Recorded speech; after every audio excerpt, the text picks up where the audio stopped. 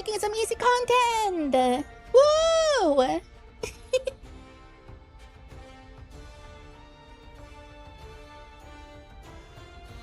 Hope you guys are ready for some slop! Because that's all I serve you today.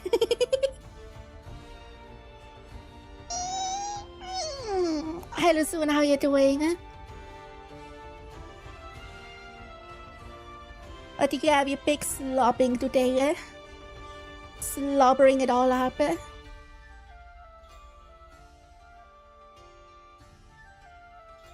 Hi Felix, hi Reggie.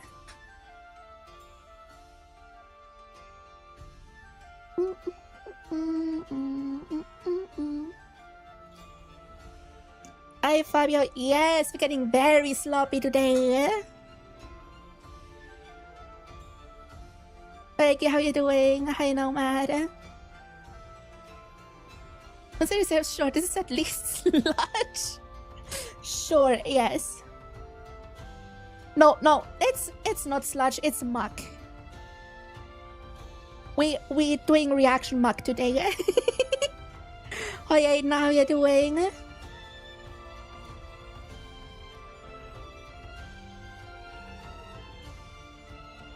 A good day, I should say. It's almost 3 p.m. for me. Heatwave crashing on us today. Yeah, I have my AC going, and I'm sitting here shirtless. Shouldn't muck sound worse than slob? But have you considered how often slop gets used nowadays?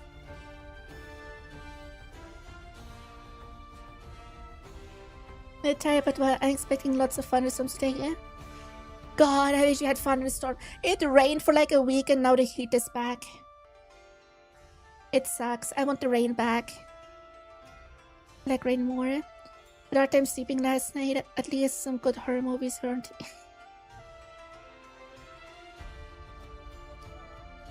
Oh boy, I have trouble sleeping. Let's watch some horror movies. That will help. But yeah, everybody has those nights. It's a good heat. No! Heat always bad. If I sweat from doing literally nothing, it is bad heat. I already showered 3 times today. Just saying. This is could be too bad today. Supposed to get up to 33 Celsius. 33 Celsius is hell for me. During all week for me. Also, I've been in a great mood. I love Great Vegas. If you like the beach, it's a good day. Bitch, I'm landlocked.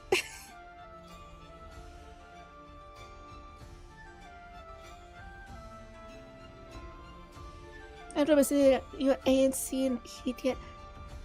Heat is different for every other place. Like, of course, our heat is different than the southern hemisphere heat. I've never said before, but I do know it gets super hot. Yeah, because it's southern hemisphere. The southern hemisphere is just the world's oven.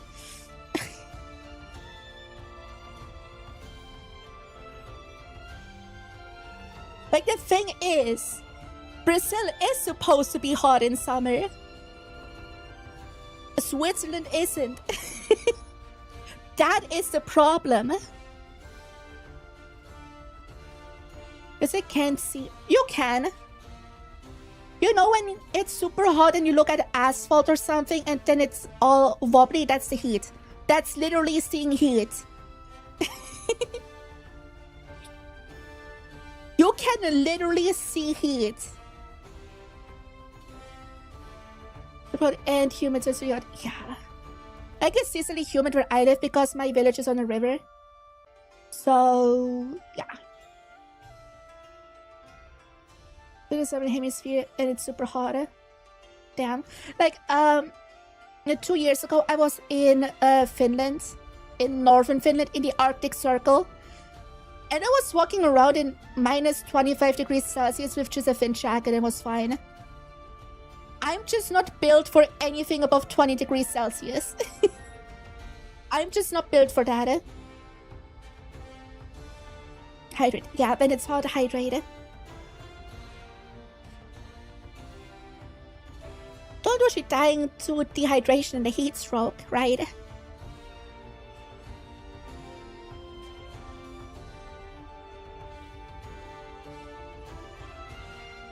And also when it comes to it, there's a difference because countries that normally aren't or used to be not that hot are insulated, have their buildings insulated in a way that retains heat. So the buildings in a country keep the heat inside. So my old apartment was a roof apartment. That was 5 degrees hotter than the air outside. So it's a different kind of heat. Look at the buildings form because everything was much more colder in the air. Yeah. Like I remember when I was a kid, we had snow until April. I miss those times. When I was a kid, it would be like barely 20 degrees this month. Now it's almost 30.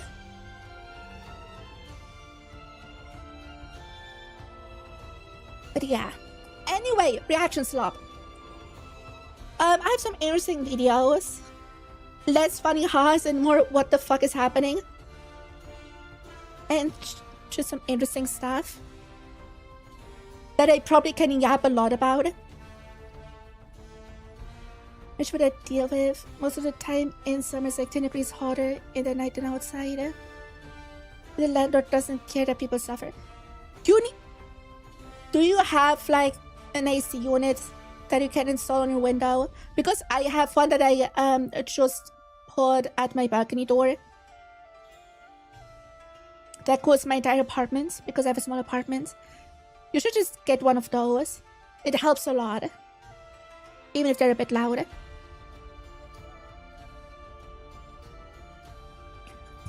But yeah. Don't allow that, otherwise I would have gotten already.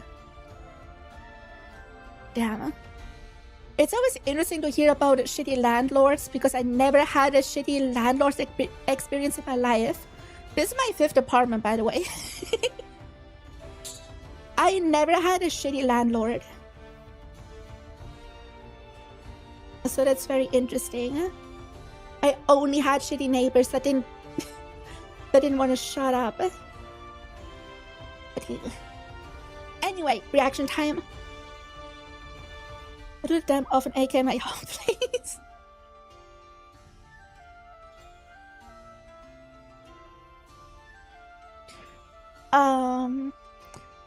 We gonna start off with a very interesting video that I've always seen some people react to. Not directly like I'm gonna do, but like comment on it. So yeah. And I think I have a unique perspective for the thing.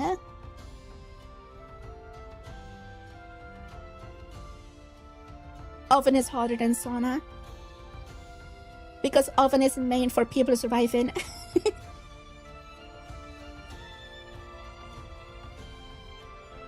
I'm gonna watch Death of a Game Monster Hunter Wilds by 𝘕𝘓𝘴𝘕.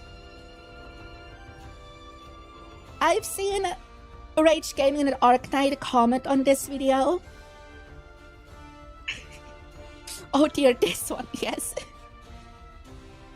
And I think I have a lot of thoughts about this topic. And I think it can add unique perspective because I am someone who started with Wilds. And everyone I saw comment on this video has played Monster Hunter before Wilds. So I think I can add something. Hopefully, I don't know.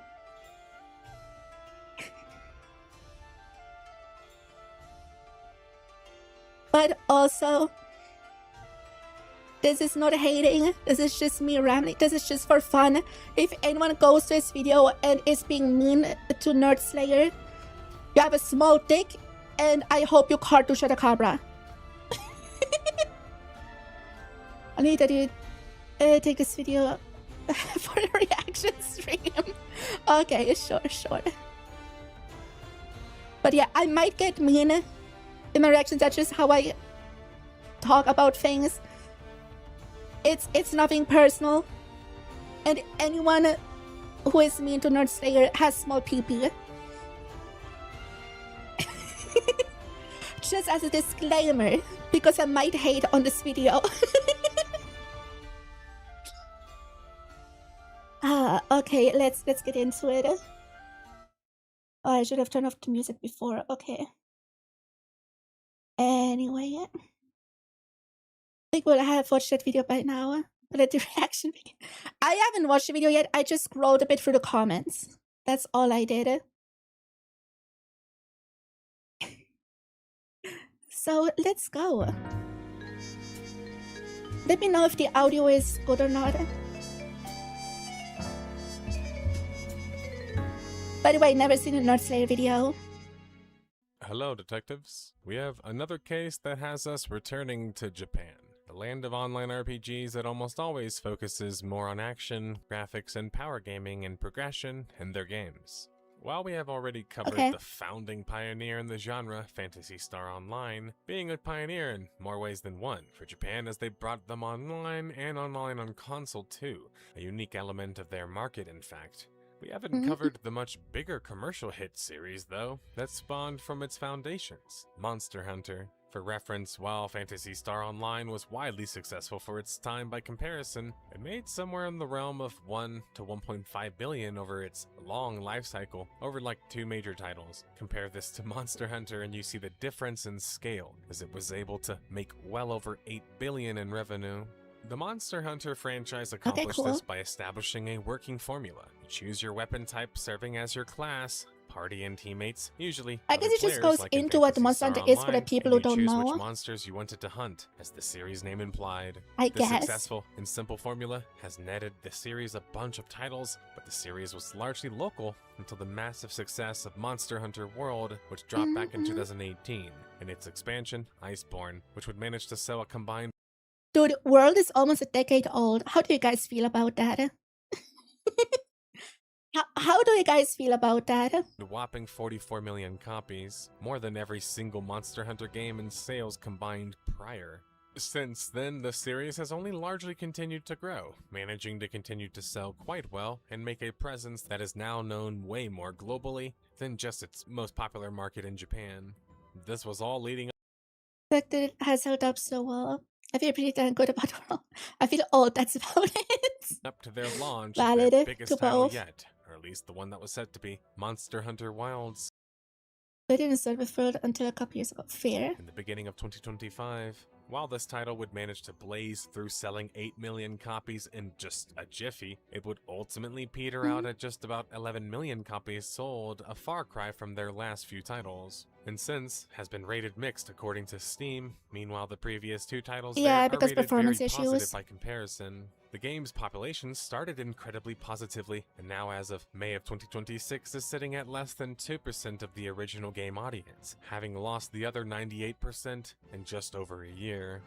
What went wrong with the most popular ORPG or MMORPG franchise globally, and a founding father of the genre, having been putting out titles in that field for 22 years now? We will find out that and more, including, most importantly, the largest contributing factors to the failure of Monster Hunter Wilds. Failure. I wouldn't call the game a failure. Yeah, it's stagnated because of the performance issues, but failure? No. Looking how Wilds is now, it's absolutely not a failure. What do you mean? The game series is a series where we investigate.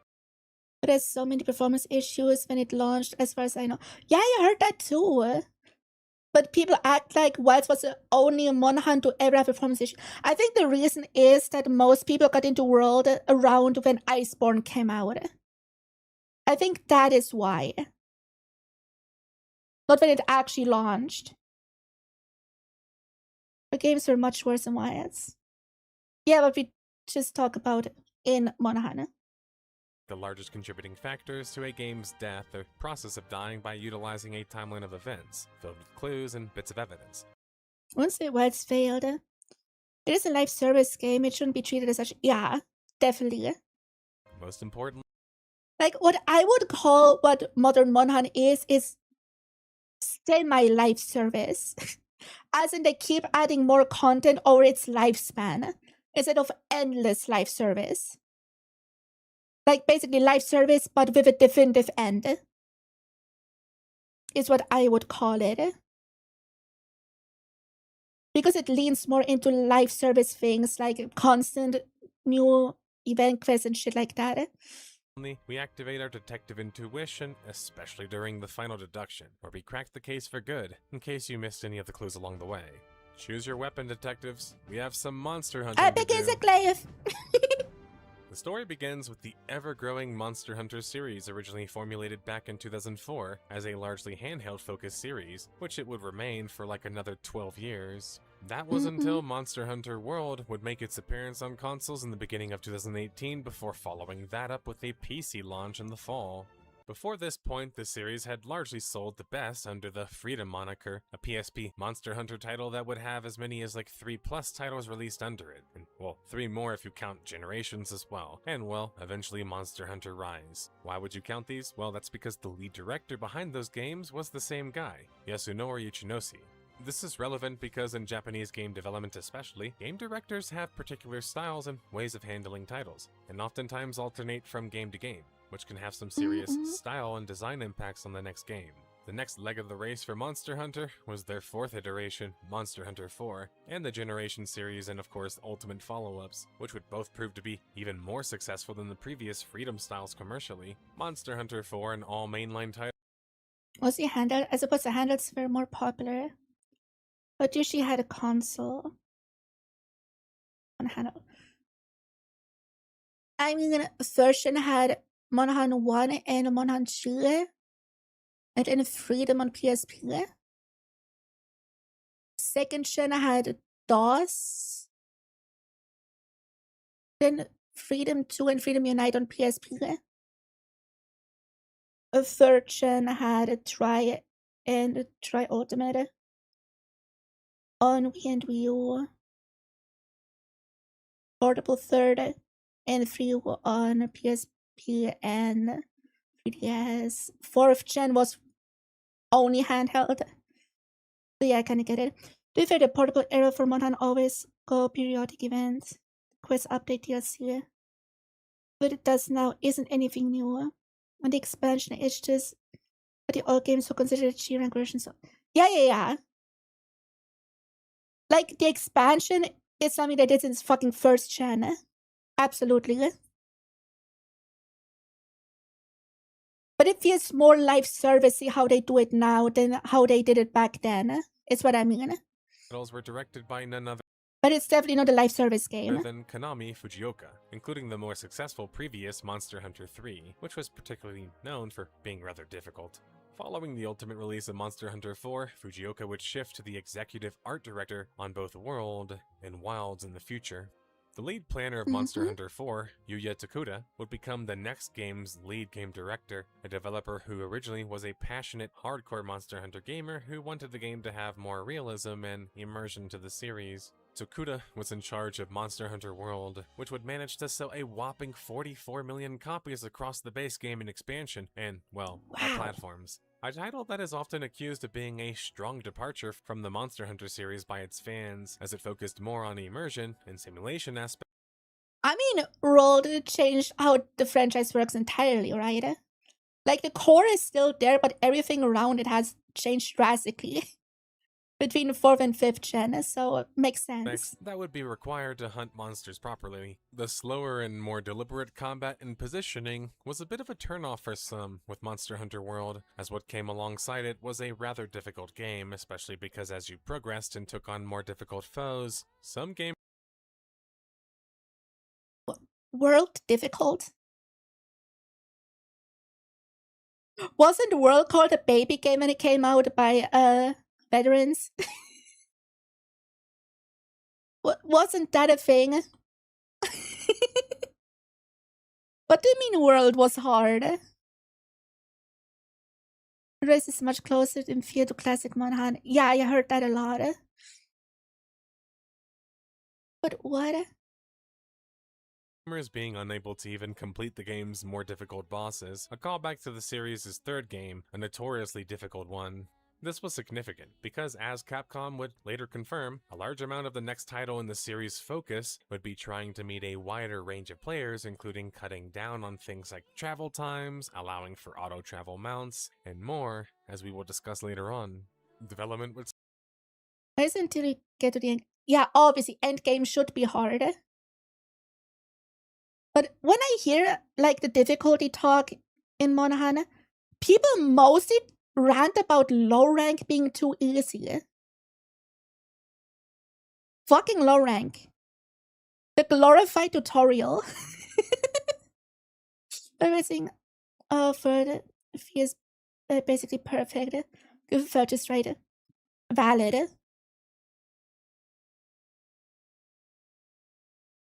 Long as to teach you to play the game. Yeah, exactly. start for Monster Hunter Wilds as the next premier title would be dubbed. Okay, we're just gonna ignore Rise. I guess. Sure, fair.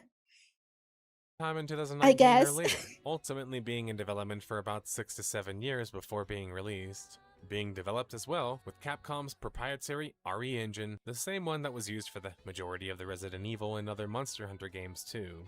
But Capcom wasn't just focused on the next major Monster Hunter title, Wilds. Ah, They there were we go. also cooking up another Monster Hunter title, one that was a bit more handheld and console focused, of course. Monster Hunter Rise was a return to Yoshinori Ichinoshi of the Freedom and Monster Hunter Portable fame, which was kind of like the majority of the audience, like both literally and historically at that point. Well, of course, up into World. Yasunori liked making his games have simple focuses, where shining in the action combat and overcoming your foe department, there was more about what his main focuses were about. Yasunori games have a distinct action feel to them, and are more approachable on the base level than the other Monster Hunter titles, including from Takuda.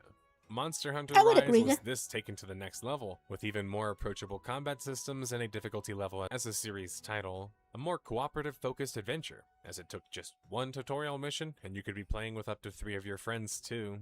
Rise did a lot right, including taking the same seamless map approach that World had made famous for the first time in the series, and then making the game easier and more accessible in some ways outside of that. But I mean, I don't think Rise's difficulty is that low just to attract more players. A big part of it is also that it's a handheld game. It's a Switch game. So it needs to be able to be played in short bursts. Right? Like, if you're gonna play Rise, I don't know, on the train or something, you don't want to be stuck in like a 20, 30-minute hunt. You want to be able to do it in like 5 to 10 minutes. Otherwise, it's just impractical. As I've seen reacted to this, essentially unanimously agree. Doesn't fully understand what he's talking about, or the franchise as a whole. And they have a lot more movement and combat options. there was some early writing on the wall, as the game would demonstrably be easier than World and even prior Monster Hunter games, but ultimately didn't have the same impact as World. By the way, it pisses me off when people only judge a game based on its difficulty, because that's stupid. Because the more you play of a series, the better you get for new games in a series, so every game is going to be easier.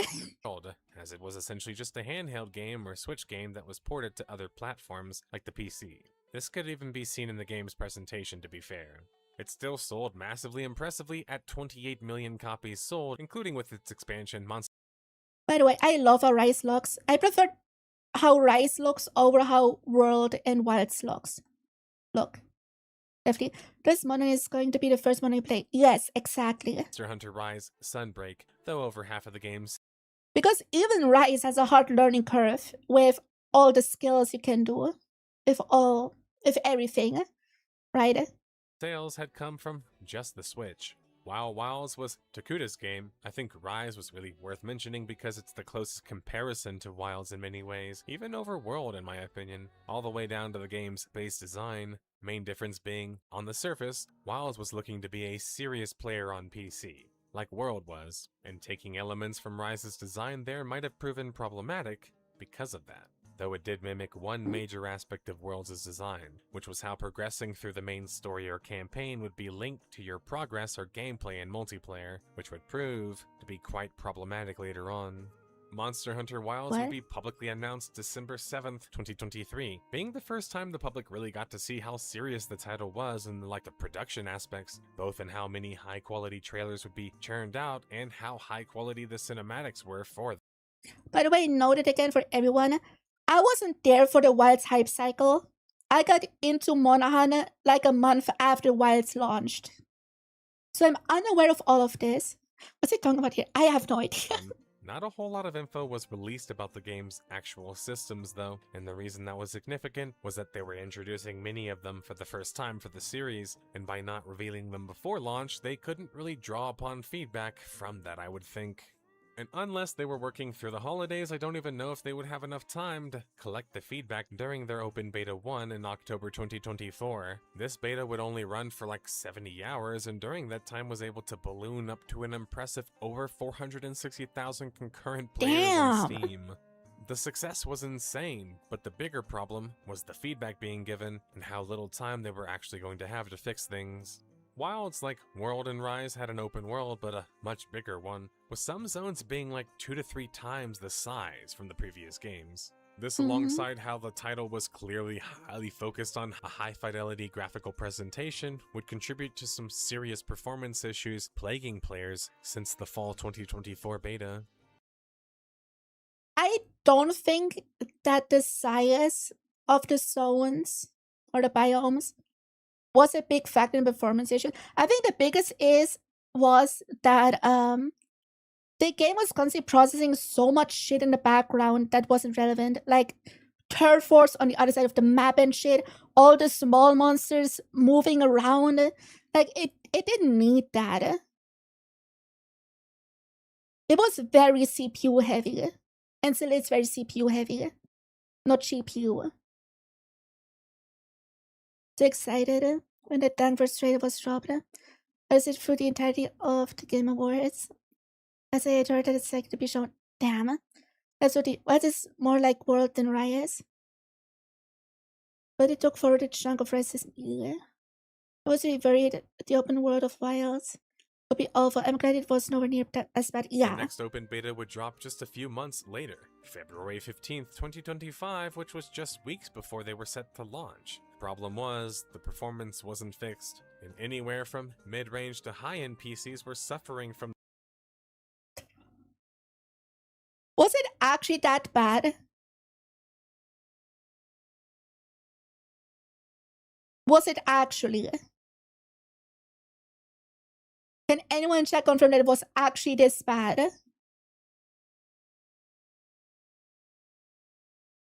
They've never really had many issues with files, even when I was using a 2070 GPU and other i7 processor. I have no idea what that means. I don't know PCs. Hey Emma, how's it going? You look different with issues with the beta.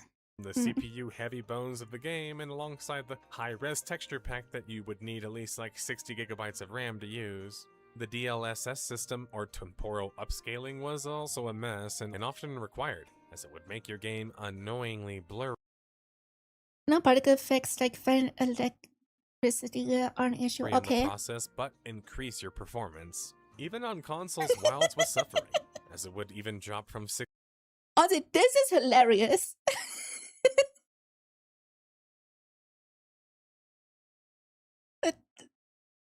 I like my low poly dosh. Can we have more low poly dosh, please? He's so funny. I love him. It is from the beta. Yeah, it looks like it. Yeah, it says at the bottom beta version. I guess it wasn't that better than playing in a laptop that barely passes requirements. Yeah. It was 75 beta. I love this. We can find a picture of low polyrate down and put it on Discord. Yes, do it, 60 please. frames in the performance mode, and that was with a scaling internal resolution that could sometimes drop as low as 720. 𝘕𝘂𝘕𝘠𝘕 with the low poly monsters. Yes, please. p, with the higher quality mode only being able to scrape just 30 frames. Wilds was gorgeous though, but at what cost? Its giant map size and likely high pixel count was causing innumerable performance issues. And considering this was just weeks before launch, there was no way that Capcom could actually alleviate these issues before, which despite the stellar marketing the game had been pushing, would likely lead to a lot of copies bought and then quickly abandoned. Monster Hunter Wilds would launch globally and on all major platforms February. By the way, wasn't the web release pushed earlier than it was supposed to be? Wasn't that a thing? I heard people say that.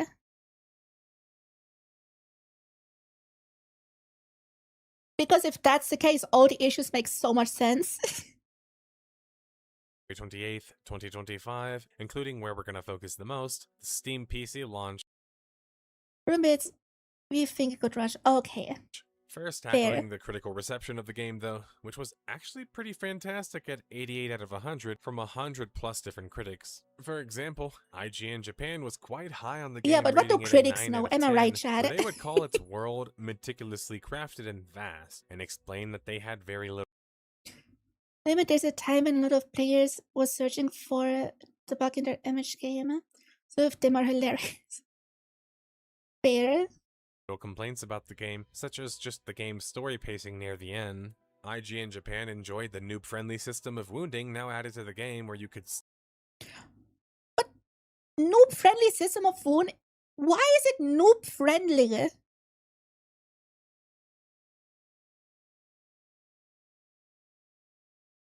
Monsters in general in Wilds have more HP to balance out the wound system.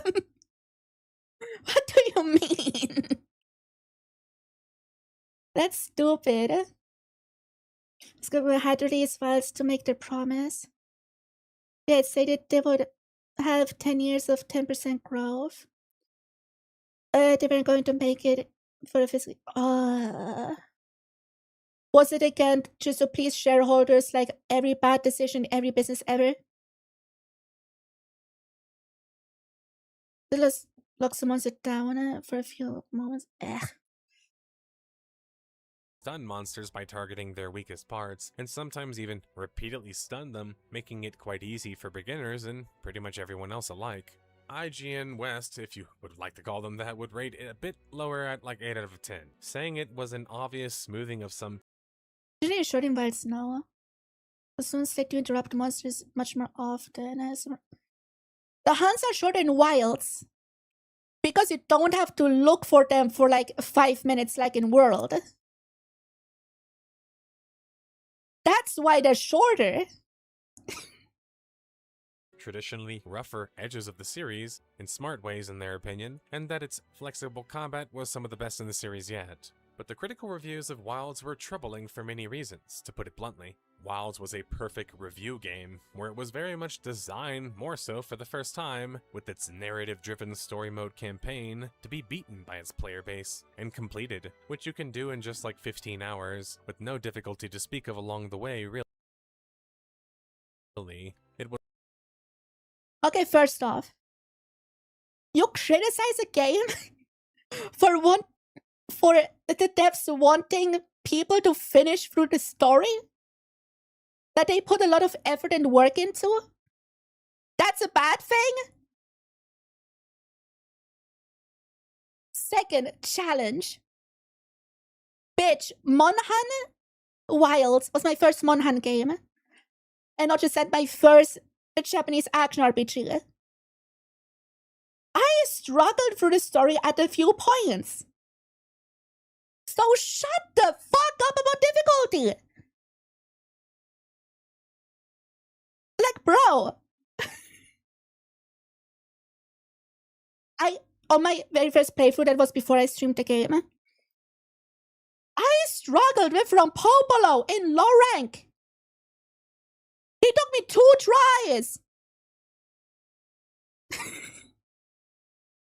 So shut the fuck up! What do you mean low rank had no difficulty? For people who played the series before, probably not. Like, I don't struggle in Rise right now. But I struggled in Wilds on my first playthrough. I had to go out of my way to craft better armor to hunt 𝘕𝘕𝘸 Shut the fuck up! The only one that really had trouble with was 𝘕𝘴𝘕. It's never gone up against something that did before. Yeah, because he was new. Cephalopods are new. The apexes are also decent. Yeah.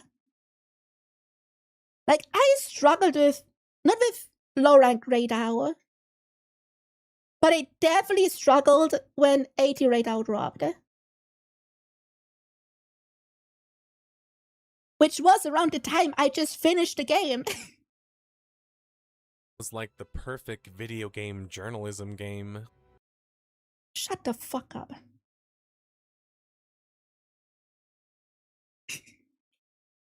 Also, Polyray is posted and shared for this. Okay, I'll look at it later. Why do people want low rank to be hard so badly? It's a tutorial. It's the story. Who gives a shit? You play through that once and then never again. Why is the difficulty of low rank relevant in any way? About journalism game is mixtape. True. No, actually, mixtape is a bad journalism game because I have to press a button every now and then to progress every now and then to like talk to NPCs and shit. Like it's wait wanting to be a pure Souls game or something. Yeah. But Monhan isn't even close to what Souls games are. Except, oh, it's an action RPG, so it has to be like a Souls game, right, Chad? But once you start to evaluate the player reception and reviews of Wilds, you realize that the critics and players had vastly different experiences for some obvious reasons I'm going to outline shortly. On Steam, from 80,000 plus Steam reviews, Wilds was the worst rated 69% positive, nice. Monster Hunter game on Steam yet, at just 69% with a mixed score. The largest complaints largely ignored or unnoticed by the video game media, were that the performance of the game was absolutely abysmal. This is going to show you in the Cold War. Yeah, that's why I don't play Souls games. Because I don't crave, like, super hard difficulty. I just want to hunt cool monsters.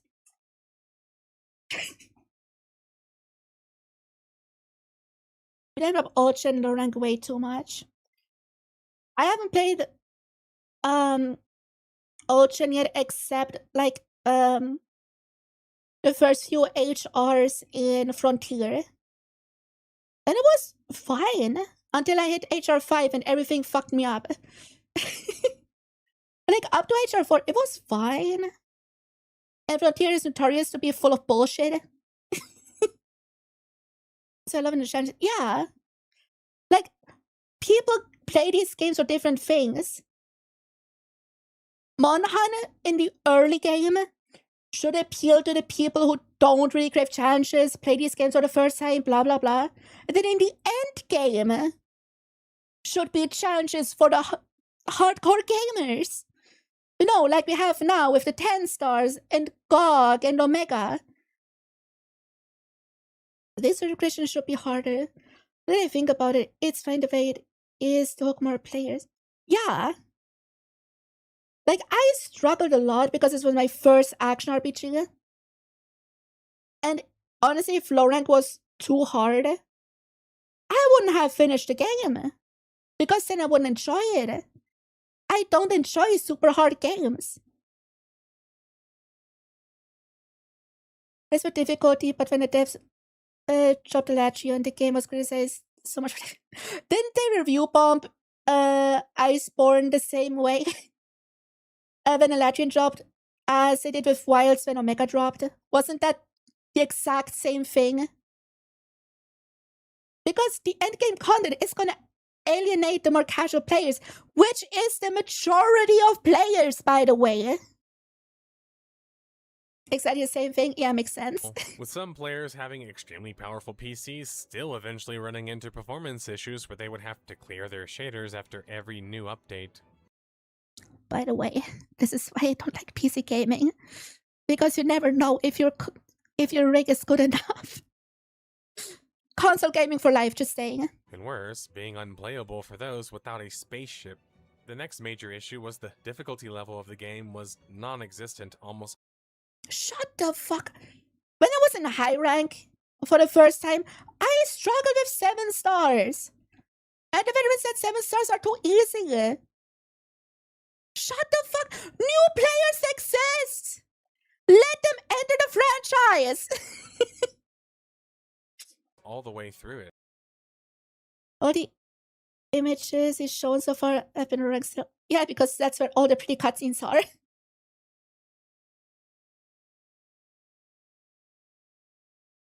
But like, when I see people play through like Monahan through challenges and shit, or even just people playing Monahan, they just want to get through low rank as fast as possible. Because everyone knows that low rank is not the real game. To an extent, I do understand wanting more low rank difficulty. Especially low rank difficulty had more spikes when you needed to improve your gear. I had those, just saying. To stand a chance against people grinding.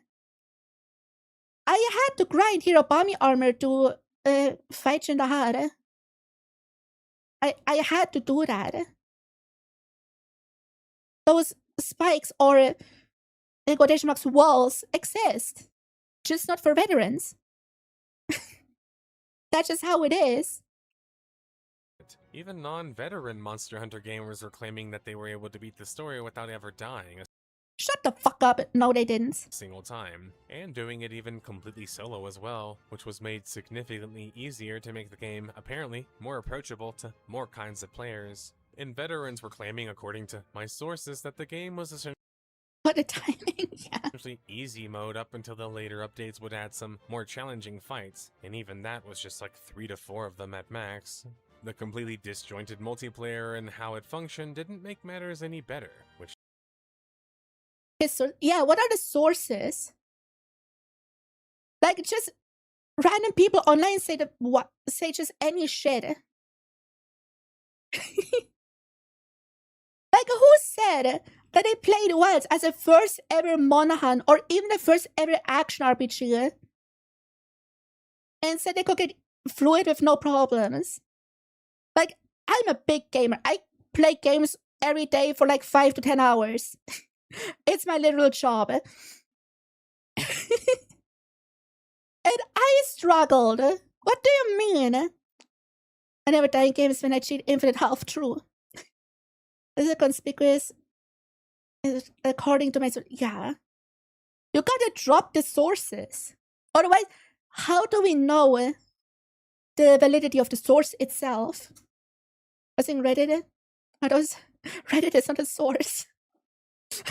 also likely contributed to the players playing more solo. That's because Wilds would also introduce player-driven cutscenes and cinematics for the first time, which was great, being able to actually hear your own voice and have a more integral role in the By the way, I love the story in Wilds. It's very interesting. plot, other than it just being kind of like an excuse to go hunt monsters. There were actual stakes in the story, and characters were more heavily involved. This is a series that was largely essentially just like an extraction shooter if you want to see it that way, as you would normally in previous Monster Hunter games not even interact with the world at all. What do you mean? What do you mean the players wouldn't interact with the world at all before? Monahan put a bigger focus on story since 4, no? Like, I hear people sing praises of the story of 4. World has a story. Rise has a story. In Wild, they just made it more cinematic. That's it. That's the only difference. Like, what? That's stupid. And just choose what missions or monsters you wanted to. Like in Monhan 1, there were no indication for gathering points. There may be some colorful plan, but even that wasn't a guarantee. So for other yeah, you had to actually interact with it. In Modern Monhan, the scout flies will show you what you can collect. Like, bro, the days of finding an herb plant and being able to eat that for like 10 HP. You could always interact with what, yeah. This has more of a story focus than previous games. The game is still had a story, yeah. And like condensing the entire story into low rank makes sense. Because high rank is what you want to actually play. And having less story in a high rank is better for the overall game. So I don't get it. Stupid. Do, and then kind of do battle with them. This means that even if I think the game should have more story in it, many players who enjoyed Monster Hunter as a whole would likely disagree. Dude, the story is why I stuck with the wilds. Just saying. Best bet, head over to the wilds side, look into the game and check. I think the raid out challenge is still going for this week. Something that they weren't particularly used to, especially with it being so mandatory and not particularly challenging in Wilds, whereas you didn't have a choice and your friends would get kicked out of your party while playing through the story and transported elsewhere during cinematics. And even having strange quirks like allowing grouping and environment link only to... I still never tried environment link. I don't understand how it works. Did anyone in chat try environment link? How is it? I just know it's a hassle to do. I always find it when people complain about certain aspects in New Monster Hunter, but the fact that they also have a lot of quality of life improvements compared to the other times. Yeah. Like, compared to, like, I don't know, second gen, World is a fucking baby game with all the quality of life. But the game's release, in a good story in Monhan after the game's release. We don't care about the story, we just want to fight monsters. It's bullshit. I think basically just thinks everybody's open world.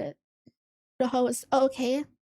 This is a little janky, but nice. Okay. Areas blocking off the ability to actually walk around the map and explore, having to reform your group every time instead, which is just strange with Monster Hunter Wilds being an ORPG at its core, and, you know, bragging about having this seamless open world. The actual cooperative experience here was fairly poor in Wilds, which is kind of like a death knell to any online RPG, really. I wouldn't call Monhan an ORPG. Because you don't have to be online to beat the game. What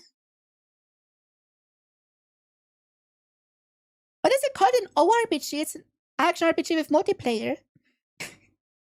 Let's see if fight a couple from Image try in the flooded forest and see what he thinks about the difficulty. Dude, the couple is so funny. Finally, we should address two more major things before we move on with the it's an RPG, right? Timeline. That's the combat in Wilds, and the monster preparation or actual hunting parts of the game. Okay. But combat in Wilds is a super interesting topic, as is combat in general in the Monster Hunter series. That's... Give him low rank Kesu. True. Get into easy, try going solo then. Yeah. Like, I keep saying, like, I've read about it on Blue Sky a lot.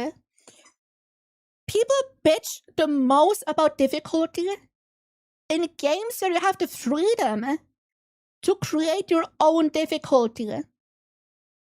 My main examples are always Monhan and Pokemon. Like, yeah, Pokemon is easy if you keep using Gyarados and Garchomp, I don't know. Of course, Monhan is easy if you keep using the best gear you can at the moment. Or if you optimize the shit out of it.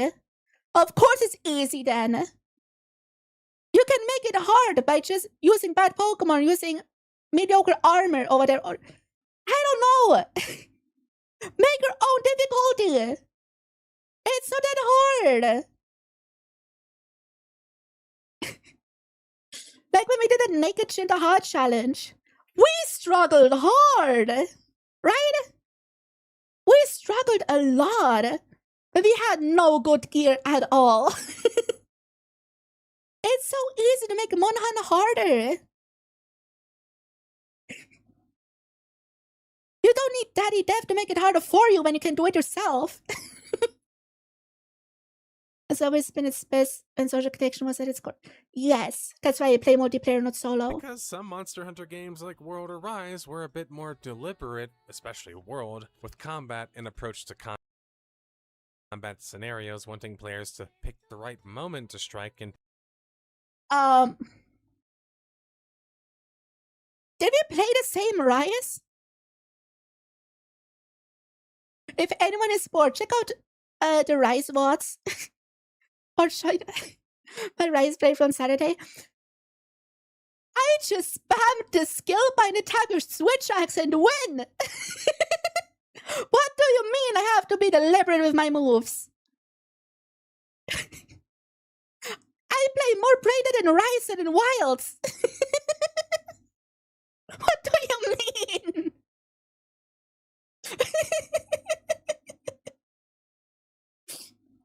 Fucking stupid, bro. I agree about the particles. Vice particles are super strong. I guess. But you can also turn them off. You can turn abilities off. Again, you can create your own difficulty in Monhan. Stop whining. There was that one game journal crashed out after he got killed in Eldring when he tried to kill the first NPC. He still got multiple warnings from said NPC that he should stop. His mouse is still moving. Invincible Gambit.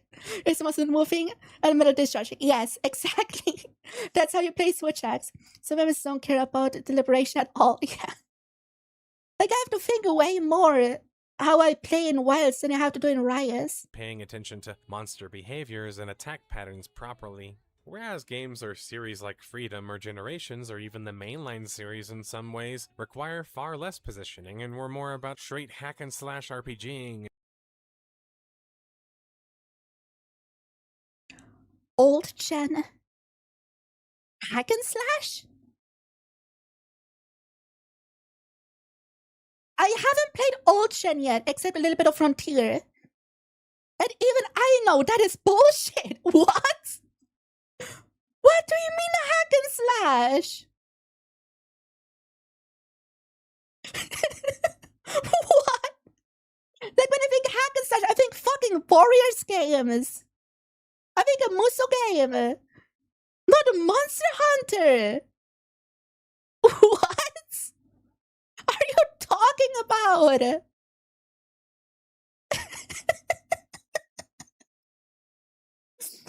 Oh, that is so funny. Make great codes by hacking and slashing. Yes, you gotta be careful so you don't damage the skin you need for your hat. That's true, that's true. Breaking TMC 2 all of a sudden, yeah. I've always had movesets and tells, so positioning is always existed. Yeah. Like, the core of Monhan is still intact. It always has been. God damn, this has to be rage bait. Demon Monhan as a hack and slash as if you're in endgame gear and go to like low rank. That's what I did for title hunting. The only hack and slash Monhan are the fucking phone games. MH Now and MH Outlanders are Monhan hack and slash.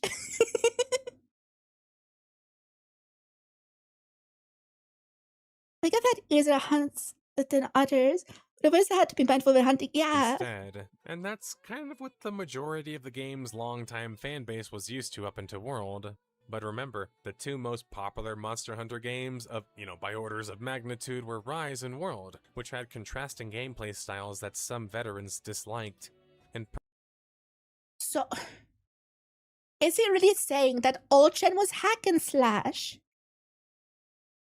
And the World and Rise aren't? I think he needs to consult his sources again. What? Even the phone ones, I think it go ahead body part aiming. Yeah, true. What is he yapping about? What? Personally, I like the combat in World and Wilds. The more intentional combat typically kind of makes me feel that way because... But now it's intentional. I'm confused. It says The combat in Wilds is intentional when before you said it was just mindless. What?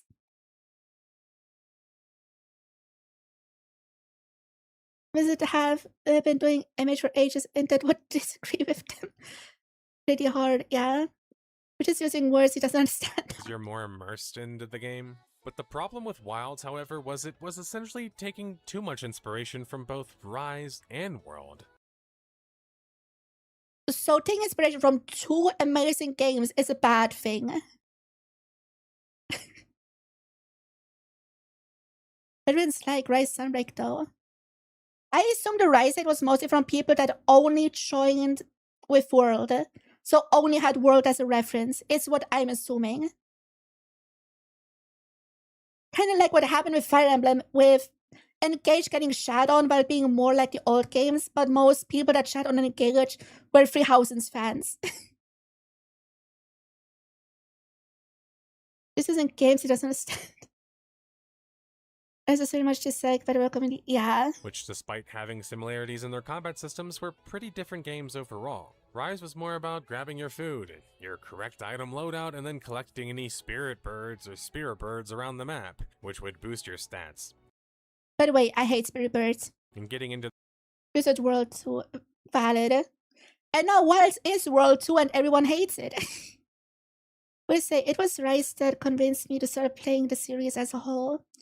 But then my only image game was one on the PSP that I had no one to play with, valid. The action, rarely needing you to like take a pause, heal up too much, or have to rethink your strategy, other than just banging on things. That was because Rise was designed by the largely portable focused developer and director.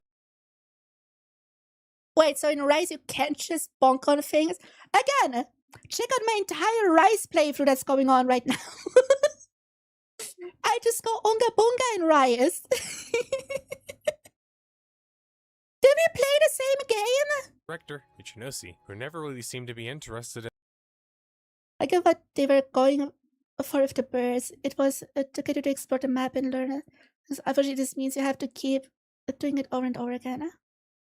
Yeah, but also that means the spirit birds actually let you create difficulty in Rise. Because you can just ignore the spirit birds and not get the buffs. I'm replaced raging right now. And other styles of combat, whereas World and Wilds were directed by Takuda, who originally was recruited into the franchise with the big goal of making monsters have real noticeable behaviors. In a world with a proper ecosystem, Takuda was more focused clearly on things like immersion and World's story.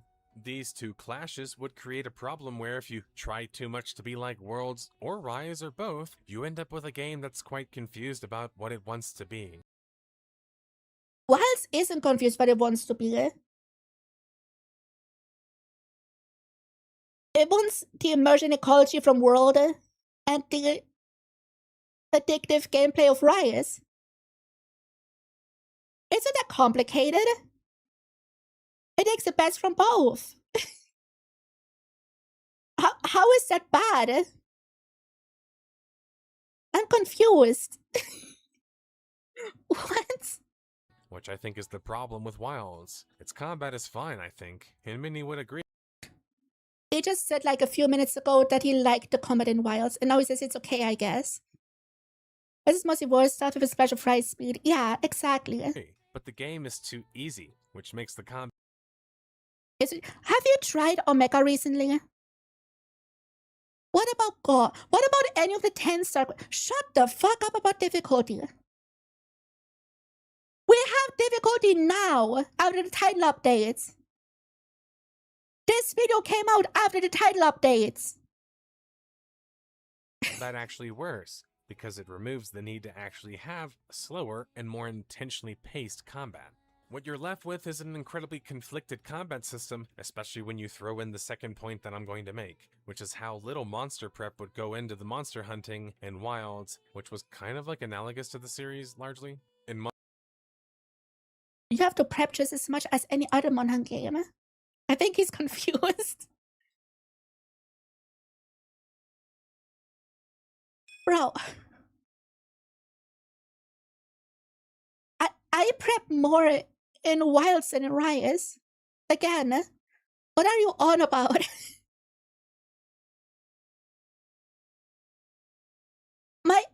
My prep in fucking Frontier was similar to what I do in Wilds. What are you on about?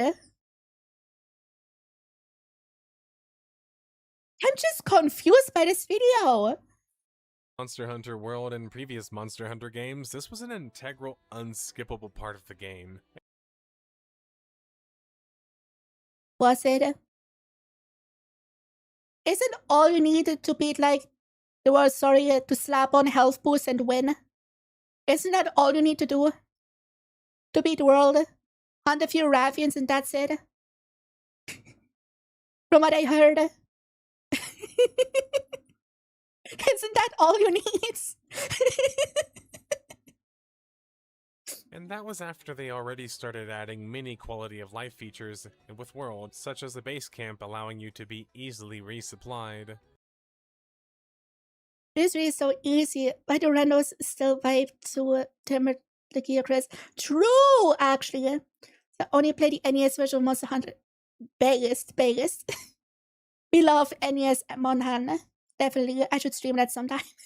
Now, some people, myself included, argue that the over-exaggeration of how much monster prepping goes into the earlier Monster Hunter titles is, well, a bit over the top. While I'm sure there's more prep in some games. But in general, it's the same thing.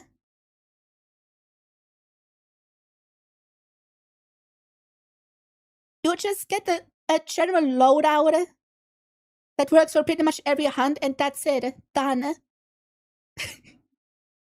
You might need to work on some things until you are at that point, but once you are at that point, there is barely any prep.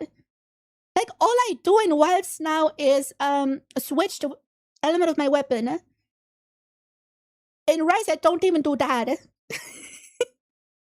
didn't play World, not because I don't like the idea of it, but because I never got around to it. Valid.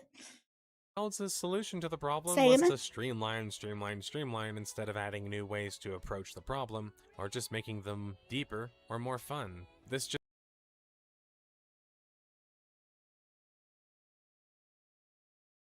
What do you mean deeper and more fun? The streamlining makes it more fun because you don't have to deal with menus more. Menuing is the worst part of Monster Hunter. Or one of the more annoying parts, especially when it's just so basic shit like items. Because for getting right is for quick on the go hands.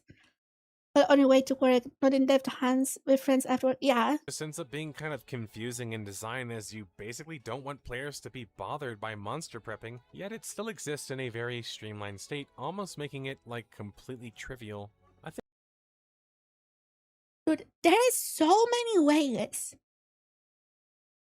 There's so much skill expression in Wilds. If you wanted to, you could make a set for every single monster to be optimal. It just makes more sense to make one general set for everything. That exists in every Monhan game. Shut up. Let's get it. Things having infinite whetstone ruins the new Monhan. Actually, infinite whetstone is more realistic because the whetstones are not one-time use in real life. Just saying. For all the immersion people out there, infinite whetstone is more realistic. I think Tokuda needed to make the choice to expand more of these systems rather than just streamlining them, because if you only streamline and just file away even the sharpest point of a stick, you're eventually gonna run out of stick. And that's the worst thing about Wilds, ultimately, in the end. It's just an oversimplified and filed-down version of the Monster Hunter franchise that happens to have an incredibly alienating multiplayer system and piss-poor performance to boot.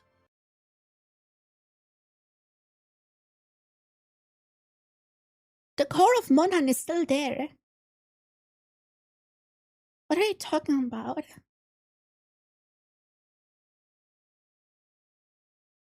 Did you know the break after 1 year was with the people selling you the whetstone to give you crap?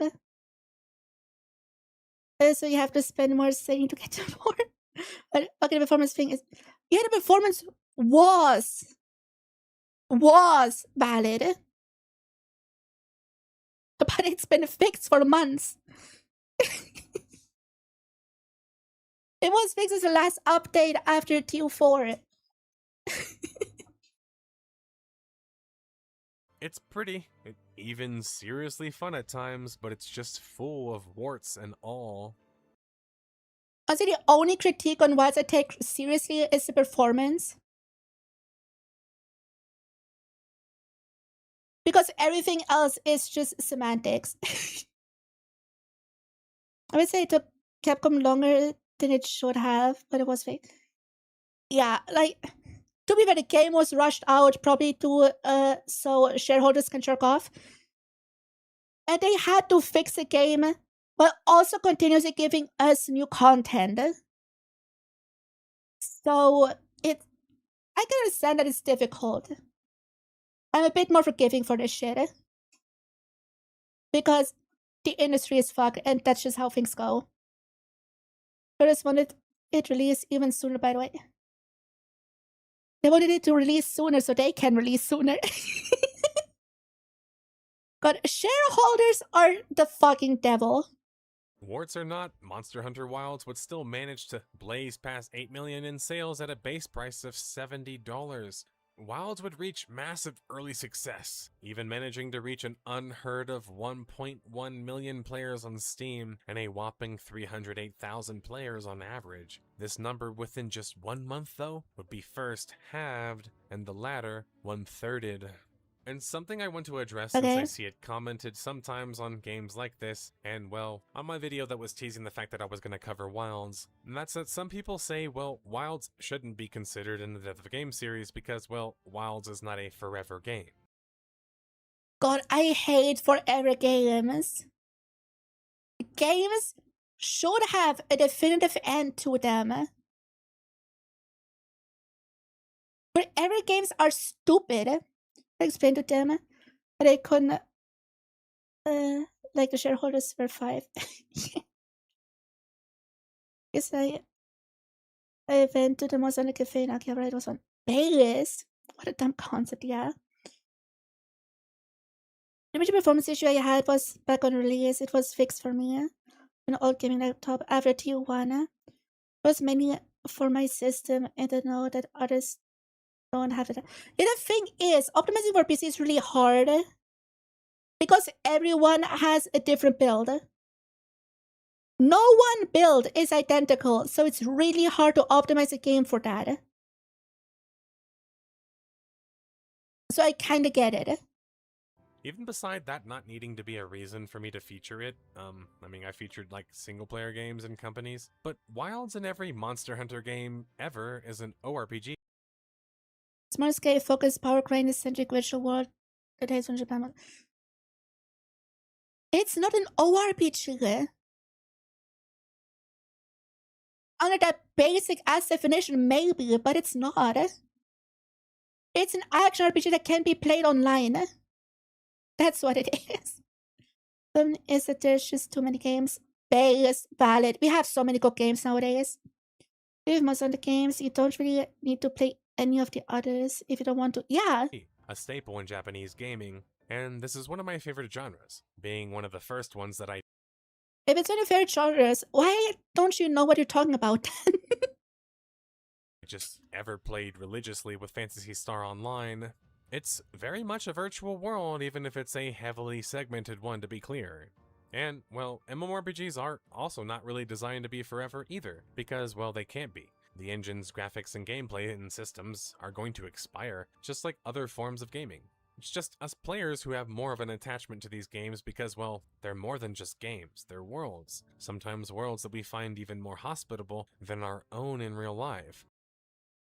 Yeah, but that's not what Monhan is. Monhan is a game with like a roughly 3-year life cycle. Well, New Gen is. Like, after Ascendance drops next year, we're probably gonna have like the rest of the year 10 updates, and then that's it. If the ORPG point is correct on all gen. Fair. But new gen is not an ORPG. It's just not. So it feels like a forever game. But even with games that are constantly evolving with engines and gameplay, like for example, World of Warcraft, you can see the growing pains and then some, especially with the aging systems. Yakuda and team, including long-standing producer Ryoso Tsuchimoto, who had been a lightning rod for the series but also a long-standing member of it, would promise a series of free updates to hit the game post-launch. Well, yeah, we have that since World. How is anyone surprised by that? Organized and dubbed as title updates, with the first to launch April 4th, 2025. He presents it like that was a new thing. The title updates are a new thing. Why does he present it that way? Like, World had issues too. They got fixed over with updates. Usually together with title updates, right? Because that's the easiest way to package in big updates and fixes with the title updates. Bro. This update was pretty good, as it added things like arch temp. The big visit company did what they have always done. Yeah, crazy idea. Monsters from World, which were much more difficult than the other monsters, or the challenge quest system, which also increased the difficulty of the game. It also added a new high-ranked monster in 𝘕𝘪𝘯𝘴. I gotta say, high-ranked 𝘕𝘪𝘯𝘴 should have been in base game.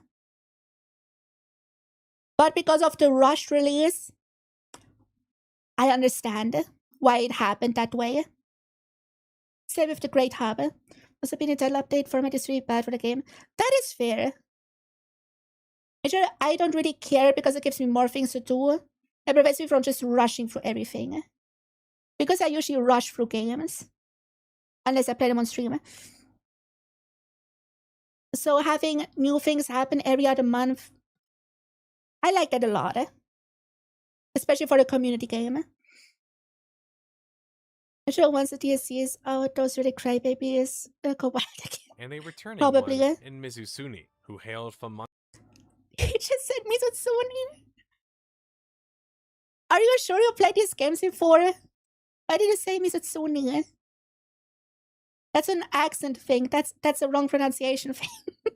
Monster Hunter Generations. But while it was great to see some returning monsters, the problem with Wilds was it only launched with like 28 large monsters. Meanwhile, Generations, speaking of which, had like...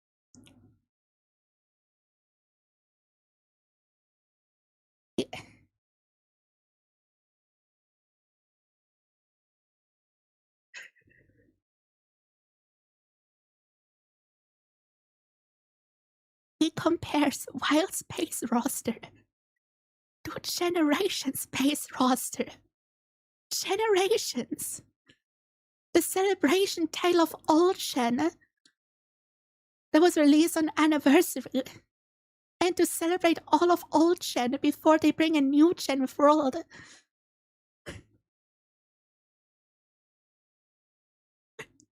You can't make this shit up.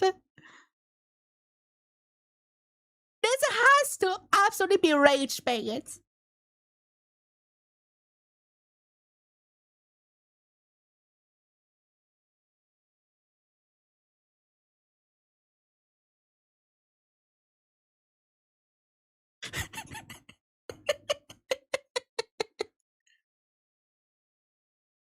Generations is not the standard. Generations is the exception. It doesn't take a genius to understand that.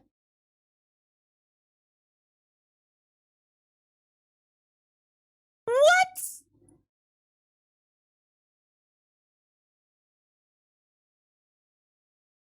Wild's roster is very much in line with every other game in the fucking franchise. What?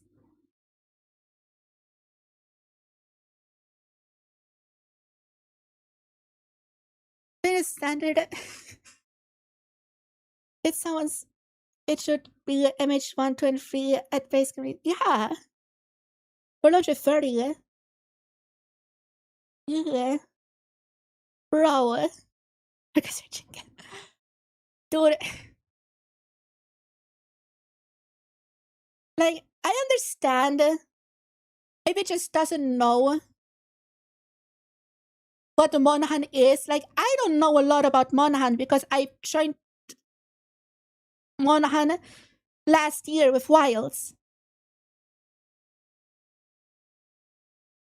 But he has sources that could have told him that this argument is bullshit. What? There's a pretty big base of 37. Was that pre or post title updates? So I watched the reaction streams. Why was I comedy? Bro, nah, you can't do that. Not good source. You should have just asked me. I know more than these fucking sources. 73? These are Base image one launched with 17. To be fair, it was the first one. are handheld Monster Hunter games that have oodles of more content and much longer play.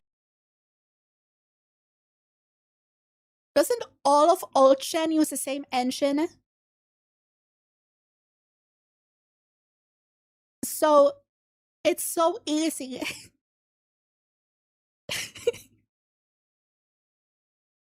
To just copy and paste all the monsters into generations.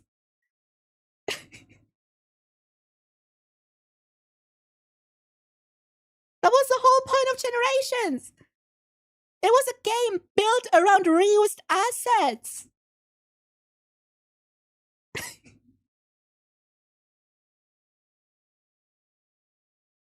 The whole point of Generations was to put in as much as they could from the old games into it. I think Base Image Try only had 13 at release. Yeah, I heard that. Bro, nah. This has to absolutely be rage bait, 100%. Times than Wilds did. It seemed like in the process of reaching a new audience, Capcom had done a poor job of servicing their actual core audience, which was in like the dozens of millions, I might add. Yeah, the dozens of millions started with World, who had a comparably sized roster to Wilds. Shut the fuck up. Monahan was niche until World.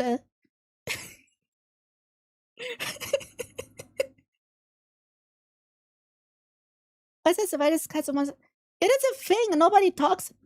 He probably doesn't talk about the variety in monsters in Wilds. Just from looking at the different monster rosters, is the most impressive base game roster I've seen.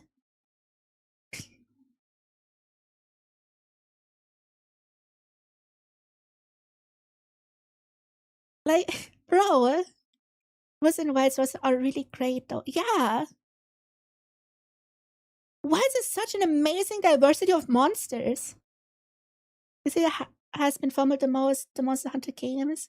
Or Tales of games? I haven't played Tales of, so I don't know. I'm gonna tell you knows more about Phantasy Star Online than Monster. Yeah, and that's also nothing like Monster Hunter. Except it's also an online focused game. Like in the old days, the West would be getting the base game, and the East is getting G rank. Yeah. For the sake of diversity is bird vibrance. And they are both from version. Yeah. And now we have an amazing new bird vibrant with the unused skeleton in Ascendance. Despite this great update, the population would tank even harder after another passing month, reaching.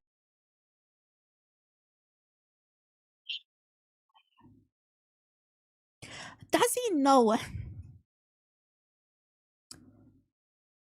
that when a game adds new content, that people come back to play the new content and then drop the game again until the next new content? Because that's how DLC works. And title updates are just free DLC.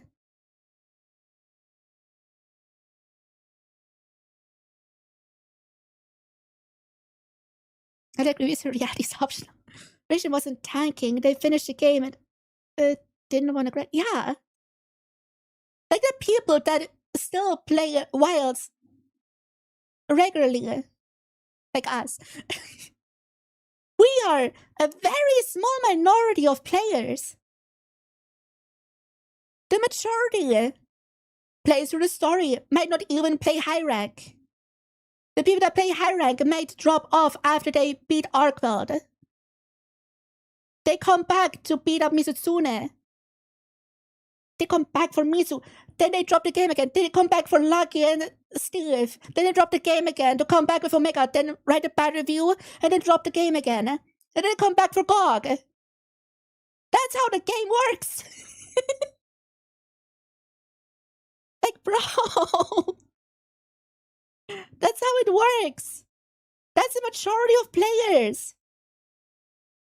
Majority of gamers play other games. As crazy as it sounds. Like, I dropped the game between Tile Update 2 and 3. And then after TO3, I decided to stream the game and play it every week on stream. Do you feel your point about Monhan being niche is wrong? Monster Hunter was about as popular as Pokemon. I'm talking in the West. Because we are Westerners.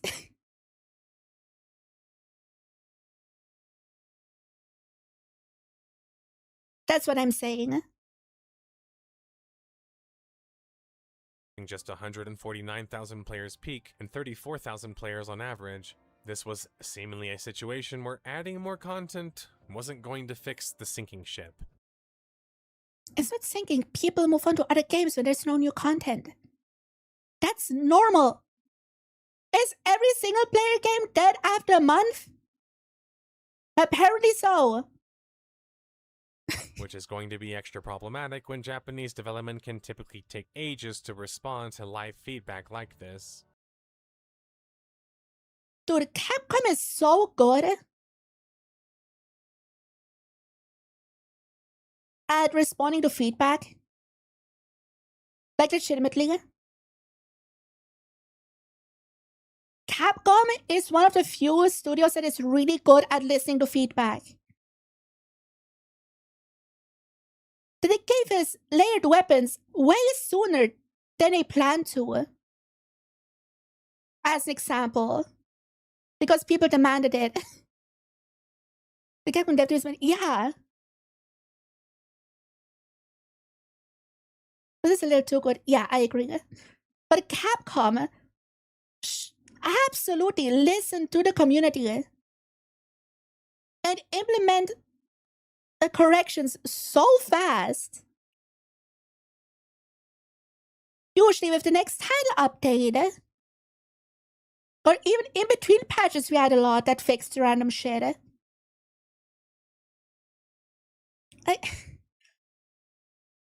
You can criticize a lot about Capcom, but listening to community and acting on it is not one of those things. Absolutely not. Like, I never really play Capcom games, but it's always YouTube. I haven't seen the reaction speed from any other game studio like Capcom.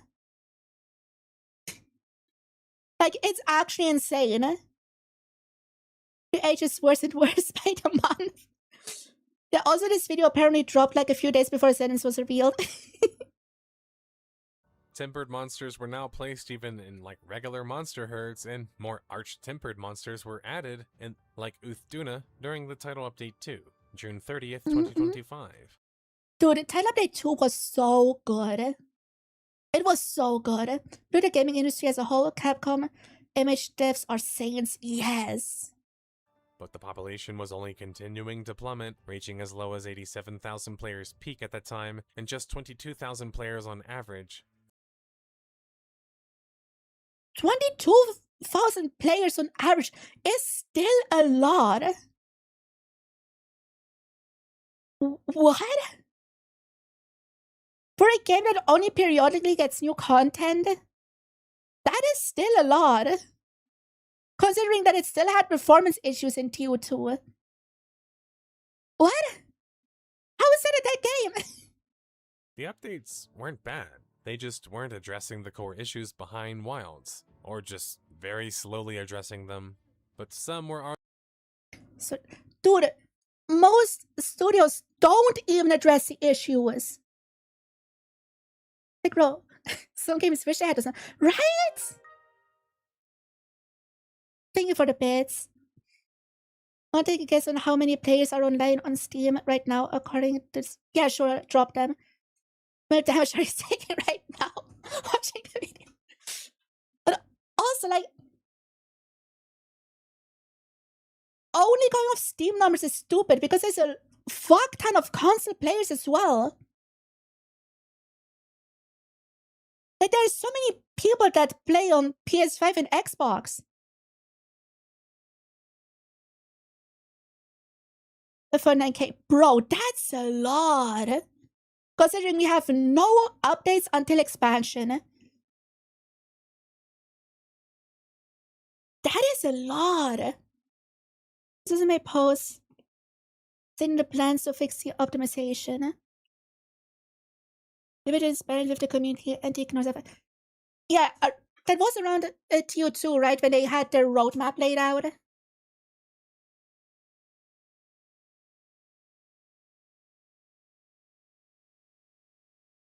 That was around 10, right?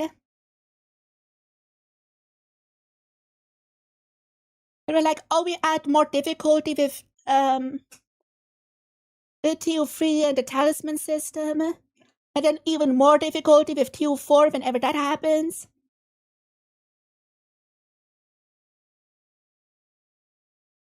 That was around TO2, right? But Capcom is really good at communicating. 25K, that's cool. Yeah. I'm sure it's getting into how Rise and World player numbers have risen in the last few months. Totally not because we have nothing to do until expansion. They would have made a GOG parts allow weapon to upgrade it to a higher upgrade. That obsolete I'm fine with Audience as long as they phase out in the expansion. That's kind of my hope. arguing that perhaps these couldn't really be addressed anyway. Title Update 3 would drop September 29th, 2025, and in my opinion would add the most difficult encounter to the game yet. People ask for difficulty. Here he is. And everyone hated him. And that was the unlikely crossover from Final Fantasy XIV. But this was like 7 months after launch, and although it had a positive Oh no, it was 7 months after launch. Like how title updates always worked. Crazy. population movement, You can let the truth get in the way of your truth. True. with the peak population jumping up about 20,000 players. What? Player count doubled when title update dropped? What? No. That's crazy. I would have never guessed that. Whoa. Insane. Yeah, new content and players come back? No. I think this new difficulty jump was great and much needed, but it makes me wonder how much of it could have helped had it been done earlier.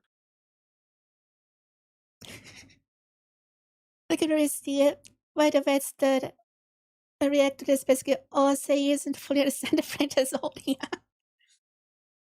I don't like calling people tourists, but it definitely reads like a tourist right now. 100% reads like a tourist. And not a well-intentioned one.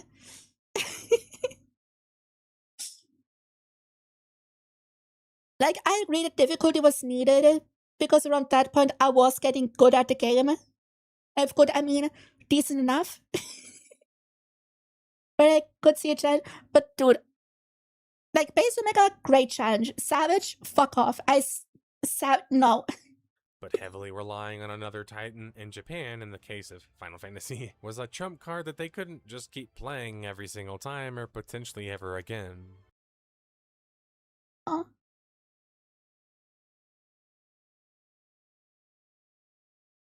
Is he saying that the player count went up again only because Omega's Final Fantasy? And not just because it's new content?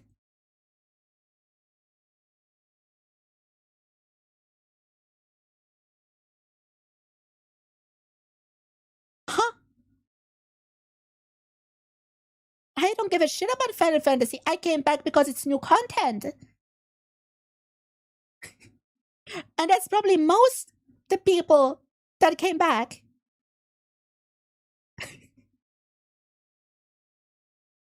What? Title Update 4 would drop at the end of 2025, and it would add another fairly difficult monster, 𝘔𝘴𝘦, being a classic Monster Hunter 4 Ultimate monster, more arch-tempered monsters to conquer, and a 9-star version of 𝘕𝘴𝘦 𝘊𝘴𝘴. These would certainly help with the making of the game more replayable, and help a little to stop the game's incredible burn rate. But the population had an impact from these changes, jumping up as much to like 122,000 players peak. Wow, they added back a favorite monsters and the player count went up by a lot. Insane. The most challenging update yet would occur just 2 months later, which seemed to be the cadence the game had been largely following regarding updates. This update would add arch-tempered 𝘰𝘴𝘦, with 𝘰𝘴𝘦 being the flagship monster of the game, of course, and now unlocking 10-star quests too. But really, what was most important to me about this update was the fact that it clearly seemed to be a preparation for something larger, perhaps an expansion. Chad, do you think there's going to be an expansion for Wilds? Like there has been for Rise, and for World, and Generations, and 4, and 3, and DOS, and fucking 101? You guys think that's gonna happen? No!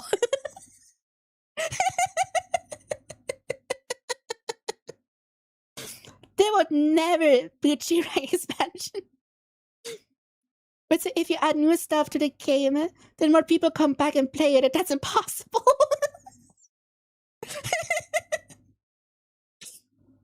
Guys, I saw a short on my homepage with the title, "Is a sentence the Iceborne of Wilds?" And this has the same energy as that. Like, bro. That's the same fucking energy. As it would finally actually address the game's VRAM issues, shader problems, and overall performance on PC and consoles. It really sucks that this update... It has a different name! In terms of any favorites, yeah, absolutely. This is my first video I see of him, by the way. took a year to formulate, as this sort of update happening even just 6 months prior would have done wonders for the game.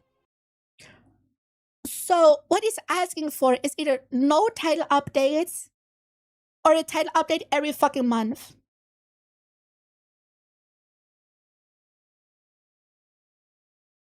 Does he know how game development works? Like the time requirements?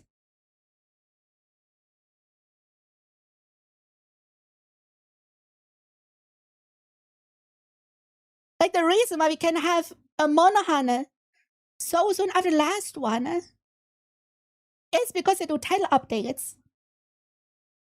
It basically cuts the dev time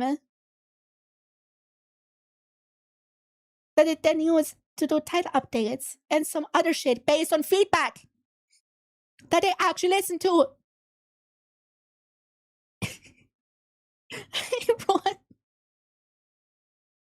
What is he on about? Like a title update like every 3 months? That makes sense with how long it takes to make a fucking title update. It's not just that title updates that cut content they keep back and then release periodically, no. They develop them in between title updates. I had seen any of his videos before. This is only really made in bad faith. Yeah, I complete it. Good feel. how so it feels, but vice feels content rich, right? Like, they kinda release title update content in little batches, right? Like new monster instantly. And then like 2 or 3 weeks later, they add the Arch-Tempered monster. And then a little bit later, there's, I don't know, the Fender collab or the Stories 3 collab. Right? To make the wait time feel like it's less waiting. And I think that's a good format. Because otherwise, Worlds would have released this year, probably.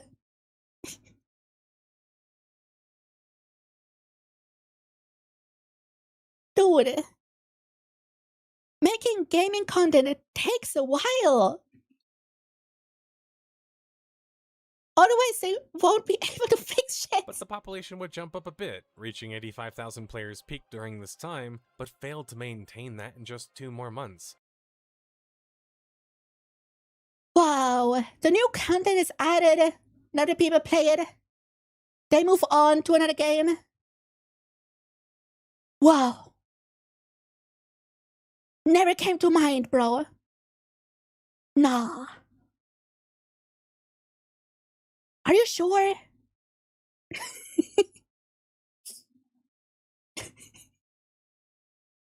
Like, after TO4, we knew that we didn't get a title update 5. So people just played the new content, grinded the shit they wanted to grind, if they wanted to grind anything at all. They put the game down, and they probably played through World of Rise again. I wish they would have done similar stuff to the TO announcements like they did with Sunbreak. It was provided by the characters from the game. They were fun, yeah. Shocking twist. With the game's population falling as low as 32,000 players peak in April of 2026. Dude, 32,000? After the last 3 DLC dropped? It's a lot! What do you mean? More importantly than the update in February of 2026 was the confirmation that Capcom, from producer Tsujimoto, had already been working on a, quote, large-scale expansion. Oh yes, a quote, large-scale expansion. That never happened in the series before. They're programming back in my high school. Again, comedy say that I'm not going to become a programmer. That's very respected just for it valid and biggest. Which was typical for the franchise, who had some rather... Okay, he knows it happened before. Then why is he weird about it? positive recent expansions in Sunbreak and Iceborne. This was significant because these expansions did a lot to iron out the kinks of the prior games and... Yeah. Then why are you so harsh on Wilds? To fix the problem, Monsanto needs to just add the battle passes, the battle royale mod, and release every year. True! True! Bro. You can't be like, oh, Iceborne and Sunbreak fix the issues of Rise and World, which they did, and then not give the same grace to Wilds. That's not how it works.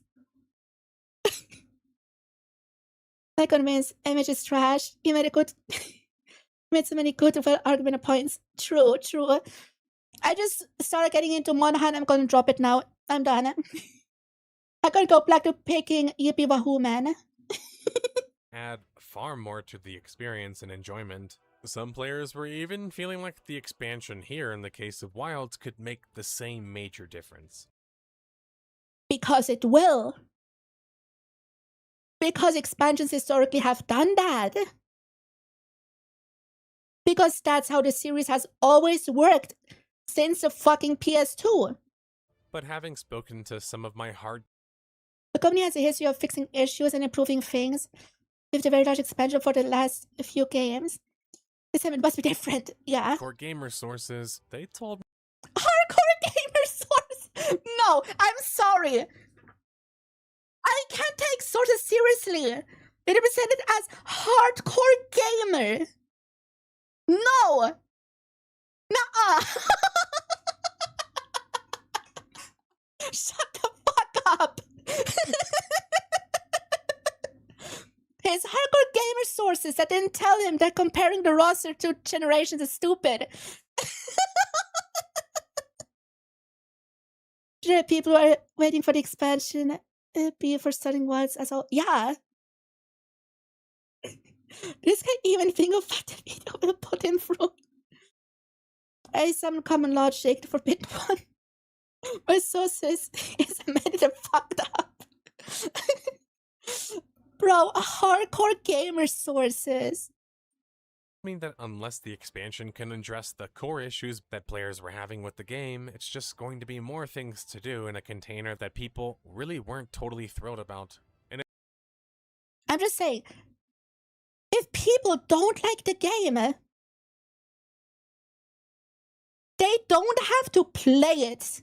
Have you considered that if people don't like the game, they don't have to play it? It's almost crazy in terms of content. Respect every single Monohana. Look at the amount of content at launch. Yeah.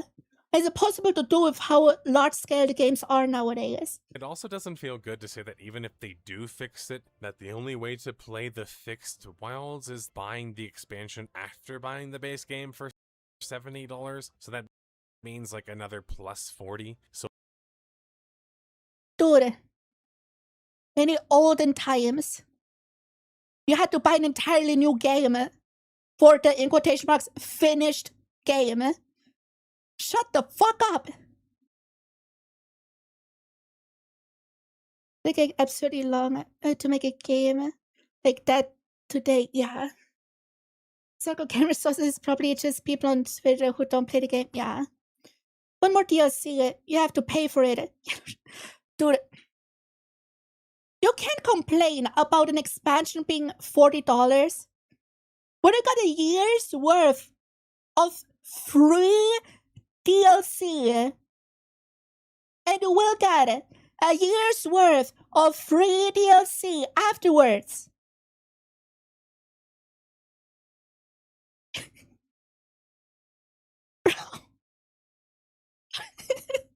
But then they did usually do a trade and deal, so fair. But dude!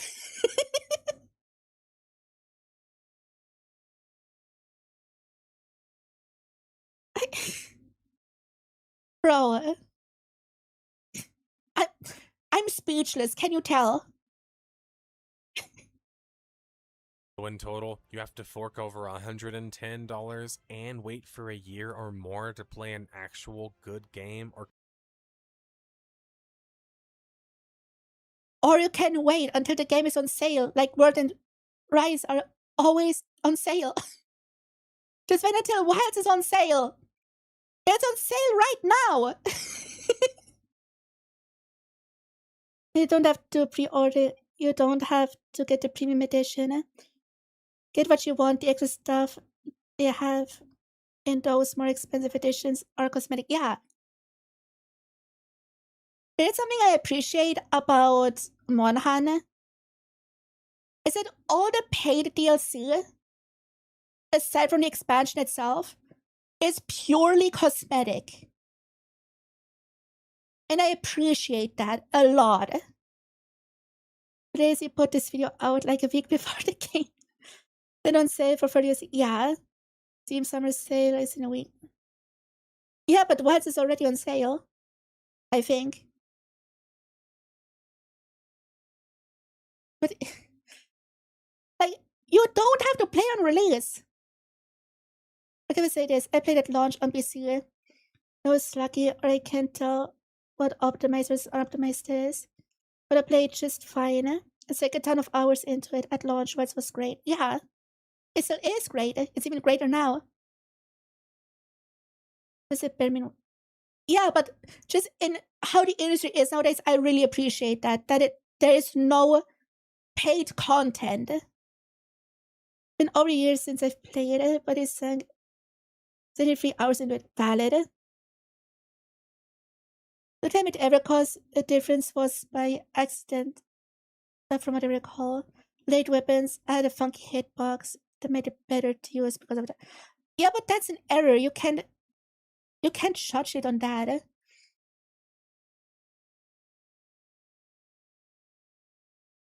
But like, again, you don't have to pay $110 to play Wild's Ascendance. You can just wait for a sale. You can buy a used copy of Wilds. It's not that hard to just wait. Completed game? Come on, Capcom. Now, while some players might feel you can't measure the success of Wilds by its player count levels just a year removed, you can for two major reasons. So the White says we have fallen off a cliff. Yeah, because they took a while to fix the performance issues. And people have to get over the fact that the performance is good now. First, if you consider Monster Hunter. I'm a bit irritated by games like Rogue Trader. They're releasing main story, interconnected DLC, so I'm still waiting to play it. The different conversation. Yeah, valid. I just don't like when DLC is mandatory. Because it just shouldn't be. Like, we would have a big conversation about that if, like, the title updates were paid DLC. Because that would be bullshit. Is this death of a game? Yeah, it's death of a game. Getting people to wait with the attention span they have nowadays is crazy. Well, then it's a skill issue. Worlds' reception and player data on Steam, you see a much different picture. First, as of May of 2026, World has more players playing it than Wild does. People play all the games in the franchise when they wait for the big content DLC? What? No. Are you for real? Nah. Wild has no new content. So people replay World or play World for the first time. Same thing happening with Rise. I play Rise for the first time because we wait for the expansion. The game that is now on a holding pattern says players in a complete game they played while waiting for the new content. Whoa. Yeah. That's what I'm doing with Rise right now.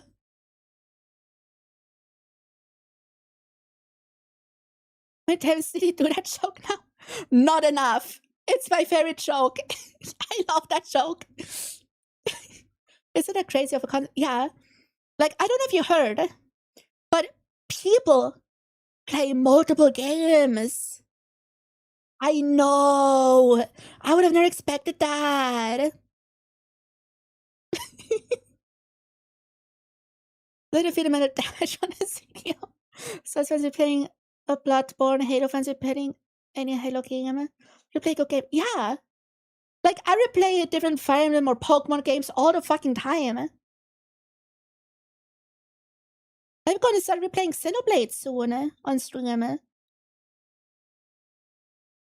Because good games are worth replaying.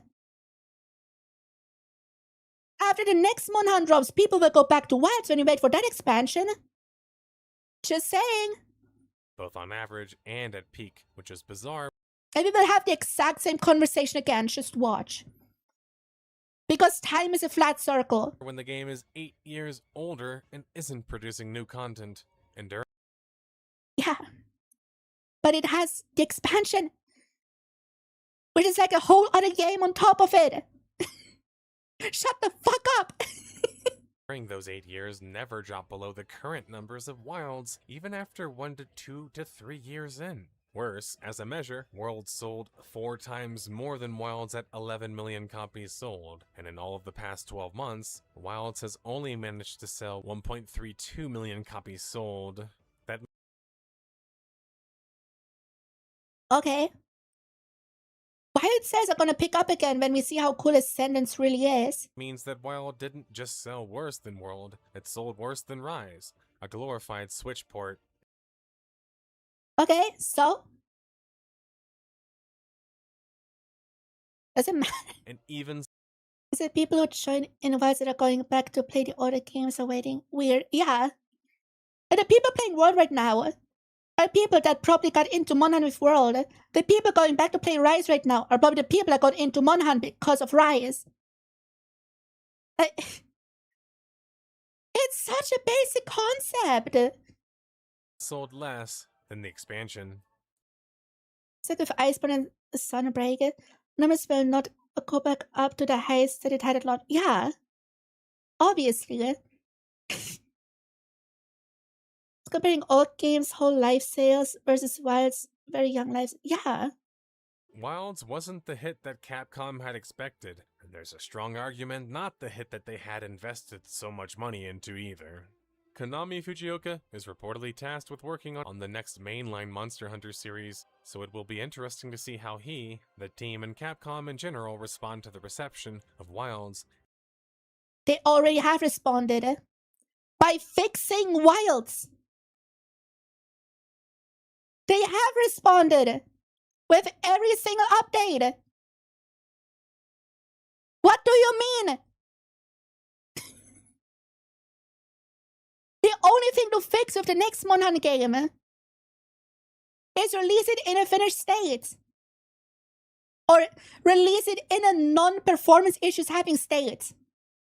That's the only lesson to take away from this. Don't rush the release. That's the only lesson that they have to learn. That the shareholders have to learn. Not the devs. The devs know what they're doing. Like, bro. And naturally interesting to see how they respond to things with the expansion for Wilds, and how much it can really improve the game. But as of now, May of 2026, the timeline has come to an end, detectives, with Wilds having less than 2% of its original audience. Yeah. Because there's no new content until the sentence next year. So people move on to other games. Because only a small minority of players wants to optimize their shit that is going to be relevant in Master Rank. It's not totally dead yet, and this video is more so about Wilds, the base game anyway, but I don't think that the expansion will have the same resurrective effects that Sunbreak or Iceborne did. And why not? Did the hardcore gamer sources say so? It does feel like you wanted it to be a bad game. Or no claim instead. Maybe you wanted reactions to this video or something to drive extra clicks on his channel, but for me that yeah. Like, I think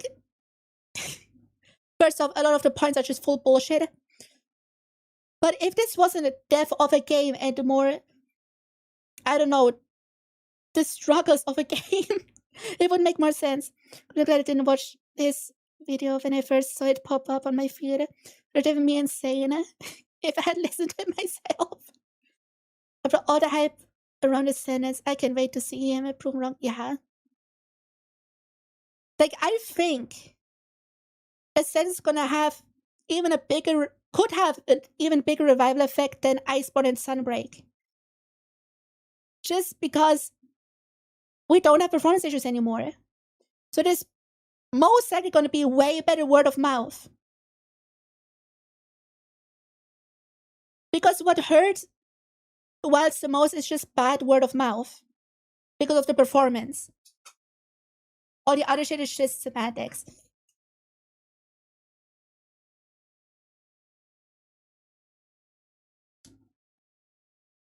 Like, bad word of mouth also hurts Base Rise. And Base Rise is amazing. I have a lot of fun with that. And didn't have performance issues, by the way. So, yeah. It's a sentence gonna bring the hype back. Absolutely. For the prior Monster Hunter titles, that's the final reason I decided to feature it here on the Death of the Game series before it was literally dead. But hopefully, you have been paying attention to the clues along the way. But don't worry, in case you missed any of them, why did Monster So, he made a video called Death of a Game, but he made it before the death. That won't happen. The game is gonna, in quotation marks, die when the next Monhan is out. This is suffered due to COVID, yeah. But mostly through bad word of mouth.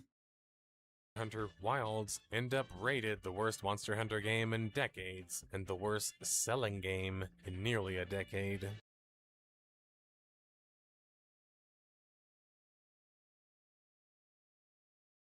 Why it's the worst Monhan game in decades? Really? Have you seen gameplay of Monhan 1? Like, I'm sorry, Chen looks really charming, but it looks so clunky and...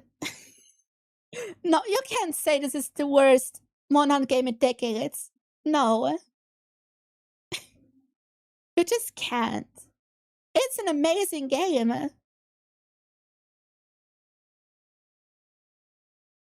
What do you mean? Also, the shot of Lucky is amazing. Serious performance and optimization issues. That one I agree with, but that has been fixed. That's the most kind of any base Monhan game. Yeah. But yeah, it had serious performance issues, which are fixed now. Between two very different designs. Between two different designs, and it combined them very well, in my opinion. Over-smoothing led to a game that was just too safe and too easy. Again, who the fuck cares about the difficulty in low rank? Everyone agrees that a game starts in high rank. Who gives a shit about the tutorial? Like, bro. You don't care that the first two gyms in Pokemon are too easy? Like, bro, come on. And polished. A lack of content. Bullshit! Bullshit! Absolute bullshit! Is that in chat? Bases as the most kind of any base Monhan game.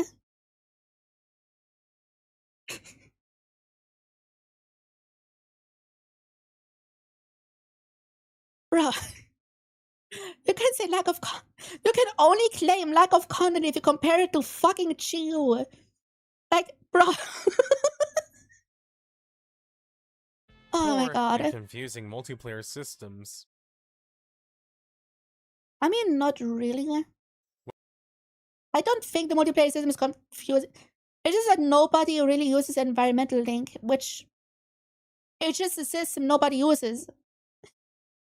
Because there's no point behind it. Because if you go hunting with friends, you don't go running around in the overworld and just run into monsters.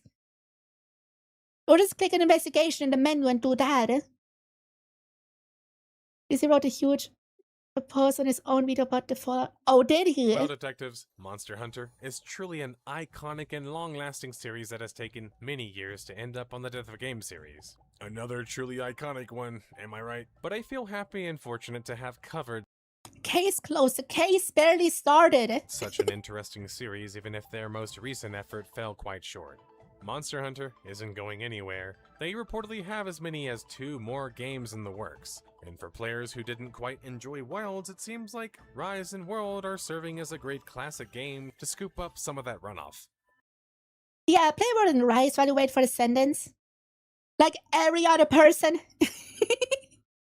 But this case has come to an end, detectives. We have many more to investigate. Let me know in the comments below your thoughts on Wilds and any reasons you think I missed for why it fell so. Oh, I do more than just a comment. I have a whole almost 2-hour reaction about it. So short until the next case, one that has quite exploded into the recent news and is a sequel of another online RPG we have already covered. Times may be dark. Okay, sure, I don't care about the next episode because I'm not going to subscribe and I don't care about your channel. I'm sorry. And he threw guy doubled down. Wait, okay, he dropped a... Is it in the comments? Oh, wait, 2 weeks ago edited. Oh, this has to be it. Oh my god. Oh my god. Chat, I don't think he handles criticism well.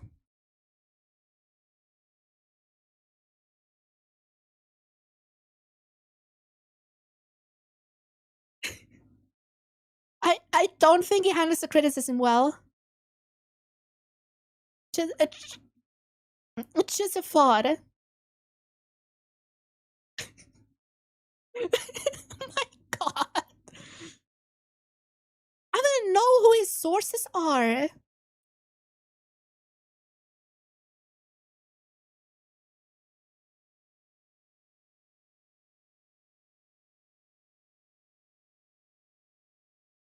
I call image world hard, but that's relative to how most people felt about it. Okay, people playing a Monarch game for the first time.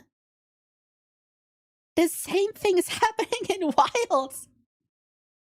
Wilds was hard for me the first time. Now it's easy. That's how Monhan works. Bro. The mean Freddy Crybabies, by the way. Bro, Devil Game has made some decent videos in the past. It's a strongly bad take from him just all around. Bro, the whole essay in the comments. Bro. That is insane.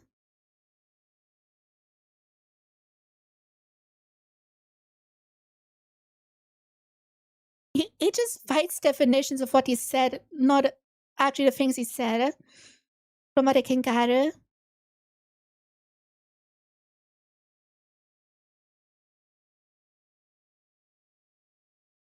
Bro, I think a dissertation like is applying to college in response to the concern. Bro, this is such a bad video. I'm sorry. Good editing, good writing, but horrible research.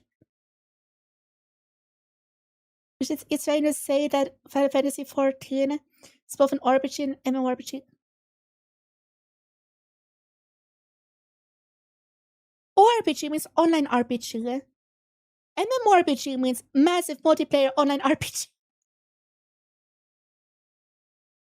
Every MMO is an ORPG. It's in the definition. It's what the acronym means. Are you stupid?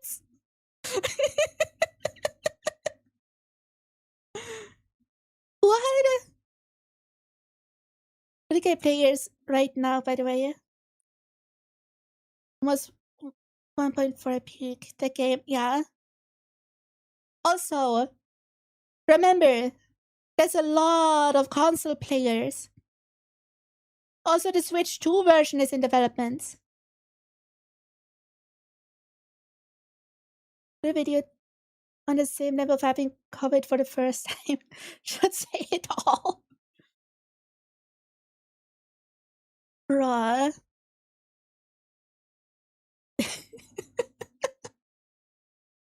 That was comedy.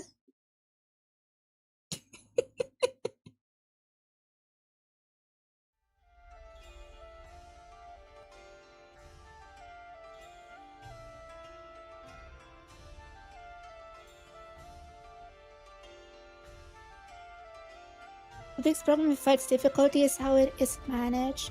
So instead of adding mechanics, say some mechanics, increase the damage. Yeah, it's just number inflation, I agree. Aside from the arch-tempered monsters, because they have actually moveset changes. It's just numbers, it doesn't have much of actual positive things. To like the other games, to increase difficulty, yeah. But we will get that in mass rank, so I'm not worried. I think if they would do too much, it will kind of take away from what mass rank is gonna be. You know what I mean? Lame, but it's only funny in German. Say it, coward.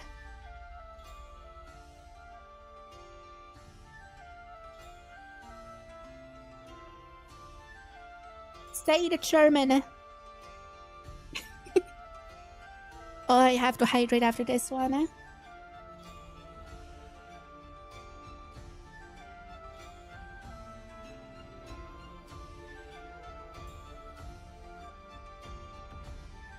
Honestly, I wouldn't have thought to yap for 2 hours about this one video. Because I plan to react to a lot of videos today.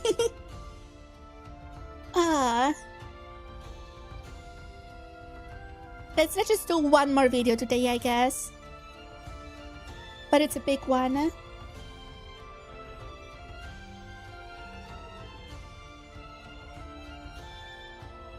Question.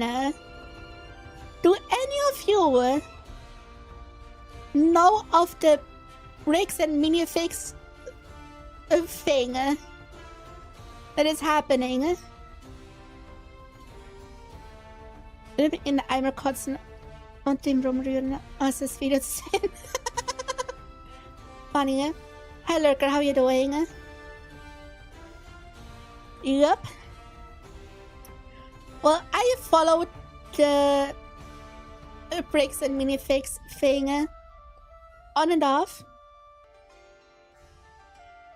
Yeah, I've heard about that. Didn't some guy get dropped with his collection? Yeah. We're gonna react to the video about it.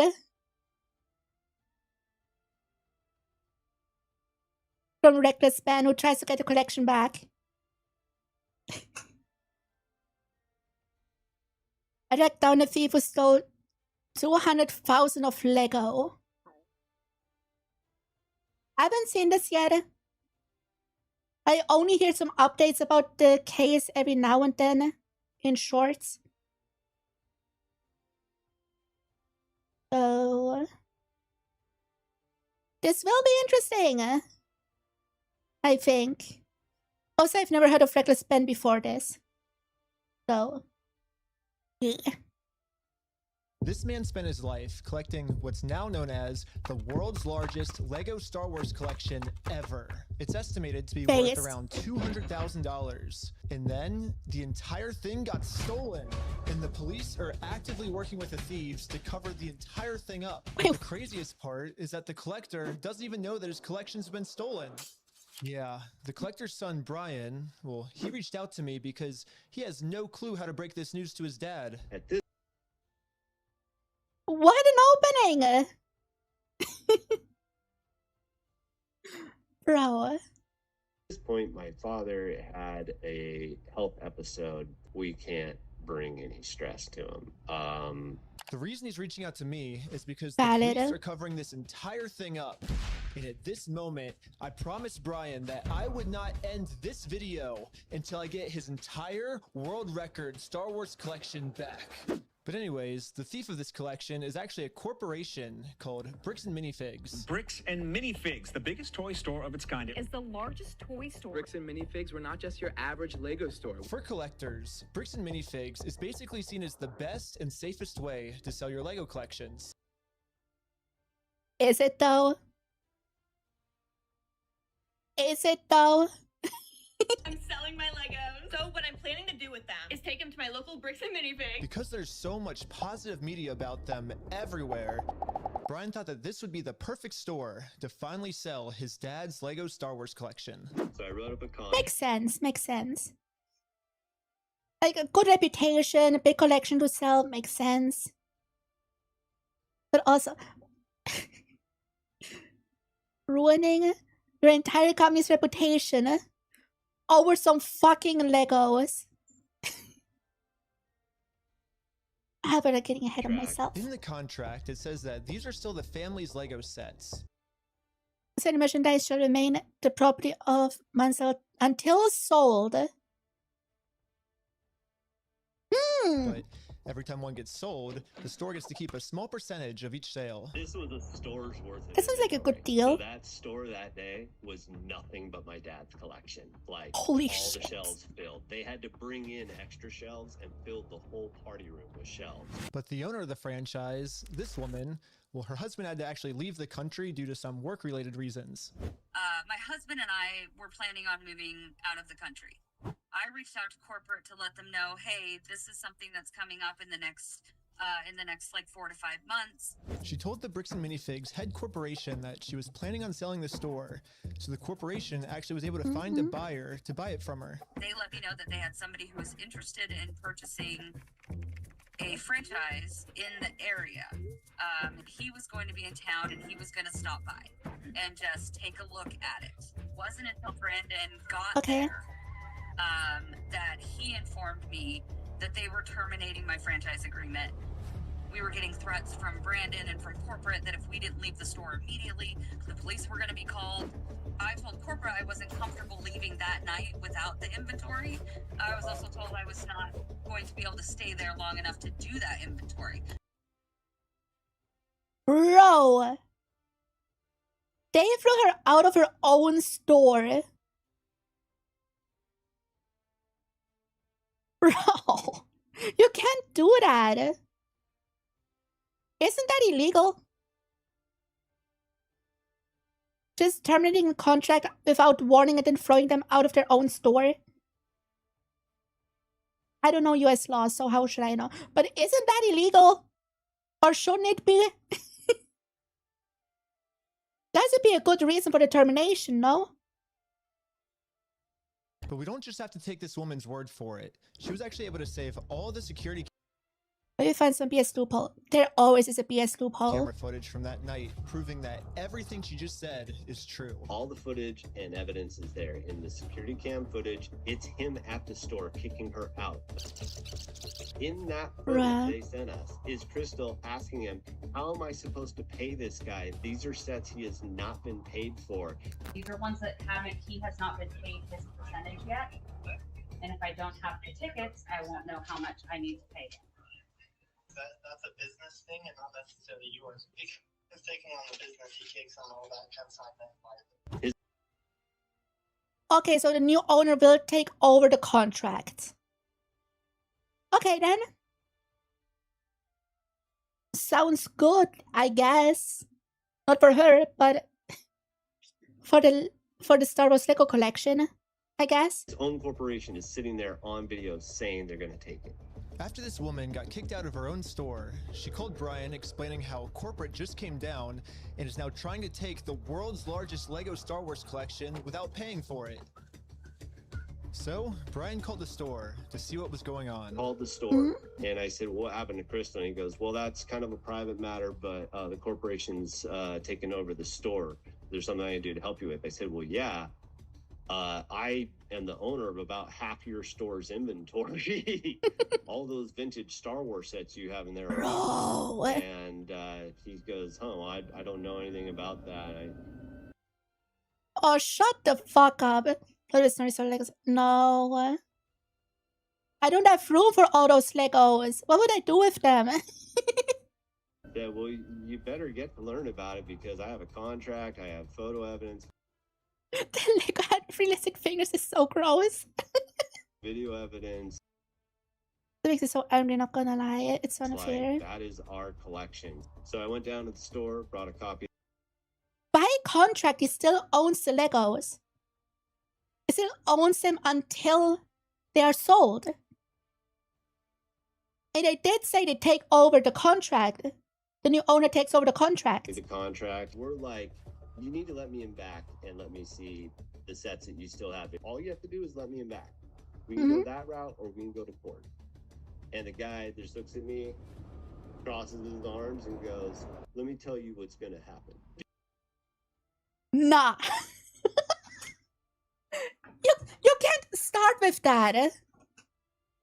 Just follow the agreement. We're still gonna make a profit. What? If we go to court, we're gonna drag this thing out so long, and you're oh, fuck off! Isn't there a term for when someone drags out a lawsuit so the other party just runs out of money? Isn't there a term for that? Does anyone know? I think there's a term for that. What kind of case that is? But it's sadly illegal. Slap suits. Yeah, slap. Because I want to slap the company in the face. more money than your collection is ever worth or what you ever would have gotten out of it, then it But it is, but I think there is one. ain't worth it, man. So if that's the route you want to go, and I go, that's really the route you want to go, rather than just letting me walk in there, and he goes, nope.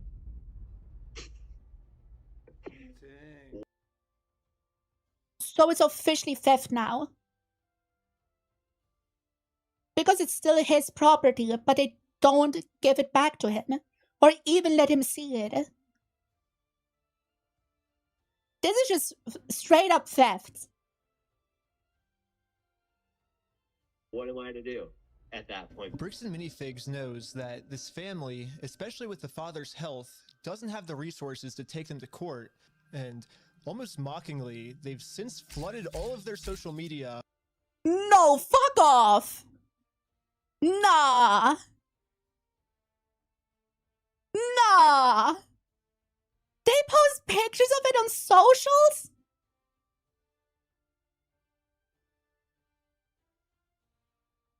When they don't even own it? Really theft if he took it back forcefully? Through some legal bullshit, probably. No, to get it back, he would need to break and enter, and that is a crime. So he could be charged for that. So that doesn't work.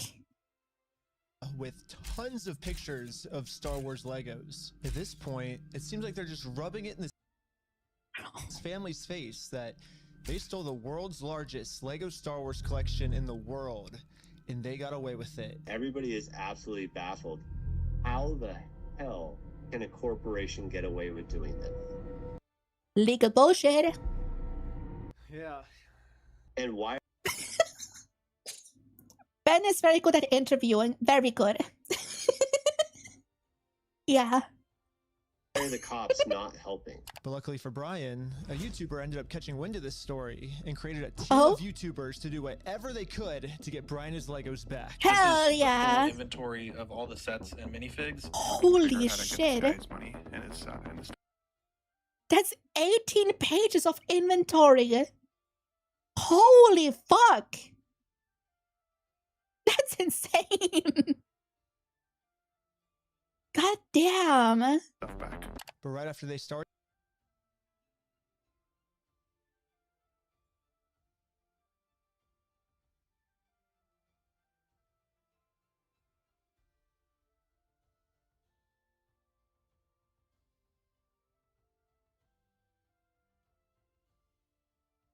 they instantly stopped working on this case. Oh, did the lawyers come? So I called one of them to find out why. So they were threatening legal action against us. You know, Bricks and Minifigs, which is a pretty big company who probably has way more resources than we can, you know, really put up a fight against. It's valid that they gave up, but bro. Company evil. Bricks and Minifigs knows that they can just bully anyone that tries to expose them with frivolous lawsuits. Bully. And this left Brian feeling pretty hopeless. It eats me alive. I had terrible anxiety attacks over it, got put on medication, and I just kind of was like, okay, I just have to let these freaking things go right now. Because it didn't seem like I have any path to go, you know? Well, I guess now it's time for me to get involved. So immediately I went to my car, picked up some friends, and started driving 16 hours to this Bricks and Minifigs store. And I will do literally whatever it takes. Even if I have to take down the entire police force, I will stop at nothing until this family gets their entire Lego Star Wars collection back. And now 16 hours later, we're... Did he actually just record a 16-hour drive in a time lapse? Did he actually do that? Based. Finally pulling up to the Bricks and Minifigs store. So I started a pair of spy camera glasses. That's what I'm gonna use to film this. And honestly, I kind of just want to hear Bricks and Minifigs side of the story. Hi, how's it going? Pretty good. How about yourself? It's pretty good. So basically my friend said that you guys have some of his Legos, I think, and he told me to come here and see if I could pick them up. Who's your friend? I think they're Brian's Legos. It's like a big Star Wars collection set, I think. You could go ahead and leave now. instantly. She's in on it. Bro. Really? So you could go ahead and leave now, or I will call the police. Bro! Call the police for harassment? He asked a single question. If you have some fucking Star Wars Lego, would you plaster all over socials? What?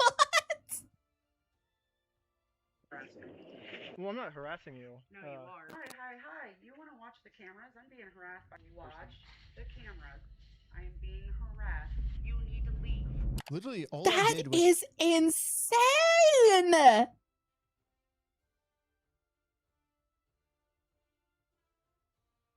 What?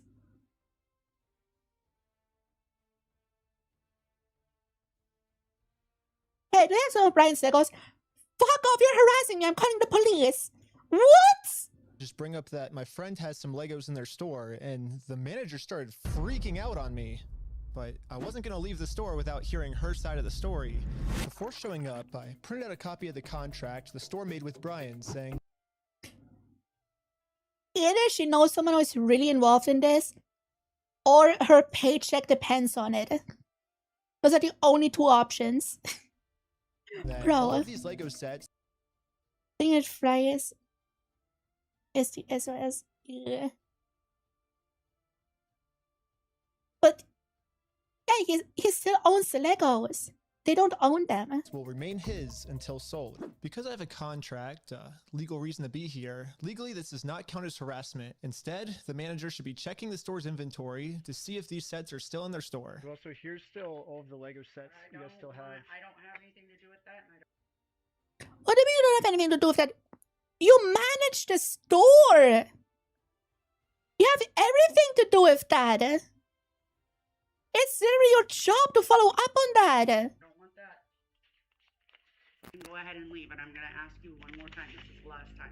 I do not want that. You're not handing me anything. I tried for a long time just to get her to look at this contract.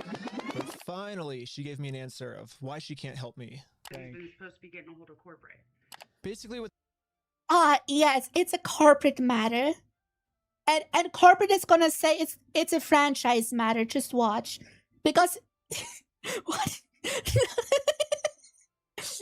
It's just gonna be that way, the endless loop of, oh, you gotta talk to corporate. Oh no, you gotta talk to the franchise. Oh no, you gotta talk to corporate. Oh, talk to the franchise owner. Like, oh, it's just a time waster. The manager's saying is that if someone did steal the Legos, it wasn't her, it was corporate. But little does the manager know, I already did this. He already went to corporate. Yep, I literally went to the Based. corporate Bricks and Minifigs headquarters. How's it going? And this was corporate side of the story. You have to talk to the store owner. What did I just say? Not pre-wash. I just know how this shit works. Bro. Yeah, like they're all locally owned and operated. We can't. I believe this dude at corporate more than a fucking manager at the store. Ignore a cotton Their decisions are their decisions. For sure. So when they say go to corporate, how do we respond next time? I have no idea. You have to take it up with them. It's your thing with them. It's Fair. But also, as corporate, can you force the franchise to follow up on it? I love when I can put the extra work on someone else. Yeah. But like, if corporate really had good intentions, they would tell the franchise owner to follow up on it. that doesn't involve us. So I showed the manager what corporate Bricks and Minifigs said. When corporate tells me this, I'm supposed to come back to the store, right? And so it kind of seems like you're going against what... The video of this stream is infuriating. Yeah, it's the piss of slop stream. Corporate's saying. That's fine. Oh, this is what corporate told us. I'm not the happy that's what corporate told email. you. For the last time, I'm asking you to leave the store. Can you give me a reason to leave, I guess? Have you guys heard me ask him several times? I don't know about you guys, but to me, it kind of seems like the only reason she's asking me to leave the store is to cover up this $200,000 theft. No, really? Was there a reason you're asking me to leave? You need to leave. I've asked you to leave. You need to leave. You need to. I've asked you how many times to leave. I've been asking to leave. Eventually, the owner of the store called in and asked if he could talk to me. Oh. Are you the owner of the 𝘓𝘴𝘦 store? Yeah, why? What you got? So basically, I just wanted to get some of the Legos back that you guys still have. I think I'm looking for the the clone turbo tank. Why do you think you would be entitled to our inventory? Dude, he has a contract.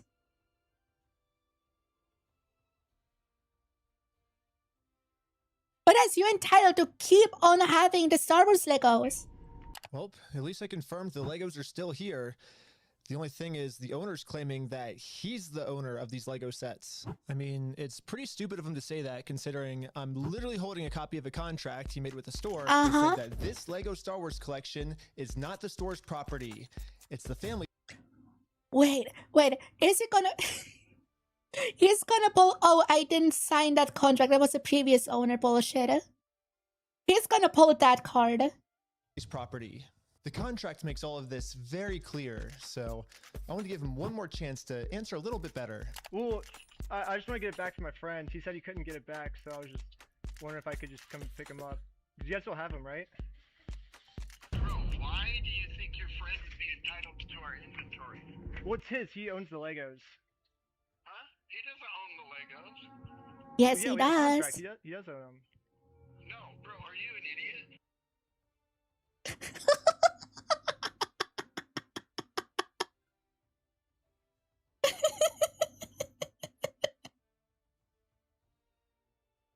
What a mature and respectable individual. Calling someone an idiot for asking a business to follow up on their fucking contract.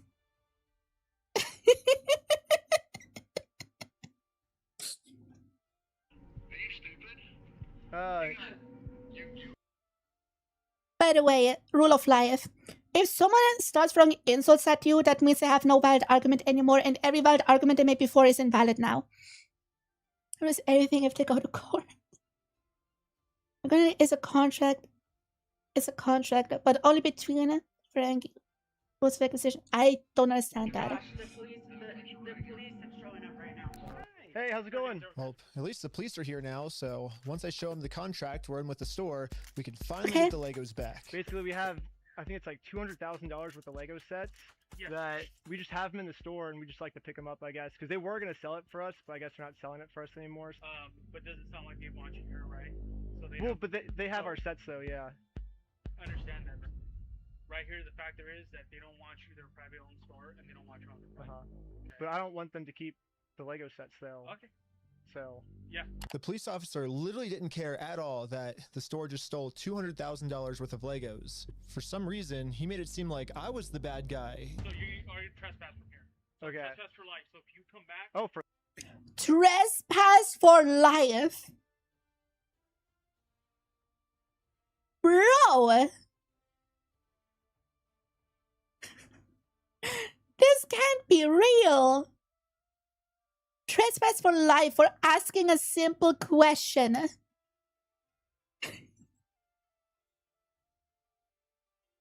Oh, God. If you come back, you could be arrested.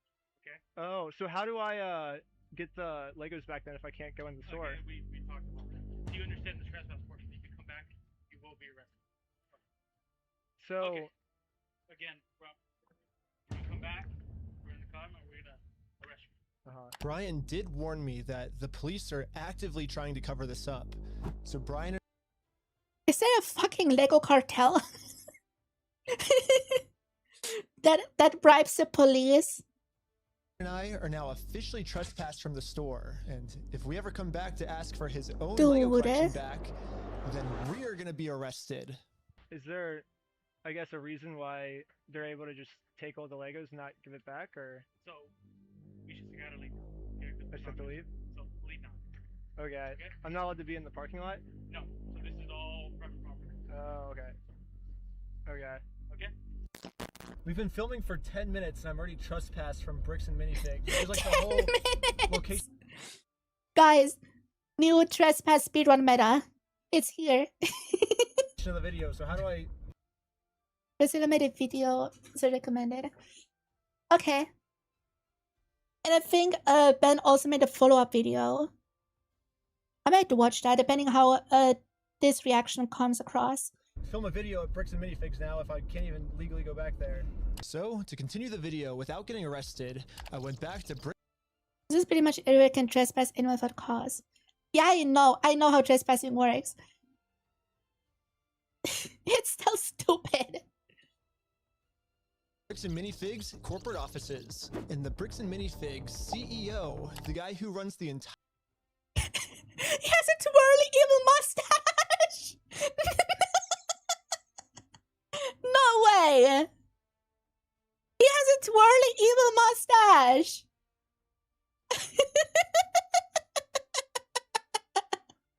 Comedy. Entire company, Ammon McNeff, he personally came out to talk to us. So what's going on?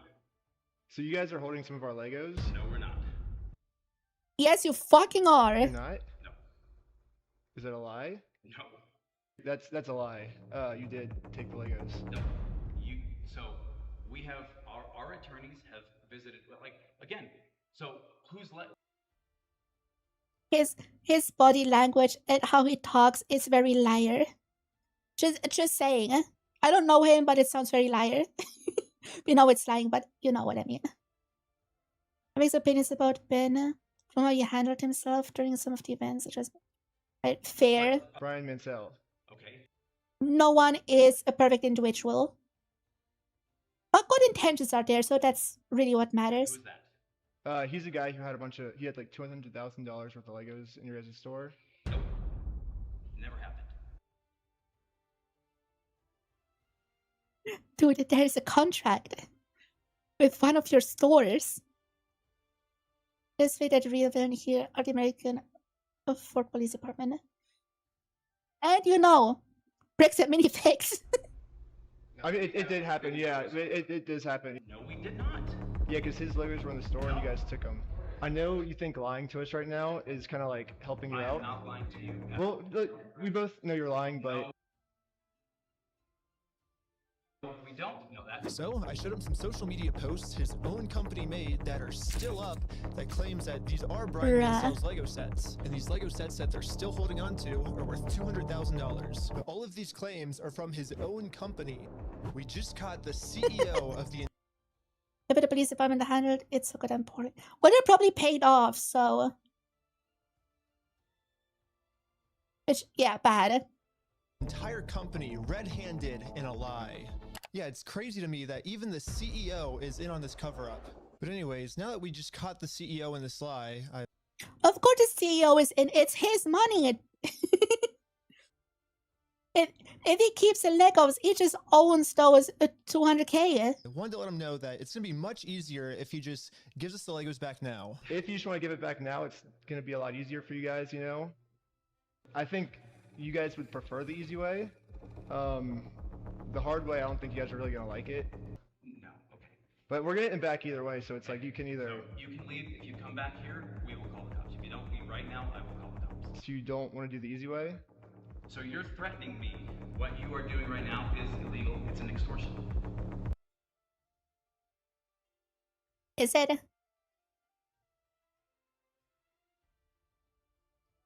Is it? Is it extortion? To say, hey, you own our shit that we contractually own, give them back. That is that extortion? Is extortion when you follow up on a contract? So catching you guys in illegal activity, that's illegal on me. Okay, you've been asked to leave. Please leave. Bullshit. And with that, Bricks and Minifigs has made their decision. I presented them very politely with the easy way, and they said, heck no. Well, they've only left me one other option, which is the hard way. But now it's pretty much the super hard way because the... Is it accusing them of what he's guilty of? Yeah. Police are protecting them. It will be, but the contract is ignoring says otherwise. Yeah, if the contract wouldn't exist, it would be extortion. But the contract exists. Has been signed by a franchise owner of this business.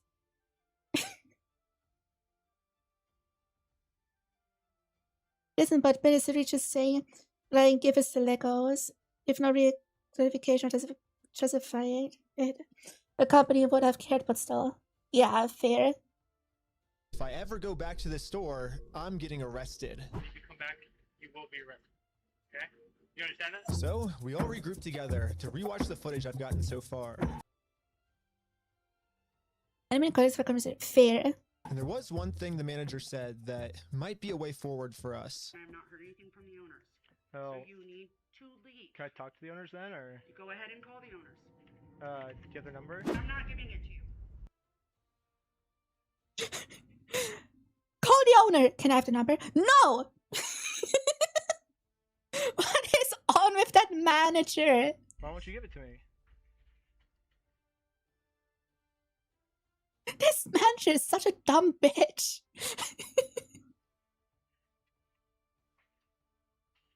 Because isn't that the logical next step if we're supposed to Well, work you with have the all owners? the Then information right there, right? I have the Lego sets you guys have, but I don't have the owner's number now. So yeah, if you give me if that's what you want me to do, then you could give me the number and I can. No, I want you to leave. Call them. Basically, she's putting all of the blame on the owner of the store, which is good to find out.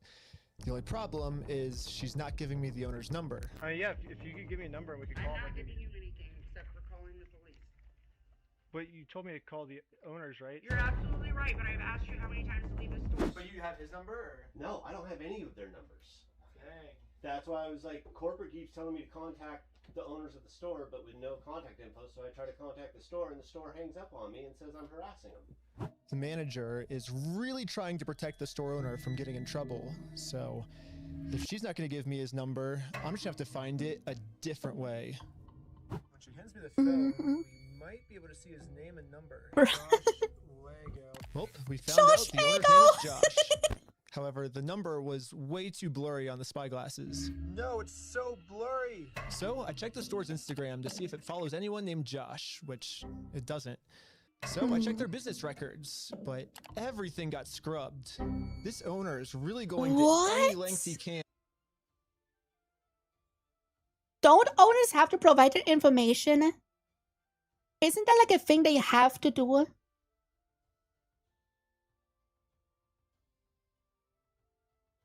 Can they just refuse to give information? And to stay fully anonymous. After watching the footage over and over, my final conclusion is, yeah, the manager sucks. But she's not really the mastermind of this whole. I give a boss's number to strangers. Getting random because I feel messaging. Fair. Been full scorched earth on this one. Yeah, apparently. She's just protecting the mastermind of this whole thing. Because she's brainwashed. But luckily for me... No, probably because her paycheck depends on it. Through my YouTube career, I've infiltrated tons of cults, and I've personally experienced some of the most intense and crazy brainwashing in the entire... So the location of a doll business, owner name, being public or not. Okay. Entire world. Basically what I'm trying to say is I'm pretty sure that I could brainwash one of these Bricks and Minifigs employees way harder than any corporate offices could. Okay. And yes, that's the plan. Brainwash the Bricks and Minifigs employees to be on my side. Yeah, I'm starting a Lego cult. I mean, a true cult would never actually call themselves a cult. They always disguise themselves as something else. So, yes, I'm actually just starting a regular old Lego club. Yep, that's what we're calling it. Okay. My friend Victor is going to be the cult recruiter. I dressed him up. By the way, the blurry thing in the corner fucking irritates me. Did he have to do that to be able to upload this? Probably. But, bro, it irritates me. But okay, you can use his pseudonym. Okay, To look fair. like a famous YouTuber, so he would look powerful. Famous YouTuber put on a golden jacket. And the employees here will have to listen to him. My name's Victor. We're going to Bricks and Minifigs. Let's go. All right, What guys, is we going are heading on? into the store right now. He was doing amazing, but we had to make sure that these employees know For some cheese, that hell yeah. Victor You is love the real cheese. deal. That's crazy. Hey, let's go. Yo, we got a fan over here. 1, 2, 3. Toys for everyone. Yeah. Real quick pic. Hey, I'll send you that clip later, all right? You can? Yeah. So far, everything we had set up was working perfectly. But now, we have to come up with some type of way to get one of these employees out of the store so we can brainwash them. Hey, what's going on? Okay. So we're filming a quick video. Maybe you and her want to do like some kind of challenge for like $100. I mean, sure, I'm down for that. I don't want to. What's happening right now? Do they believe it? He's doing the challenge. The really influenced experience.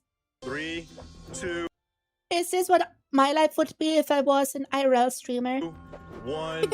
Yellow. Go, go, go, go, go, go. And these employees started their YouTube challenge. And yeah, I'm just gonna fast forward to this part. I'm not gonna torture you guys with all this. All you really need They even edited the whole thing. Bro.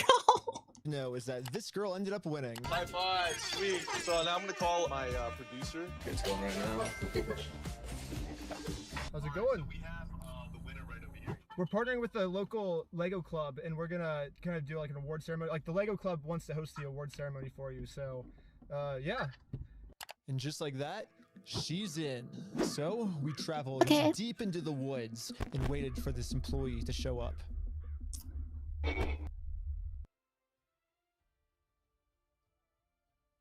Chad, would you go into the woods with famous famous YouTuber Victor? With a Lego club in the woods?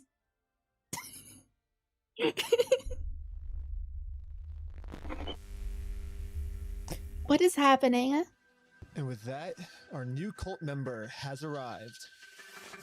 You're the Lego Queen! Yes, she's the Lego Queen. Wasn't it do such a Okay, big criticizing on the video. They do such a horrible job at censoring her face. The censoring of her face is so half-assed. You can brainwash someone. And that's very They have bad. to be open to it. And most cults achieve this by making the new recruit seem like the most special person in the entire world. Official best employee of Bricks and Minifigs. The winner goes to Caledonia. Lego Queen. Lego Queen. Lego Queen. Lego Queen. It wasn't the vibes of those who invite me. This is fucking weird.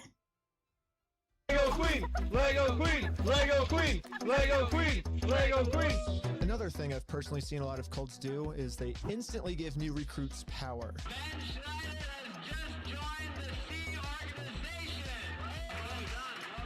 If people feel powerful, they're less likely to think that they're the ones that are being manipulated. So, we gotta give this girl some power. You give me power? Yes. Oh, we're just not censoring her face anymore for privacy. Okay, got it. Sure. Sorry, that is...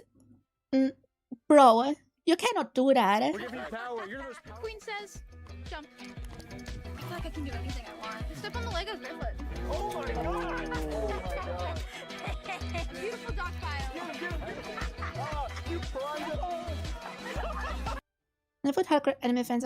You have never seen Lego fans, bro.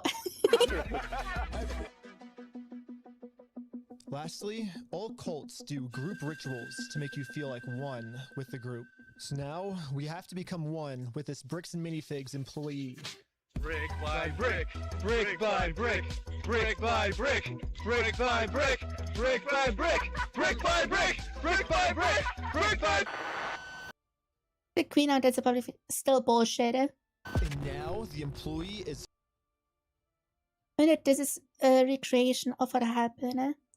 But they don't bother to try to face it fair. fully Because let's be real, she probably was fired at some point. brainwashed. Okay, maybe not fully brainwashed, but we definitely did a much better job at brainwashing her than corporate Bricks and Minifigs did. So hopefully now, I'm finally safe to bring up these. Corporate didn't brainwash them. They just threatened them with unemployment. Because that's what businesses do. Star Wars Lego sets. We heard something about like some Star Wars sets. Yeah. Do you know anything about that or? I know some of it. They were gonna reimburse him for everything, and then I think they did, and he's still upset about everything, which I get. They reimbursed him for everything? Yeah. Yeah, we don't have any of his stuff on the shelves. Really? Yeah, we don't have any of it. But just like every other cult member out there, these employees have been told a lie and are now willing to pretty much die to defend this lie. But good thing now, she's been brainwashed even harder by our cult, and our cult is now going to give her the freedom to finally be able to think logically about this situation. So we think they've been lying to you. So these were all the sets in the store, and they're all metadata timestamped. Wait, we do have these ones. Yeah, those are all his. Oh, they do have them. Interesting.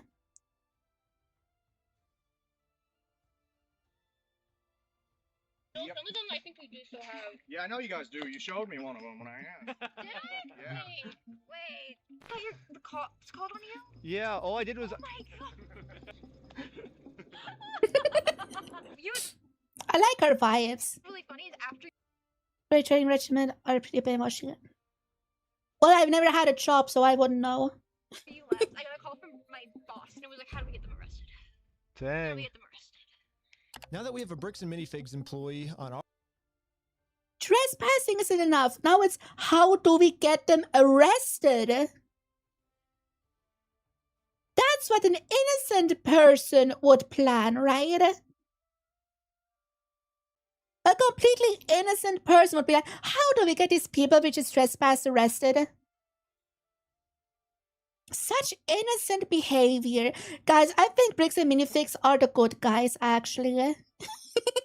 our side, it's time to finally complete our mission and get Josh, the owner's. Big night shifts in a factory, but not even that was so brainy like this. I think it's something an innocent person would say. Yeah, you're so right. Right? Wait, but you have like their numbers and stuff, right? Yeah, I do. Oh, did he give you Josh's number? Can I take a picture of it? Yeah. Oh, nice. Well, now that I have the owner's number, it's time to give him a call. Oh boy, yeah. Hello. I'm just calling to get my Legos back. I think they told me to talk to you about it. Oh, okay. Yeah, what Legos? Did he just make a voice? Like, oh, okay. Like, bro. Is Josh an adult? I think it's the Star Wars set. I have a list. I can kind of pull it up. I was just wondering, like, how we can get them back. Should I, like, if I get your okay, I can just walk in the store and. I don't know what Legos you're talking about, dude. What are you talking about? I think one of them's called like the Super Trooper set. I think we got, what else is there? I don't know what you're talking about. Keep going. You don't? Since Josh was pretending to not remember any of the Star Wars sets that make up half of his store's inventory, I decided to send him over a picture of the contract his store is in. What contract is it? I didn't sign a contract. I didn't sign that agreement. I didn't agree to anything in that. I told you he was gonna pull that. Now I finally understand the legal loophole that Josh is using to get away with this. It's probably the stupidest loophole I've ever heard in my entire life. Josh is claiming that it's not his name on the contract, it's the previous owner's, which makes no sense. I mean, I guess the contract would need to say that if ownership of the store changes, the contract is still valid, I guess. I guess the contract would need to say that. But the contract is with the store, not the owner. On behalf of Bricks and Minifigs, right? The assignment shall be signed by Brian Mansell, and on behalf of Bricks and Minifigs, Salem Kaiser, by Crystal Law owner. This agreement is effective as of the date first written above. Also, this is the state of Oregon. If anyone in chat knows Oregon laws, if I just blab out a random question, can you help me out? This is Oregon. Because in the security camera footage, he tells the previous owner that he's going to be the one taking over the contract now. He's taking on the business, he takes on all that consignment. And I guess this is some sort of just contract loophole he's trying to use to steal the world's largest Lego Star Wars collection. In order for me to be under contract, I have to sign something. But it's on behalf of the company and this store specifically. Or you had to take it over from the previous owner, right? Nope, that's not how the law works. Chad, is that how the law works? It is, isn't it? Yeah, it is. It is?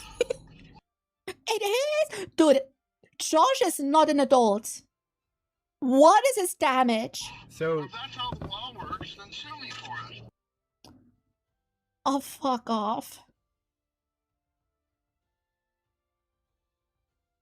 It is written that way precisely to avoid loopholes like this. These laws exist because there's precedent, yeah. Some serious stuff, even if it's in a place you can't get to. And even if the ownership of the store changes, is the biggest question. Because that's the problem now. Because the previous owner signed a contract and now the new owner says that means the contract is not with him.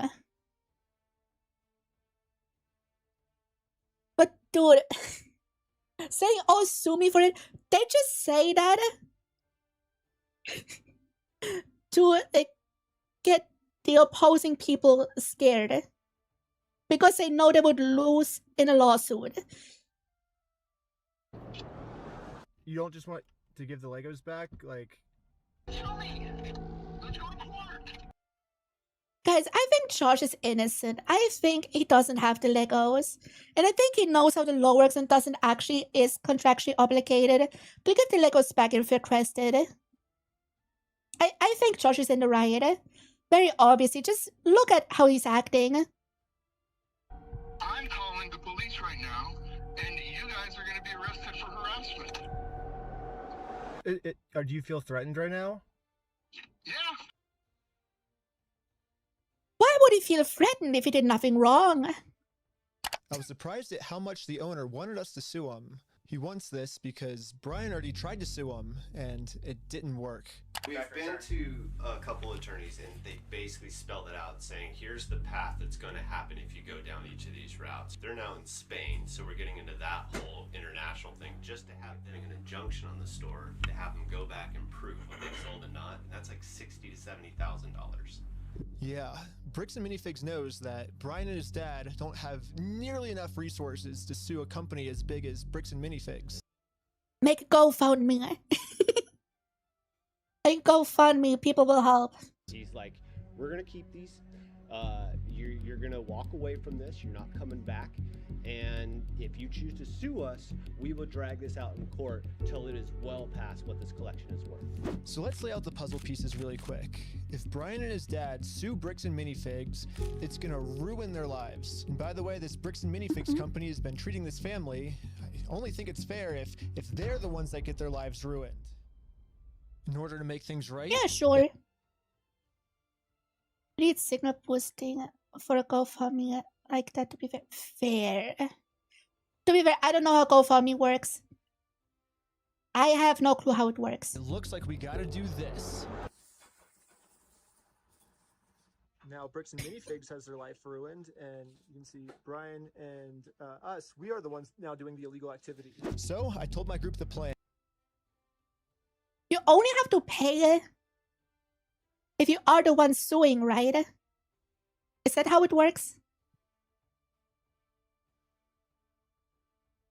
How does it work? Feminist case from 2023 unless you don't have... Okay.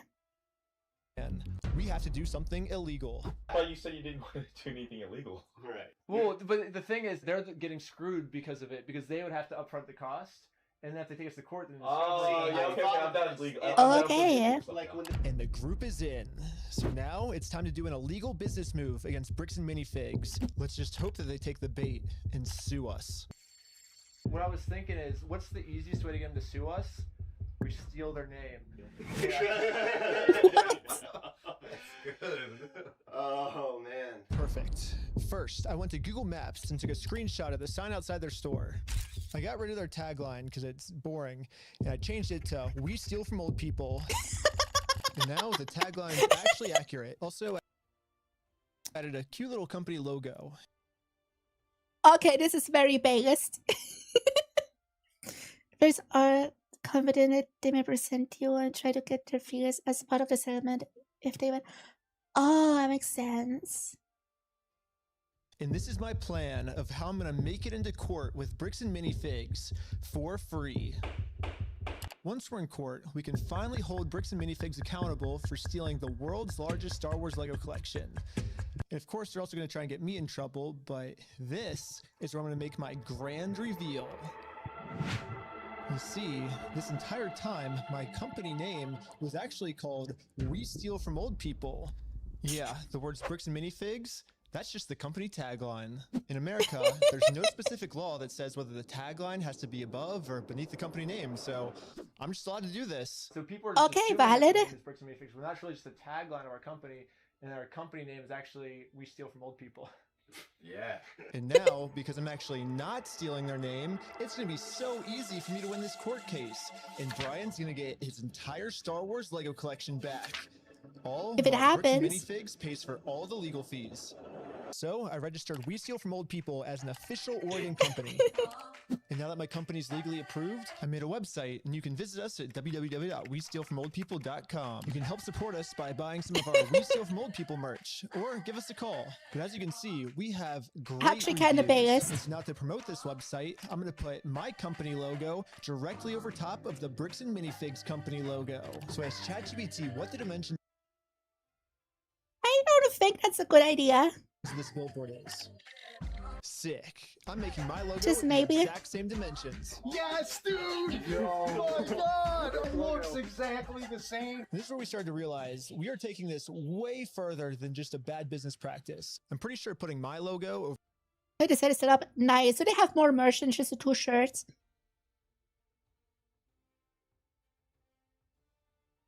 for their logo is actually criminally illegal. But luckily for us,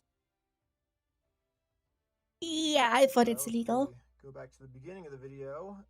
Bricks and Minifigs actually gave us a solution of how any company pretty much can get away with this. You have to talk to the store owner. Yeah, like They just have one shirt and other free designs are sold out. Damn. they're all locally owned. And I might have gotten one. anything that they hear, their decisions are. The police, I have some crazy people in front of my house. For sure. So when they say go to corporate, how do we respond next time? I have no idea. You have to take it up with them. It's your thing with them. So basically, if you put all the blame on your lower franchises, you're safe. So I registered 5 franchises under my We Steal From Old People company. I'm supposed to be the owner of the first company. Ooh! I want to be an owner. Congratulations, you're a franchise owner! If you choose to put a bunch of banners on their store, I can't get in trouble for anything. Yeah, every one of my friends is now a legal franchise owner of We Steal From Old People. Brick by brick!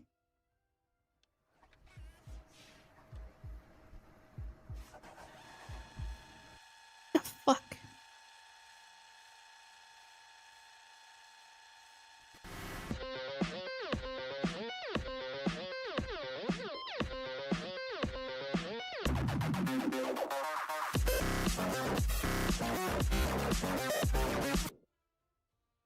Each of my franchise owners is allowed to make their own decisions of how they want to run the company. Being brick by brick is what's on the t-shirt. Paste. And what they've decided is that they're getting 2 pumpkins, and they're going to use these pumpkins to support this tarp, and they're going to climb up the Bricks and Minifigs building, and they're going to hang our logo over top of their logo. Now I basically just sit down here and, yeah. Wait, did he fuck up the dimensions? And we did it.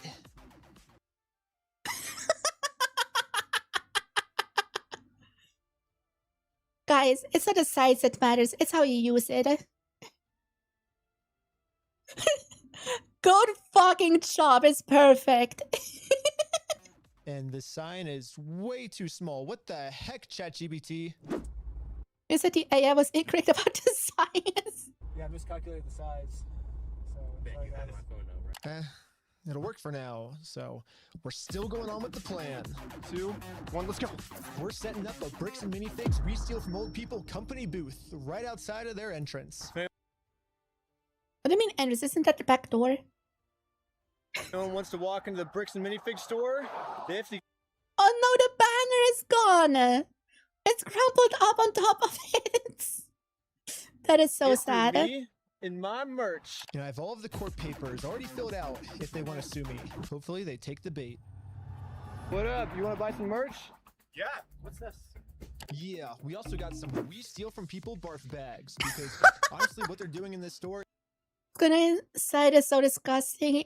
It's going to make you want to throw up. Amazing. It's so gross, it's probably gonna make all the customers throw up. Do you have an XL? Large. Well, we stopped a customer from going into Bricks and Minifigs, and he left with our merch. It was going pretty good, and I was stopping a lot of customers from entering the actual Bricks and Minifigs store. Wake up? Okay. Yeah, I might just be out here all day. This is going very well. It was almost going too well. It's basically the end of the day now. They haven't really seen me because these windows are tinted, I guess. In order to get the store's attention, my friend Jay is going to walk into the store just pretending to be a normal customer and ask what's going on. Is this the main store or is it the one that's out front? Like, is this the main entrance? Yeah. No. I'm saying like the counters. There's 2. There's one here and then one outside. No, there's a guy who's selling stuff out front. I don't know what he's selling. Wait, what? What? Hello, you want to buy a shirt? What? If you want to buy one, give you. Oh, it's a Lego Queen. Yeah. No, you cannot be out here doing this. Lego Queen is my favorite background character. That was just trespassed out of here. It's the guy that was out there. It was the guy that we just trespassed. What was it? Yes. She's calling the cops right now. Oh, the police are here. This is a problem. The Damn. police told me yesterday that if I ever come back to this store in my lifetime, I'm getting But he's not on the property, I think. Okay? You understand that? Uh-huh. And as you can see, they still haven't sued me. I can't just give up on the plan before being sued. So I did a switcheroo with this guy. He's wearing my exact same clothes and his legal name is also Ben. And Okay, once the police Vegas. find out that they caught the wrong Put your hair up, Ben, so yeah. I'm gonna be super far away. Oh, it was so cold.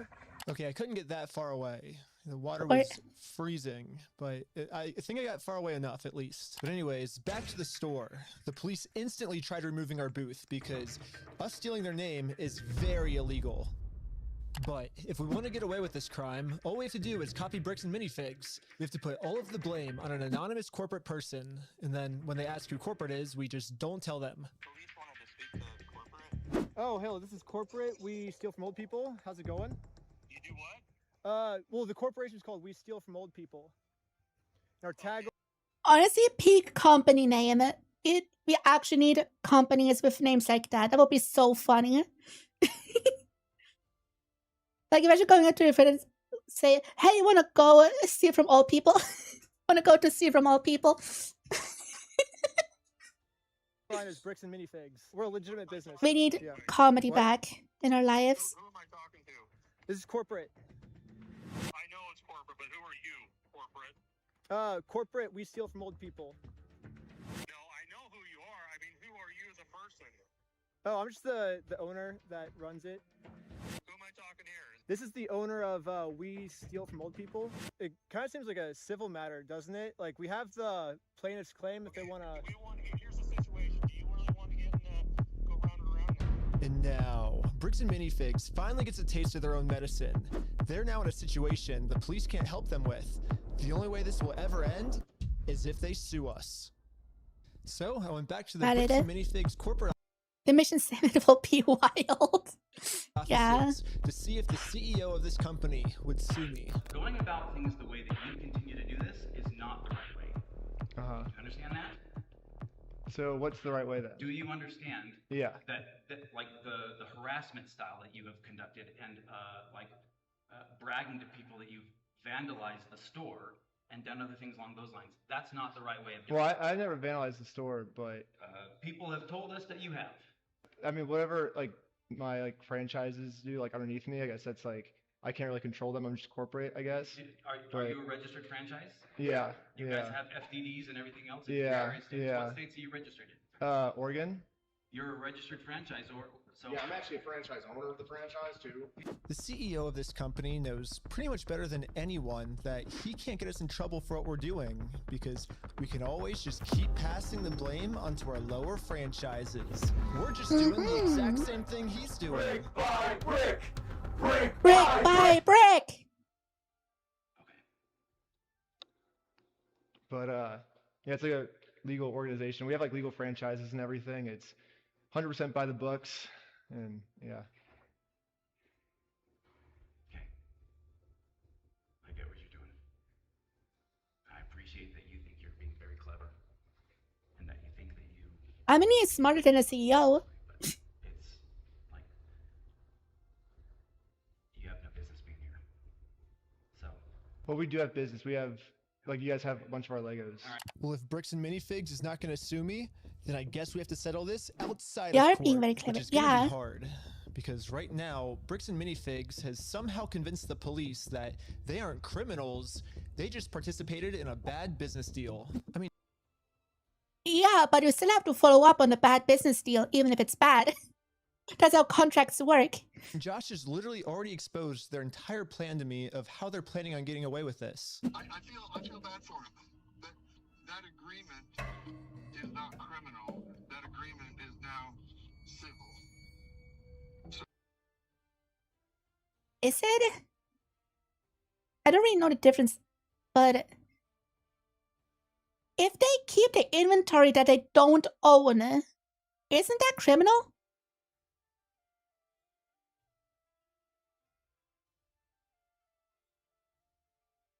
Definitely starting that with Subnautica too.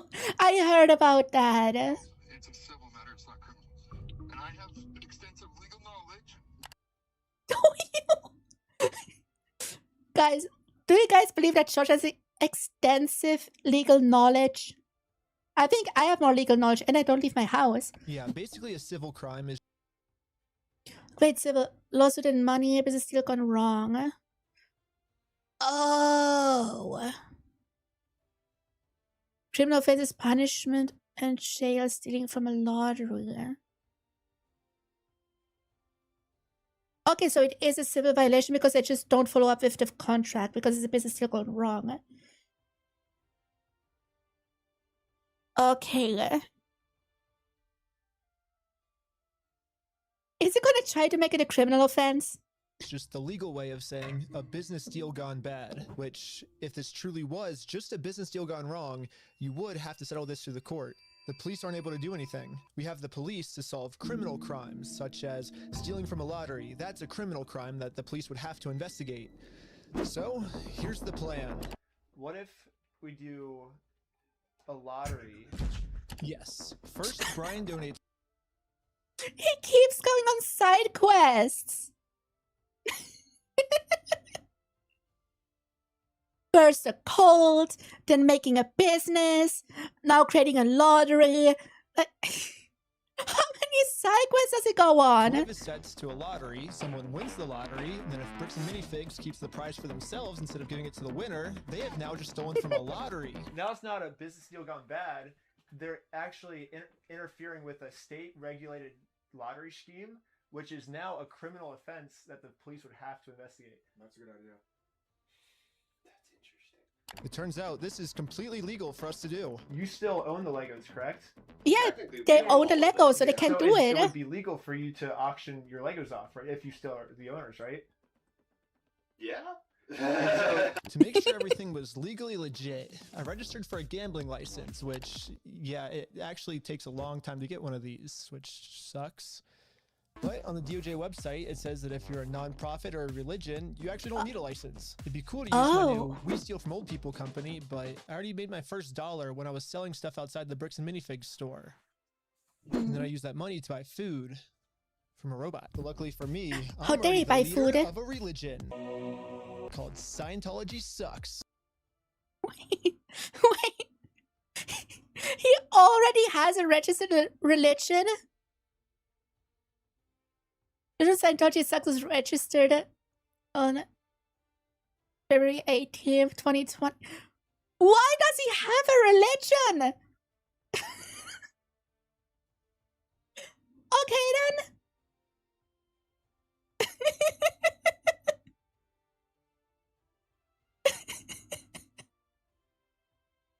What is his life? Goddamn. Officially approved in California, which is another problem. I guess technically I need it registered in Oregon for this to work. So, Oh. So registered for the Oregon PO box, which costs $35. I used it for this new Oregon nonprofit. I made a corporation. You could be asset. And you don't. I didn't know you could just embed in your. Oh, you can. You definitely can. This guy's awesome. Can we get everyone to be like? If everyone was like him, the world would be on fire. Just saying. All part of being reckless. Okay, I'm pretty sure I lost everyone, but all you need to know is that I put a lot of work into making sure that this is a legal, legit raffle. That means that if So based, honestly. Bricks and Minifigs decided to steal from this raffle, they have now committed a criminal crime, which the police are required to investigate. Mm-hmm.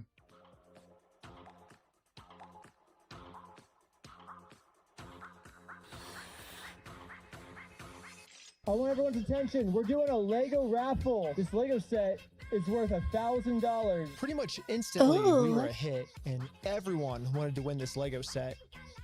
But there's a problem. Under ORS 167.117, each participant must pay something of value in order for this to be considered an official lottery. We're Yeah, about to that's how charge lotteries lots work. of people money just to maybe be the next victim of Bricks and Minifigs. But we have to charge them money, and if we don't, then it'll actually disqualify our lottery, and the plan we came up with to get the Legos back won't work. Just give But them the then we money. realized, wait, we're filming this entire event. We can just give each person $1 as their appearance release fee. So now when they buy a They just $1 give them ticket, the money for the transaction lottery, cancels out, yeah? and each person lost $0. You get $1 for being on camera, and then the raffle is $1 though. So would you like to pay $1 for the raffle? Okay, awesome. So here's your ticket. That works, yeah. What's our business? We're with the Church of Scientology Sucks.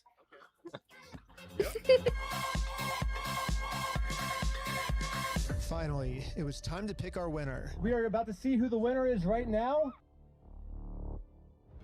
We have the winning ticket right here. 5, 3, 3, 9, 7, 7. Is that mine? You won! Woo! Well, this family legally won this prize, so now if Bricks and Minifigs doesn't give it to them, they're committing a criminal crime, which could land them in Yes, jail. true. The Lego set is in a place called Bricks and Minifigs. It's like right down the street. We can pick it up. We drove to the store as fast as we could. We met up with the family and went inside to help them claim their prize. I'm here to give these people their prize of a Stormtrooper speeder set. Well, actually, These people. my sister. He won. From who?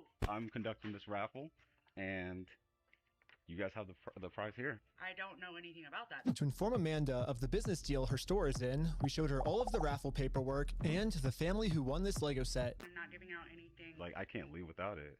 Yeah, you can. You can have a good day. Amanda has just made it very clear.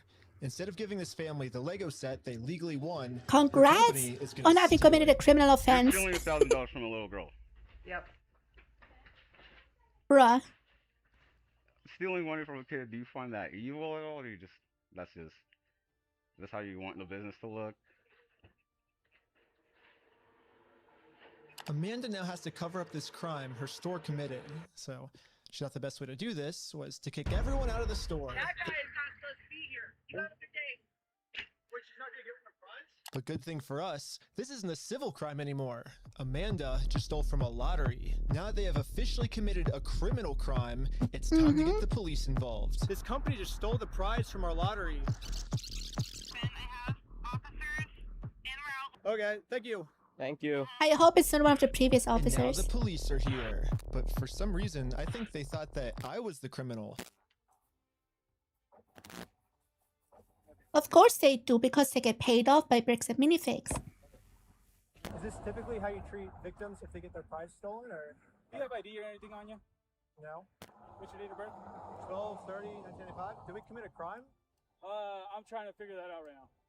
The police were very confused on who the actual criminals in this situation were, so we explained everything to them. I'm supposed to be getting this prize from here. Okay. And they're not going to give it to me? But the police don't just have to take our word for it. I'm carrying all of the legal raffle paperwork, plus the Oregon law book that specifically states this is a criminal crime law the book. police are required to investigate. Oh, we have all the paperwork here. Stealing from a DOJ-approved raffling scheme is a criminal offense which the police have to investigate. Now that the police have seen the law, they actually agree that a crime has been Beware of the police, and you know, think about the whole thing, you'll be confused too. True. It's a minifix, we crush children's joy. Yeah, that's the second tagline right after we steal from old people. committed. They're now finally going to do a police investigation on this Lego theft. The investigator started by taking some notes. They're selling stuff because they're thieves and stole stuff. It's a raffle? Yes. Okay.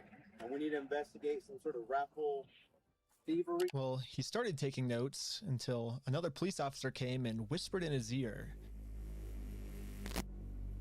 I don't know what he said to him, but whatever it was, it made them all completely change their attitudes. Was it, if you don't defend bricks and minifigs, you get fired? Ruh-roh, there's the corrupt cop. You're trespassing the property for life. Okay, you come back. You're gonna go in handcuffs and go to jail. But they trespassed you? But we're just trying to claim. No, dude got trespassed too. They're gonna trespass all his friends. our prize.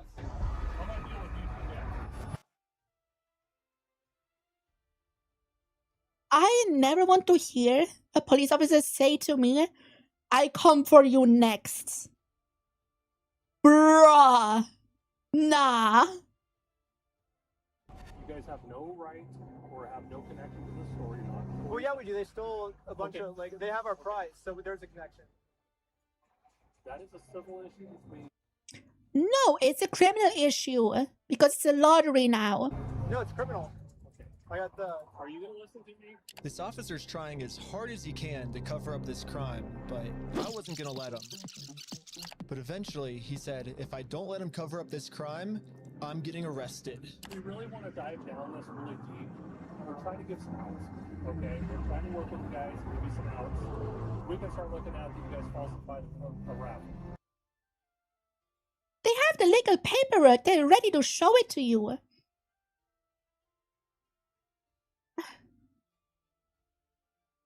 So what do you guys think? Are these cops just paid off? Or are they just big fans of the store? What do you guys think?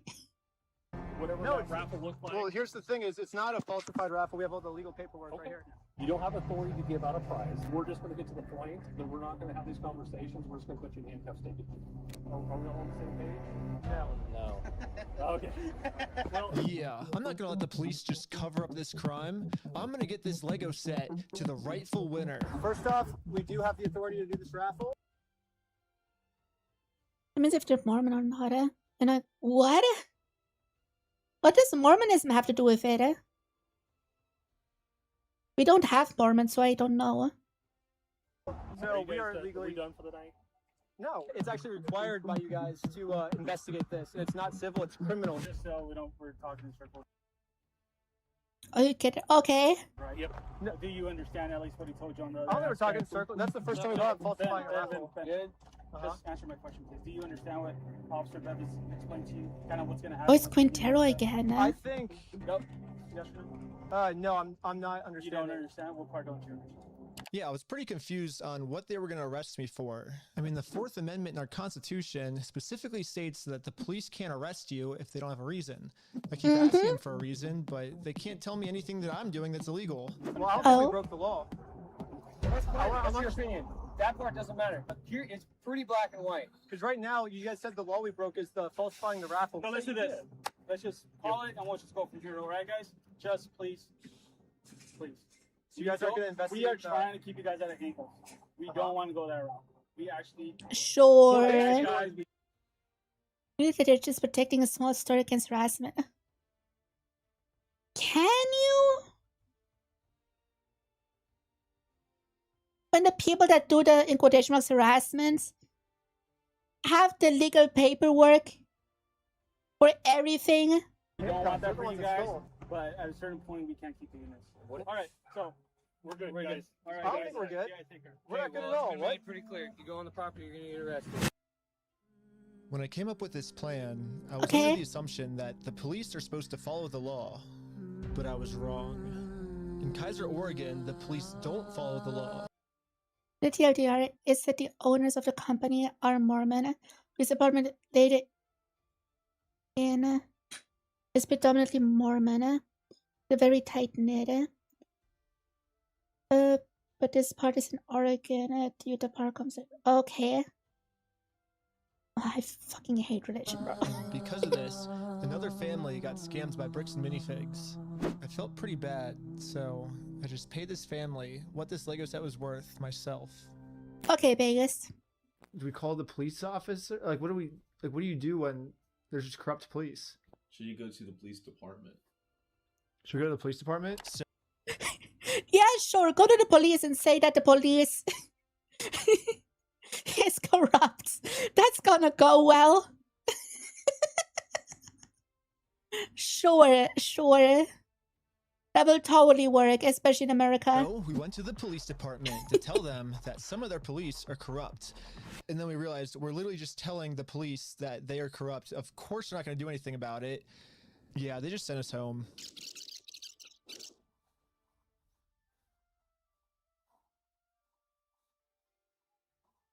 But this is when we realized that this raffle might have actually accomplished something pretty big for us. Josh ended up giving me a call. You guys keep coming to the stores. You park out front. You do fake raffles. You're threatening my business, you moron.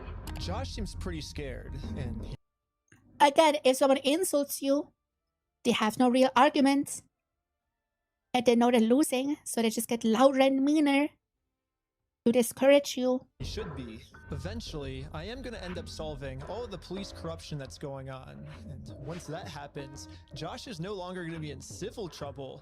He's going to be in criminal trouble. It wasn't a fake raffle. It was a real lottery scheme, according to Oregon state law.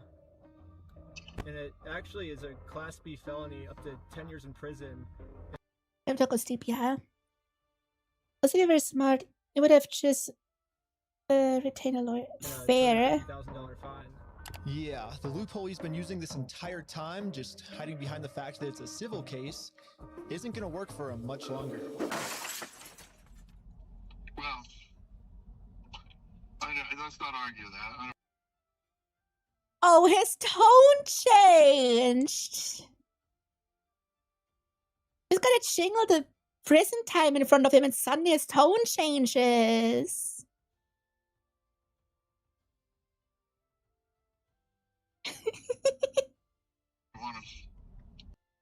I think that they can investigate themselves and found no wrongdoing. Yeah. It's crazy how all the companies that investigate themselves never find wrongdoing. It's kind of insane, isn't it? It's just better to just say, hey, you're not a thief. You know what I mean? Definitions of whether it's stolen or not, I don't think, anyways, it's not stolen. Why do we care about that? Well, who cares whether it was stolen or not? But for some reason, Josh still decided not to give the Legos back. I think he might just need one more push. Here's the plan. Take a picture of every single sign that's outside the Bricks and Minifigs store. And now I'm going to redesign every single one to make them way better. For example, I changed Turn at the Light to Turn and Go Home. In Buy, Sell, Trade, I changed it to Steal, Sell, Trade. And I'm printing all of them out to scale. And nope, I didn't use ChatGPT this time. Good. This time, I'm using a much better method, which is a tape measure. Based! Fuck AI! The exact dimensions of their actual sign that they have up right now. Now it's time to put our signs directly over top of their signs. But before we had time to do this, Josh gave me a call. He's still trying to convince me to sue him, so he gets charged with a civil crime, not a criminal crime, which could land him in jail. If you think it's illegal, why don't you sue me? It's a civil matter. Tell Brian to put his money where his mouth is. Let's go to court. Why don't you? Okay, you want to do double or nothing? What are you talking about? Are you stupid? If you're wrong, you pay us double. If I'm wrong, I pay you double. Bro, are you dumb? You're obviously a kid. You don't know how this works. I think you're scared. Double or nothing, let's do it. You're so dumb, bro. I think you're scared. Okay, I'm not scared. Let's do double or nothing. If you lose, you pay us $400,000. You're scared. You're a chicken. I'm calling you out. You're scared. I'm calling you out. Bro, quit being stupid. You're too scared. You're scared. Okay, do you want me to Put your money where your mouth is. Are you just gonna be a pussy or are you gonna I'm putting my money where my mouth is. You put your money where your mouth is. Okay, let me talk. Okay.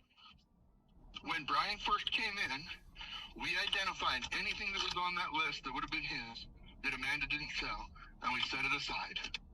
And it's still sitting there. We're happy to give you your stuff. Then give it I just don't back. want any more damage to the store. I guess Josh has finally realized that whatever he's going through right now will literally never end for him unless he gives the Legos back. I'm happy to give you the inventory. Why were you happy to give it back before? You had a jail time floating over you. What a dumbass. It's only bringing me harm because you guys are doing wacky-do crap trying to attack us. Well, it looks like we won. And Brian is finally getting his Lego. Wow, you funny crack. I'm sure it's just playing. But yay! Victory! This definitely changes the trajectory of a lot of the things that we had in Yeah, dude, we had some really good ideas. Yeah. Well, what do we do for the next couple hours if it's raining? Bowling! Hell yeah! We waited a few hours for Brian to get off work, and now he's off work. Hey, Brian's off work. So we showed him our entire conversation with Josh. So what can we do now to work with you guys to get the sets back? Okay, this is what I need done. I need a written apology from Brian. Fuck off! Nah! Josh, be real. Nah. You can't. No. Nah.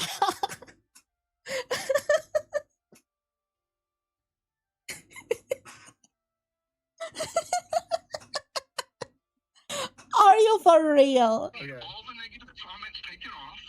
I need positive reviews on there to make up for the damage. I so agree with Brian. Fuck off. What the hell? And then I'll give them back. So you're holding my sets hostage. Bro! Nah.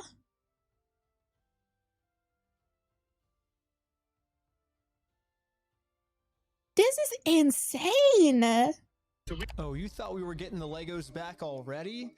We're not even halfway through the video yet. Yeah, so basically before Brian can get his Star Wars Lego collection back, he has to write Bricks and Minifigs an apology letter for making this Facebook post. Wait, what does the post say? Does it mean it fakes in 𝘔𝘰𝘯𝘵 do anything about it? The little stolen 83-year-old's Lego collection worth $100,000. It was meant to help pay for his grandchildren's college. They've admitted to have stolen property in the store, but will not return it. The owner, Brandon Best, his partner, and the manager Amanda are all in on it. Horrible people. Bro. And they want Brian to apologize for this post. Are you for real? Bricks and Minifigs really doesn't like this Facebook post being up, because in this Facebook post, Brian calls Bricks and Minifigs out for stealing his Lego Star Wars collection. I'm not apologizing for shit. I agree, but it sucks. But here's like where we're at, right? If you could just write the letter, like we can get the Legos back. I walked in there with the best of intentions. Here's proof of my collection in the store. I want it back, and they've done nothing but lie and make my life a living fucking hell over this. I've gone through 9 months of anxiety, stress, hospital-ridden, medication-taking types of burden. I'm not downplaying what happened to you. It's just, No, I am not apologizing. 55 flags have been tried. To be fair, it's Kaiser is probably a smaller community, right? I'm assuming because I never heard of it before.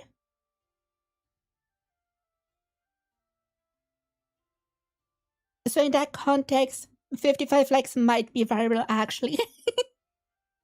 Within the community. Apologizing to this fucking asshole. It sounds kind of crazy that Brian would be saying this, but I see where he's coming from. I've gotten to personally see. No, Brian is so real for that. I will not apologize either. A tiny bit of how this company bullying his family has just torn his entire life apart. I just want to say thanks, guys. I have to go. Of course. Should know how big the Lego community is. I mean the local community, because it was posted on what looked like a local Facebook page or Facebook group. I think. I'm pretty sure. Having a gnarly panic attack right now. But at the same time, if Brian just writes this apology letter to A bit bold till I had to back in my position, then reposted it afterwards. Honestly, I agree. Oh, I'm so sorry. And then post a clip of him demanding an apology.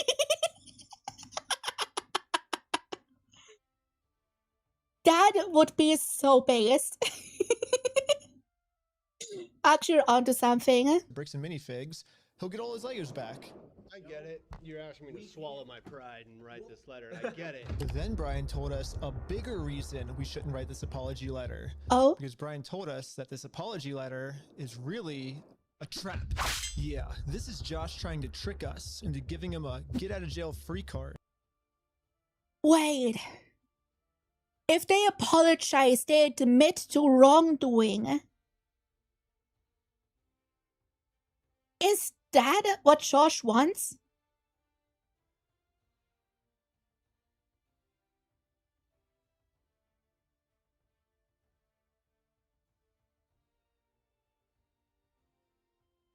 What I mean by this is, if Brian makes an apology letter to Bricks and Minifigs, then Bricks and Minifigs can now use this letter as written evidence in court that they're not the bad guys, Brian's the bad person. Bro. They absolutely would do that. It's like 3D bro, this is 4D chess. While Josh plays checkers. Brian told us that if we give them... Wait, do have people load my car off the Legos? Wait, he apologized in the store in front of him. Didn't finish writing the car. I have finished writing. This get-out-of-jail-free card, then they have absolutely no reason to ever give the Legos back. I just want to say, if this is actually what Bricks and Minifigs' plan is, then that's insane. But I really wanted to find out if this is what their plan was. So I decided to tell He wanted to find out, but that's probably a bad idea. Josh that Brian is going to send him an apology video. He makes the apology, then we can get the Legos back like today or tomorrow, you think? Or Yeah. Just in case... It's not gonna be today or tomorrow. He's gonna drag that shit out as long as possible with bullshit excuses. Minifigs has even... Until... And he's hoping probably that Ben gives up after that. Probably. Evil intentions with this apology video. I wanted to give him something that they couldn't use in court. So I went back to the beginning of the video and took a screenshot of Brian's face and put it into this website. I also uploaded this video of Sheldon. Hi, I'm Brian Mansell. And after just a little bit of deep faking, it now looks like this. Oh, deep faking. I'm Brian Mansell, and I apologize sincerely. Oh, that is so for uncanny. accusing you guys of stealing my Legos. I was wrong, and you were right. This is the ultimate test. Was Josh being sincere? I don't or like was this deep faking. all just one big trick? I want to give it back to him. That's the long and the short of it. We've run No, it's not. You don't want that. That's gone too far. Oh, a while ago. me over. I'm good. We got to win Amanda over, right? Uh-huh. Apologize to Amanda. Okay. I guess Brian's just a little worried that you guys are just gonna keep postponing it until No. That no said it all. They're gonna drag it out. Also, people are gonna accuse me of pre-watching if this is right. When Ben goes into the store to say sorry to Amanda, she's gonna call the police and he gets arrested for trespassing. Just fucking watch. You're gonna get him. You're gonna get him. We're not Just gonna, fucking watch. You have my word. Because George is not gonna tell Amanda about all this. Double check something because I was curious. Uncles are one party concerned in Oregon. So been recording the phone calls without telling George is legal. Interesting. Some states don't allow that. Okay. That's not who I am. Uh-huh. No, it is who you are. I swear to God. I guess he doesn't believe in God then. Go apologize to her. Say sorry, man. Sorry. We did a fake raffle. So before we can get the Legos back, Josh made up one new thing I have to do. I have to apologize to Amanda for my raffle being fake, even though I put in a lot of effort to make sure my raffle was actually real. I don't know. It almost feels like another trap. The employee we brainwashed from before told us that the owners are coming up with schemes to try to get us arrested. After you left, I got a call from my boss, and it was like, how do we get them arrested? Dang. How do we get them arrested? Maybe Josh is saying this to trick me into going back into the store so Amanda can call the police on me and have me arrested. That's what I said. But I had to find out for sure. You give me Bro. permission to go into the store to apologize to her? To make peace? Sure. Yeah. Okay.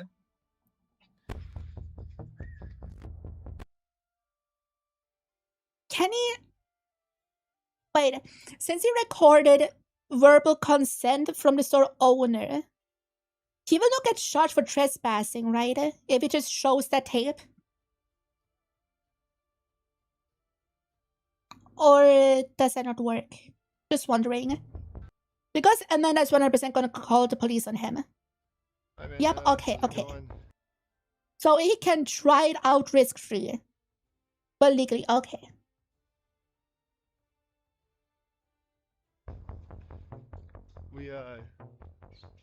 We came to make peace. Oh, she's and, taking a we talked picture. to Josh.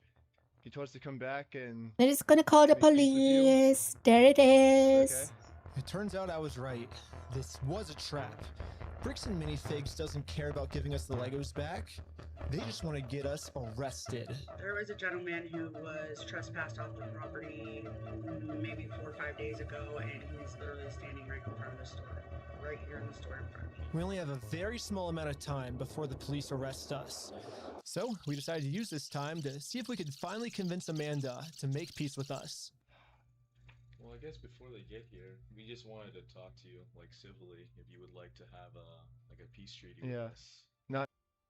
She can still trespass. Okay. He can still trespass, but he cannot be charged because he had verbal consent from the owner, right? Or is the verbal consent from the owner just not worth anything?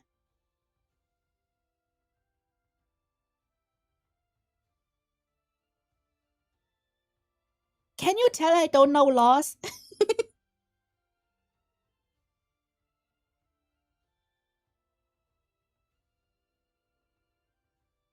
In a harassing way, not in a very peaceful way. Would that be okay with you? But making Could have kept the owner on the phone when entries are true. But if they would have tried that, the judge could have just hung up if he wanted to. Read that phone conversations is technical binding verbal contract, right? peace with us did not seem like a priority for Amanda. It's like the owner would have tried to get off the phone. Yeah. The priority was to get us arrested. It's just a regular peace treaty, a one-page document.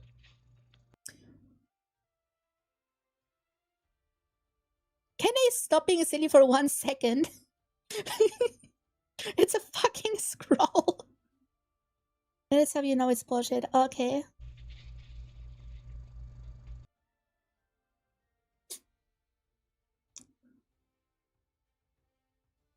Bro. They're gonna stop being silly, yeah? If you need to go over it, like, you know, you can take your time. They have, like, the paper they're trying to get me to sign, it literally just says peace treaty. I don't know who this other guy is. He's apparently a guy. Oh, he's the treaty guy. Friend or the treaty guy. He has some kind of like treaty on a scroll. Well, do we stick around for the cops or do we? And so we waited for the police to show up. And they never showed up. Funny, I guess it makes sense. I mean, the last time the police showed up, I was fully prepared with the Oregon law. Are the police scared of the law?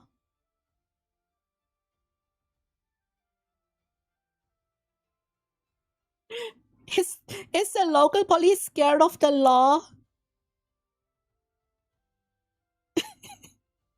As I was saying, I'm not a fan of how Benedict's gang handles this.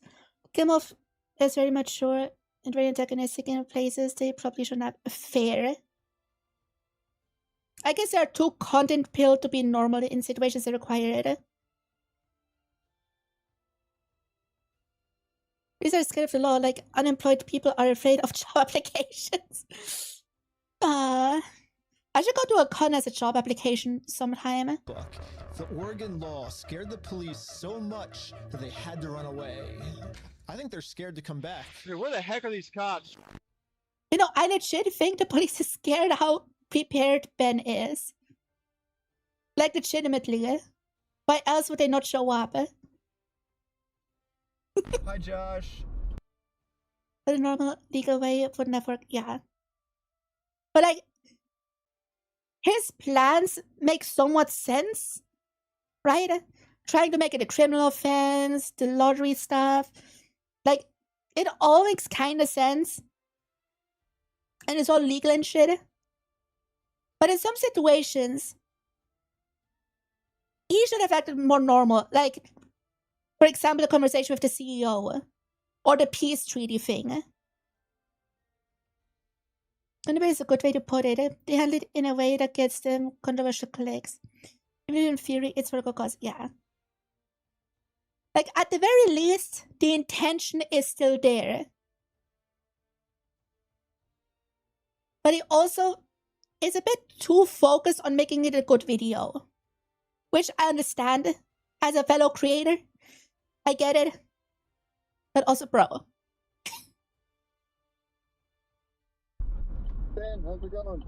It's good. So we walked in, we were like, hey, we're sorry. We have permission to come back here and like apologize. And she's like, I'm calling the cops. And she like starts. Josh now realizes that his last-ditch plan to get me arrested. A modern day Robin Hood. Well, that plan didn't work. I'm sorry Amanda did that. Thank you for doing that. It looks like Josh has no other choice than to give Brian his family's Legos back.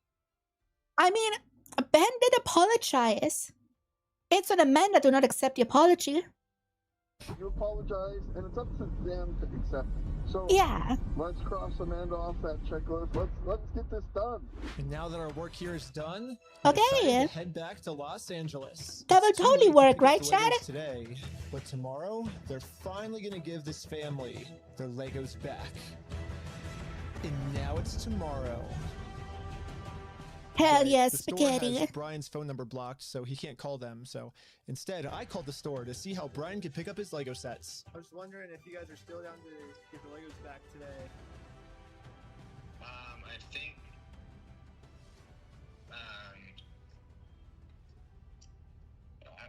I just want to make sure everything's properly.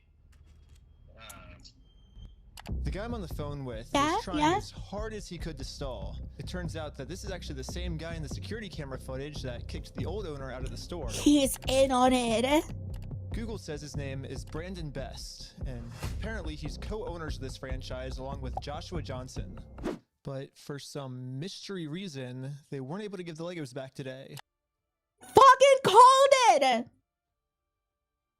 They're gonna stall as much as they can in the hopes that Ben gives up. I fucking called it. They said they'd give me an update on Monday type thing. Now it's Monday. It is Monday. Hell yeah, leftovers. Yeah, I was just calling to see if you guys are still down to get the Legos back today. He said. More leftovers! He'll get done sometime this weekend, so I don't know for sure. I don't have a quick update, unfortunately.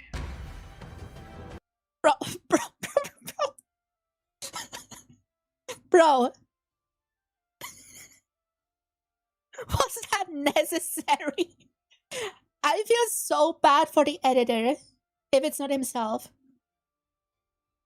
If anyone besides him had to edit this scene, I feel so bad for them. Unfortunately, I still don't have really a good update.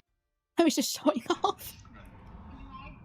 Yeah, you bet. Thanks for your patience. Sorry, it's kind of crazy. He's surely appreciating the patience.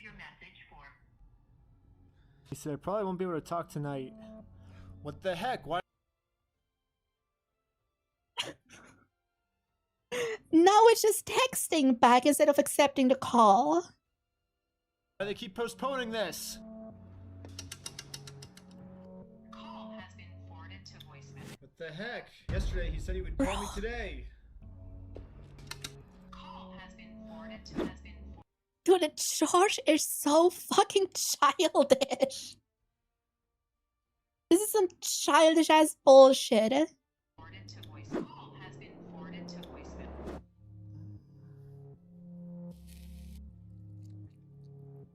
Hell yeah, spaghetti. It's been over a month now. A fucking month. And you probably called every fucking day. Which is valid, but also bro. And yeah, I've gotten no answer. And finally, after a really long amount of time, they finally answered my call. I'm not going to distribute those things at this point. We've kept them on hold for this long, so. I've just been told that Bricks and Minifigs is no longer going to give Brian his Legos back like they promised. And at this moment, I finally realized what I did wrong. Josh said we could get the Legos back once we make peace with Amanda, but we never actually really made peace with her. And I'm not signing nothing from here. Yeah, because you were too content-pilled. Now it all makes sense. Unless we can somehow find a way to make peace with Amanda, we are never getting these Legos back. No, it doesn't matter. This is just... Okay, this part is just to pad out more content. The Amanda thing doesn't fucking matter. It was just another excuse to stall more. So, I printed out a more official looking peace treaty and traveled from Los Angeles all the way back to Bricks and Minifigs in Oregon. Well, I made it to Oregon. Hopefully This one is just messing with them. Yeah. I can get Amanda to sign the peace treaty this time and we can finally get the Legos back.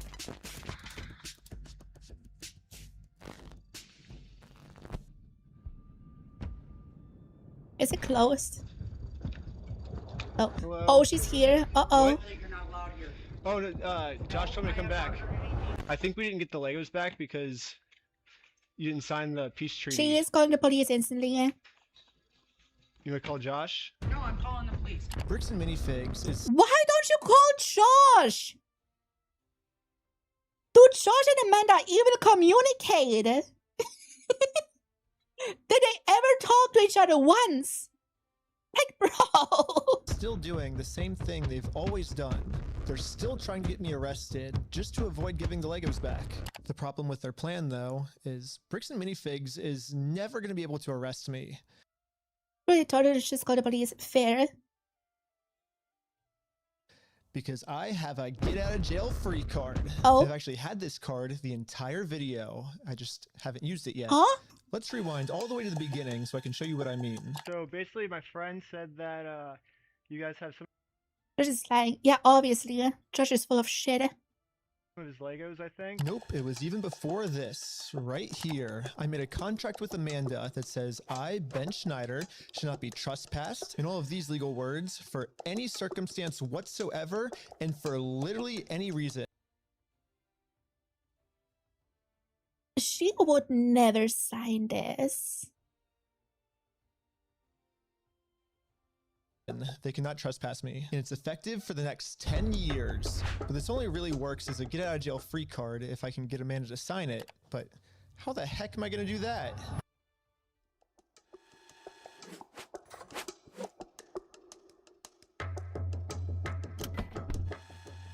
Hi, sorry, I got a delivery. Can I get a signature? For some reason, Amanda just started signing our contract with. That is not a valid contract if she doesn't know what she should sign. She signed to accept a package, not to sign a fucking contract. It's one thing to not read the contract. It's another thing to sign something you don't fucking know. This is just a non-binding contract. For it to be valid, you have to at least be aware that you're signing a contract.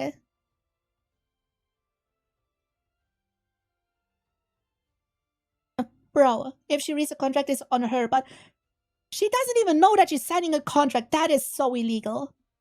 Without even reading it. Thank you so much. In America, we have a duty to read contracts. Yeah, but it only works if the people are aware that it is a contract. Right? I'm sorry, Ben. I'm against you here. I'm against you on this one. Literally contract. Yeah, but you can sign a contract without reading it and then it's binding. But you have to be aware that you're signing a contract. Law which states that you have to read a contract before you sign it, and if you forget to read it or you just choose not to read it, it's your fault and you still have to do everything the contract says. So even though Amanda Ben, I'm against you here. Signed it, so she has. She knows the contract and signed it. Sure, yes, then that's on her. However, should I have a package signed here? Yes, exactly. To follow everything, including a clause that says for every police officer she calls on me, she owes me $5,000. Imagine if she actually knew and signed it. Oh, that would be so bad. In liquidated damages. But it's not binding because she was unaware that it is a contract. 5,000, keep going. 10,000, 15,000, 20,000, 25,000. They do. This would be really funny though if it was actually valid. This would be so fucking funny. 30,000, 35,000, $40,000. But it being filmed by Ben, it would have been difficult to prove. Yeah. Bro. Like, I give Ben that. It is funny as shit. Good content. But, bro, be real. If we didn't film it, then it would have been a problem. Yeah. Okay, I think that's all the times Amanda called the police on me. But if I'm gonna be honest, even though Amanda has been helping... The content pill, yeah. The content pill is bad. Never take the content pill. Take your normal pill instead. Cover up this giant theft. I still kind of feel bad for her that she owes us $40,000. I mean, that's a lot of money. Sure, so she I'm gonna does. stop continuing to trick her, and I'm finally gonna come clean about the contract. Once Amanda sees the agreement she's in, she'll finally realize it's not worth it to continue racking up this $5,000 debt. Instead, a much easier option would be we team up together to convince corporate to give Brian his Legos back. I'm calling the police because you've already been trespassed off the premises. Well, you don't want to owe $5,000 more, do you? I don't owe anything, and I'm asking you for like the millionth time you need to leave. You did say that I'm allowed to be here. You signed a document. You did it? I never once said you were allowed to be here. Well, then whose signature is this then? That is not my signature. It's not? Why do you have anything to do with signatures here? Because you signed this, right? No, I did not. Is that not your signature? So, no, it's not. And I'd like to know how you guys got a signature that's even close to mine. Well, it says every time you call the cops, you owe us $5,000 for like punitive damages, but So, really? well, I'm just following the contract that you signed. Okay. Now that Amanda knows she can't call the cops on me just for being here anymore, No, she still I decided can. to call Josh to update him on how making peace with Amanda is going. Hey, I just went back to try to apologize to Amanda, and But what Josh said next, I was not ready for. Dude, when we took over that store, there was nothing in that store. Oh, Josh. You can't just be lying like that. So now he never had the Legos to begin with. Sure, buddy. They're totally not in your shelves right fucking now. The shelves were empty. I don't know why you guys are thinking we're the bad guys. Josh's story has now completely changed. Now he's saying even if I'm able to make peace with Amanda, they still won't be able to give me the Legos back because they never even had the Legos to begin with. well, if Josh is telling the truth, then why did Josh say this to us last time? We're happy to give you your stuff back. I mean, what? Honestly, it would be so hilarious if he actually never had the Legos and the corporate just took them. And they were never in the franchise itself. That would be so fucking funny. Kinda, to the storyline. But in actuality, it would be horrible. But you know what I mean, right? What stuff of ours would he be giving back if none of our stuff was even ever in his store? You're like, what about this? I'm happy to go open that stupid cupboard and you can have all the sets in there. I want to give it back to him. I'm happy to give you the inventory. Give the inventory to Brian and I'll give it back. I'm not gonna screw you. You have my word. That's not who I am. I promise you. I swear to God. I promise you on everything. I mean, Josh is on video swearing to God and on everything. God and everything crazy. He'll give us the Legos back. But now, for some reason, he never even had the Legos. But this makes no sense. Dude, the shelves were empty. So I decided to remind him of all of these examples where he claims they do have Brian's Legos in the store still. And this was his response. Fuck you. I never said that. Yeah, you did. Give a damn of your fucking little opinion. It's wrong. And if you want to test your They have video evidence of you saying it. who enforces the law? The court. So you're saying that. It's just a So you're saying. difference of opinion. So basically, what you're saying is I'm wrong, but you can sue me for it. Is what you're saying. Yeah, that's the long and the short of it. So you know you're wrong. So you know that you stole the Legos then. Let's go to court then. Okay, let's do it. Okay, is that what you want? Yeah. You really want that? I mean, I don't. I would like to just get the Legos back, but if that's what you want, I mean, it seems like this is what you want. I'm giving you every out that I can, but. Let's just not go down. Look. Dang. Let's don't go down that route. His position as a her in a local market. Aww.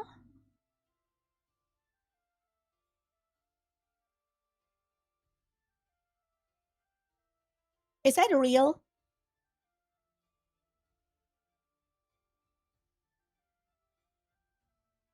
If so, that might explain a lot from what I've been told earlier.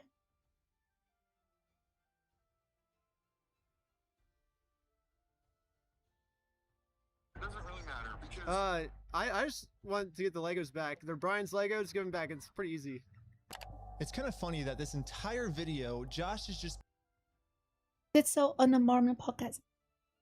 Interesting.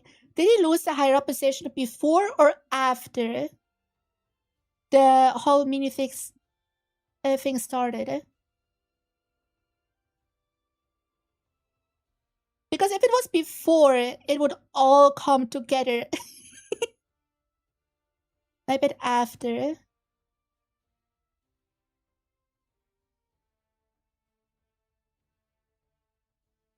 After revenues, okay. Oh, so the Mormon church doesn't like him having rights. Interesting. Been begging me to sue him. But the second I agree to it, his attitude completely changes. It's almost like Josh doesn't want me to sue him, and the only reason he's saying that is because he knows.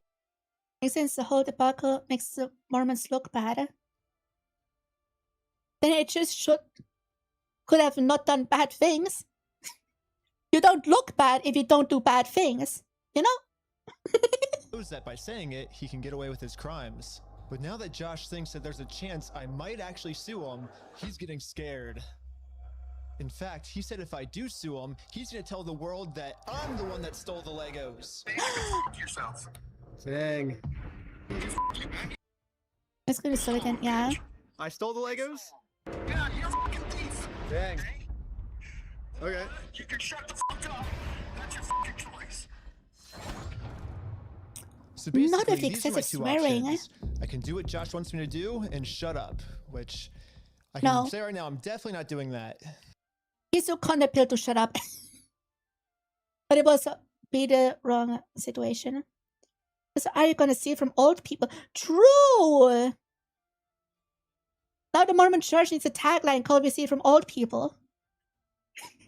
It can be a different branch for the "We see it from old people" company. One is Bricks and Minifix and the other one is Mormon Church.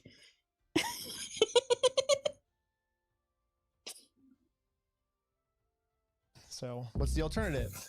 I can, I guess, raise hundreds of thousands of dollars somehow, and then maybe spend 3 to 4 years in court fighting them, and somehow if Maybe since they already look bad for things that have already happened, be a scapegoat. True.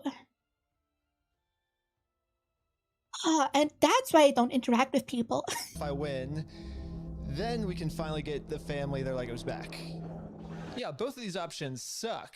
Yeah. Or maybe I can somehow find a way to engineer a third option, which I call option number 3.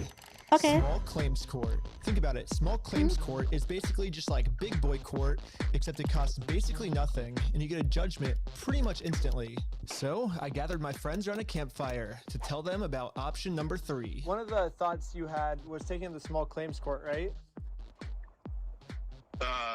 No, because it's way too much money to take to small claims court. You can't take someone to small claims court back. Hope is the first step on the road to disappointment. True. But you're not people. You're different. Your name's on a screen. I can interact with you. You're fine. For $200,000. Yeah, it's 12,000 at the most, right? 12,500. Everyone hated option number 3, and I guess it makes sense. We ended up looking it up, and you can actually only sue for $10,000 at the most. I'm trying to think like Ben when I do my random predictions, by the way. I sadly have the content pill too. I know how content pilled people think. He wants to go to small claims, but it can't be higher than 10K.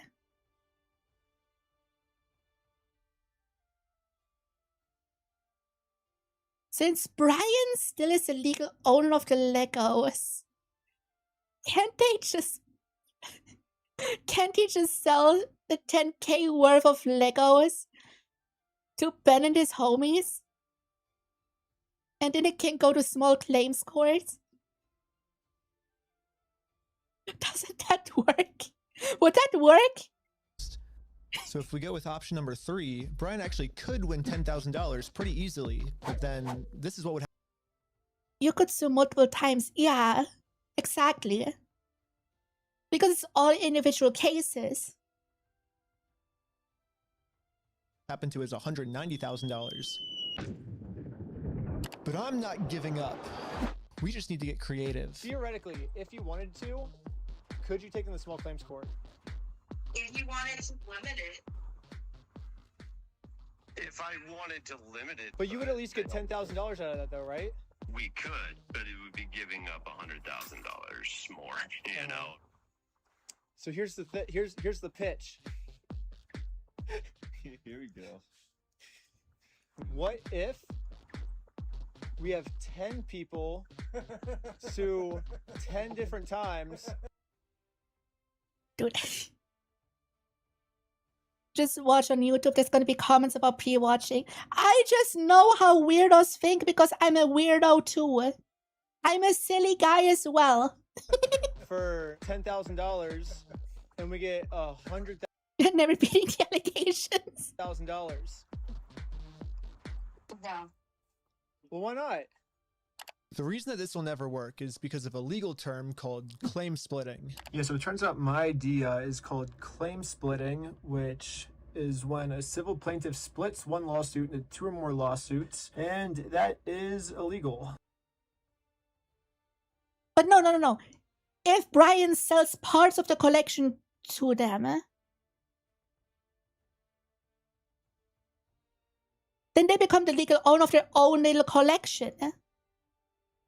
That should work, right? Yes, if 10 different people sue and win money for one crime. Yeah, but if you split the collection up, it should work. If other plaintiffs are separate entities or people, then that is illegal. But we have already established that if one person sues for this crime, it is a very easy win. So what if this exact scenario just so happens to happen 10 different times? Think about it. If 10 different people get their Legos stolen by Bricks and Minifigs, all 10 people can individually sue. And yes, okay. Not considered claim splitting. So basically, if I can find 10 different victims, it's legal claim splitting. victims of Bricks and Minifigs, my plan will work. And maybe I don't have to find 10 victims. Maybe I can create them. Was it Noria had the same thoughts? Dude, I tell you, I know how people think. I'm very good at that. Starting with myself. First, I signed up for a credit card, and then used that credit card to walk into the bank and take out a $10,000 loan. Dude, I want to know how much money Ben spent on the making of this video. With all his different bullshit plans. Because like registering a business, registering a religion, the lottery, now this all costs money, by the way. And then also paying editors and all that shit. Paying himself and all his friends. How expensive was this? I want to know. Then use this $10,000 to buy a few Lego sets from Brian. Specifically, these Lego sets. And according to the legal paperwork, they're still Brian's to sell to me. But just in case Bricks and Minifigs tries to argue that for some reason this wasn't a legal sale, I hired a public notary to officially approve the purchase. Jim makes a lot of back. Yeah, obviously. I'm not saying he's gonna go poor. But I want to just know how much he spent on his silly little plans. Yes. It's official. We have a public notary approving it. Notary public. We have a notary public approving it. I own these Lego sets now, right? Once I stamp it, it's all yours. Here we go. Let's go! Pleasure. Congratulations. It looks like I legally now have $10,000 worth of inventory inside this Bricks and Minifigs store. So I wrote a very stern demand letter to Bricks.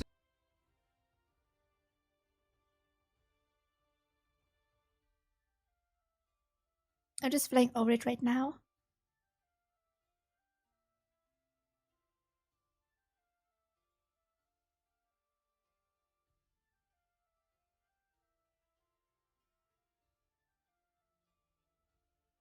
Okay, looks decent. Demanding that they give me all of my $10,000 of Legos back, and they never got back to me.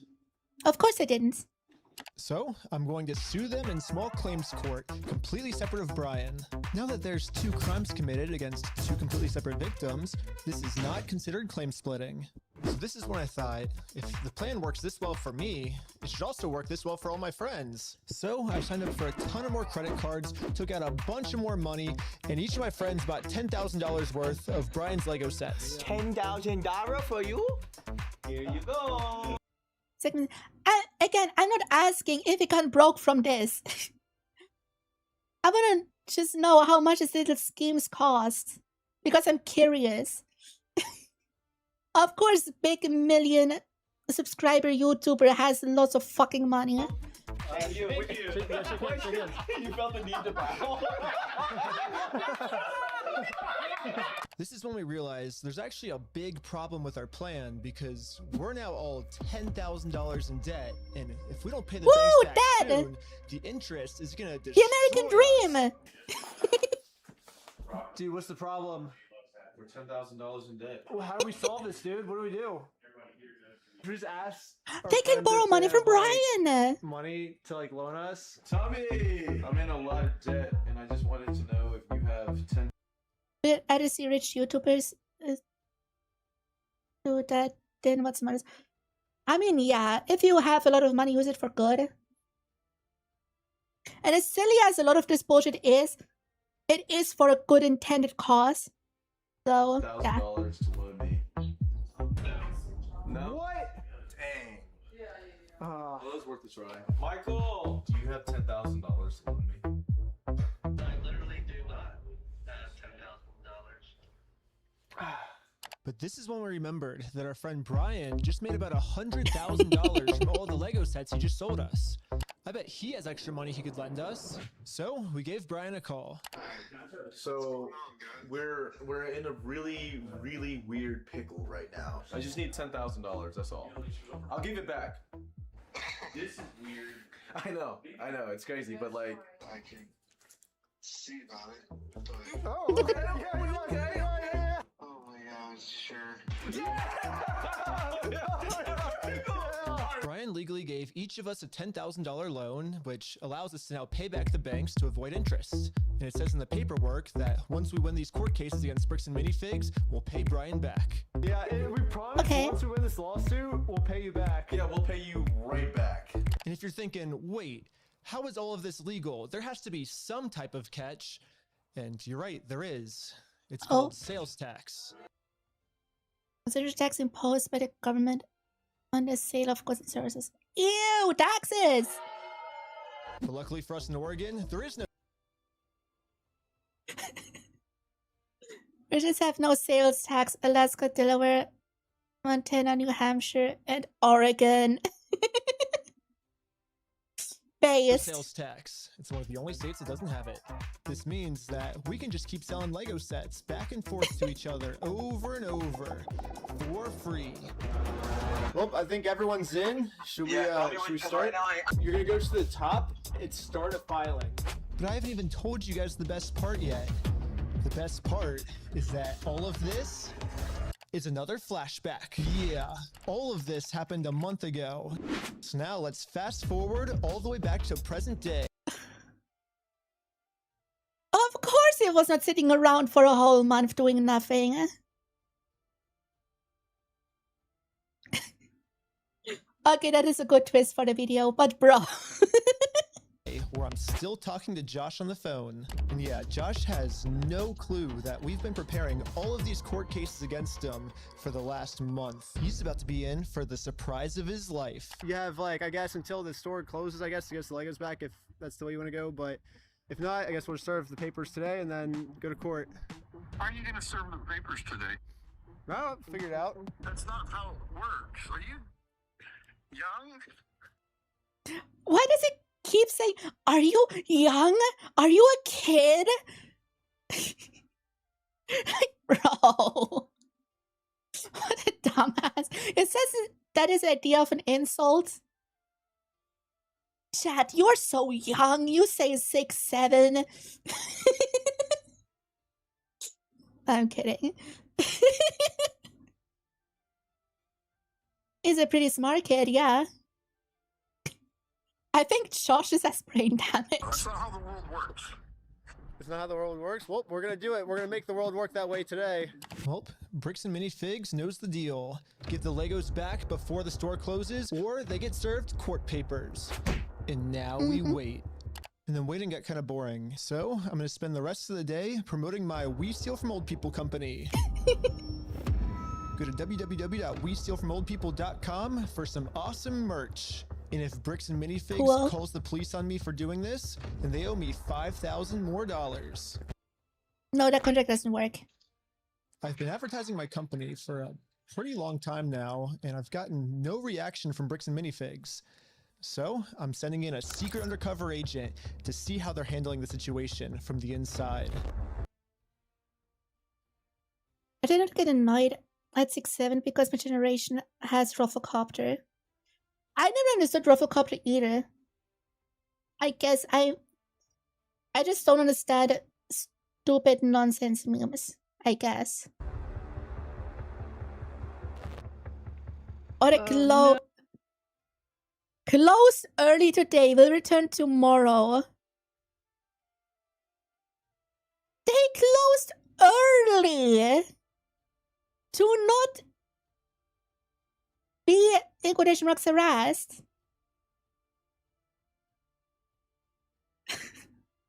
Cowards! No. Well, they closed early on. 7 isn't nonsense. All internet stuff is nonsense.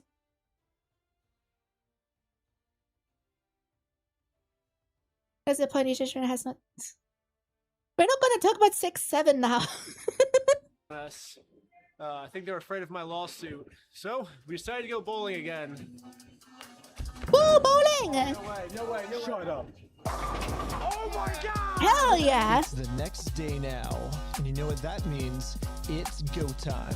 Oh, you put on the fancy socks. The funniest part about yesterday was when I was talking to Josh on the phone, he totally thinks that I just made all of this up in the moment. When the actual reality is, we've been planning this court case for months. But I'm not complaining, because if Josh thinks it's fake, then he probably won't show up to court. And if Josh doesn't show up to court, that means an instant win. We just win by default. Yay! Before I serve him any court papers, I'm actually first going to confirm Josh's beliefs and do something super duper fake. Like give him a world record for the most amount of Legos ever stolen.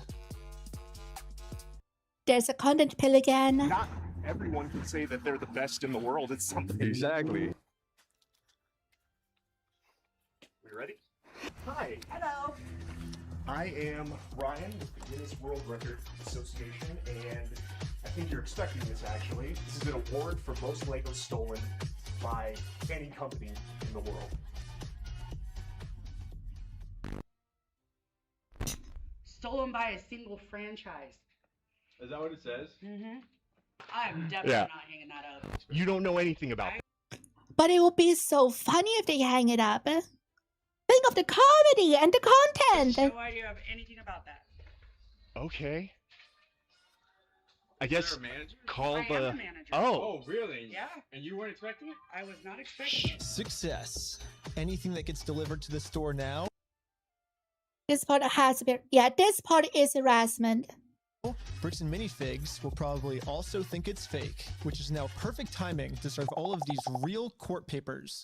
But to do this, I need a lot of people. So I started recruiting some people with a game of hacky sack. Here's your legal paperwork. You have been served. The first lawsuit has officially been served. Good luck, guys. Let's go.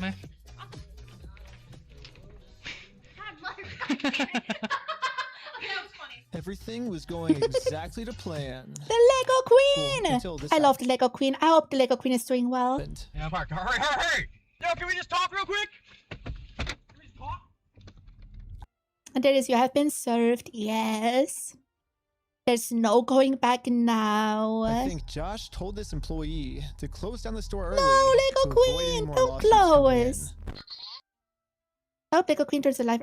I mean, she is a normal person that just works there for a paycheck. She's a good bean. Yeah, she closed. As soon as she saw us pull up, she started. It is a bit employee, yeah. Started closing up. So for the rest of the day, I'm going to continue to advertise my We Steal From Old People company at www.westealfromoldpeople.com. I'm not getting many sales yet, but hopefully if I keep up all this advertising, people will eventually start believing in my company. Oh my god, this image is so AI generated. I just now noticed this. What is this? Bro, come on. You don't need AI for that. This is 6-7 song. By the way, I was just saying 6-7 as a young people thing. Not to make fun of Gen Alpha. Calm down. Yeah, we had to close early today, so Are you guys basically gonna be open tomorrow though? I don't know. So there's been some guy like harassing us because well, a lot of the Legos that we sell here are actually stolen Legos. Like we just steal the Legos. Yeah. Anyways, we ended up getting the rest of the court papers served, and now I'm just gonna fast forward a few months, and 𝘕𝘠𝘕𝘠 hasn't responded to a single court case we submitted against them. So I called the court to see what the next steps were. Okay, so I don't see that there's been a response from anybody in the case. Since they didn't respond, you can move forward with a motion for default judgment. Okay. Let's go. Awesome. Thank you so much. Yes, since 𝘕𝘠𝘕𝘠 didn't respond, looks like we win by default. Congratulations, you won the court case. Woo! Money! What? They really Now 𝘕𝘠𝘕𝘠 has to actually pay them though. Hey, that's fucking crazy, dude. No way. Yes. Yeah. Well, I think now it's time to go all the way back to 𝘕𝘠𝘕𝘠 and collect our money. And I got a cute little piggy bank here that they can put the money in. And so I Just watch the store be closed again. traveled all the way back to Oregon to finally collect my money. Epic. It truly is a beautiful ending. This entire video, 𝘕𝘠𝘕𝘠 has been begging me to sue them. If you think it's illegal, why don't you sue me? Let's go to court. Sue me for us. Sue me. Josh wanted to be sued so badly, and now he has, and now he's gone. Now he has to suffer. Will somebody malicious use legal system against you? Yeah, but I would reply to a fucking to fucking documents being served. Because I'm not a dumbass. I finally followed their instructions. They were too scared to show up. Bro! Loopholes and The bull shower? No. Don't put AI on your bullsh. there is no more postponing the problem. Now, Not the close up, bro. Come on. finally has to deal with the consequences for their actions. So what if theoretically it went to court and it turns out you were wrong? Would you then admit you're sorry Show up. Why do you chase off his for bullsh? everything? Yeah, sure, of course. Yeah, I give him the inventory, and the judge says I gotta give it to him. I gotta give That's it to him. it. I'm not gonna go against the judge's orders. But it's closed.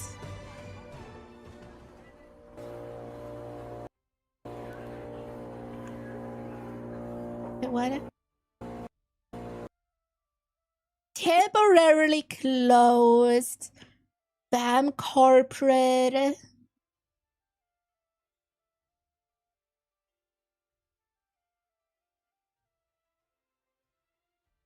Did corporate shut down the entire location? So they don't have to give money?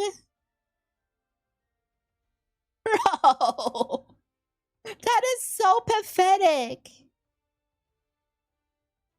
Just give up and you know you've lost.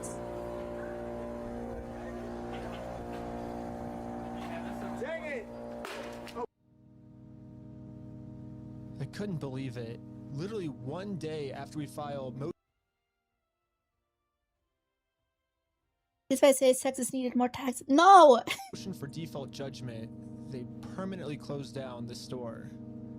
At first, it did feel kind of cool that our plan worked so well, it completely shut them down. But pretty quickly it sunk in that we are not the winners here. The only winners today is 𝘕𝘠𝘕𝘠. Now, there's absolutely no way to hold this store liable for what they did. I guess 𝘕𝘠𝘕𝘠 was kind of embarrassed by this decision and forgot to mark online that their store is closed. So over the next few days, a bunch of negative reviews started coming in of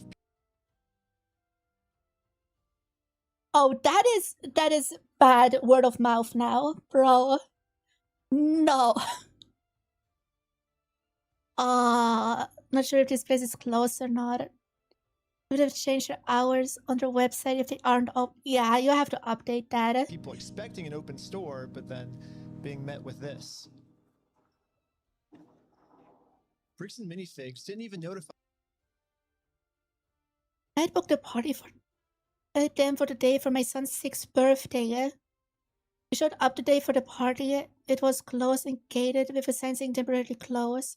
They never called me or anything to say the party would be cancelled.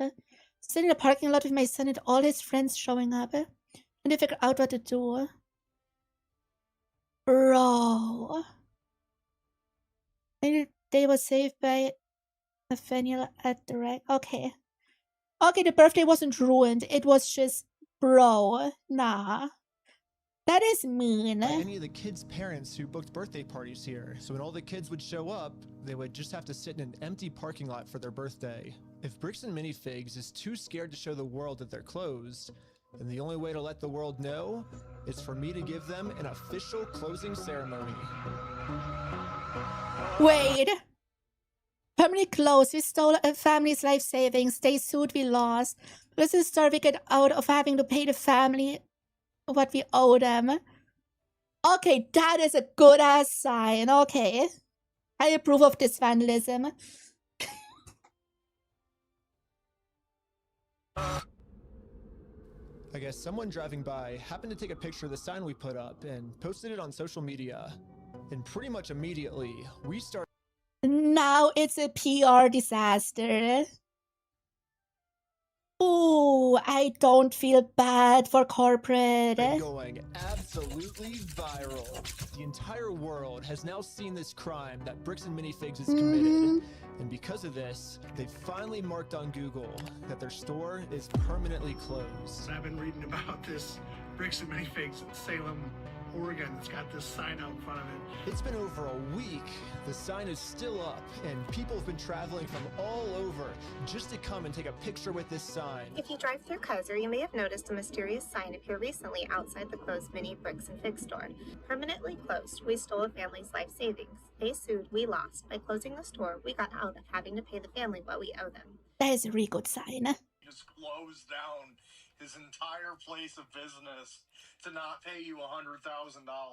I don't know, like, we didn't get the Legos back, but I mean, we shut down an entire business. Like, that's almost... We still had to get the Legos back. Which is why, even though Bricks and Minifigs closed down this store, yeah, they still have the I am Legos. not stopping until we get this entire Star Wars collection back to its rightful owner. I don't know. It's just this video's going on for so long now. Yeah, I bet you wouldn't believe me if I told you that this is still literally just the beginning of this Lego story. I know And if there's you a wanna part watch 2. It's live right now on my Patreon at @RecklessBen, and part 2 gets insane. Everybody just chill. I like how the Lego video became the craziest video. Also, by subscribing to Patreon is the movie I've been making for the last They year. actually get arrested. Cop car every 50 feet just surrounding us, dude. We were completely surrounded. It was supposed to be for streaming services, but they all said it was too gnarly for TV, so Patreon is the only way I can release it. But also by subscribing, you'll get lots of behind the scenes, full interviews, and way more. Also, if you happen to work at Bricks and Minifigs and you want to see corporate do the right thing, send me an email here and I could really use your help. Lastly, if anyone knows any Utah lawyers, I definitely need a lawyer because I am in some serious legal trouble right now. And lastly, just know that I will not stop this mission until we get every single Lego back to its rightful owner. What? Why is there suddenly Monhan? Okay. Damn. If this reaction gets good feedback on YouTube, I might react to the second part. We'll see. We'll see.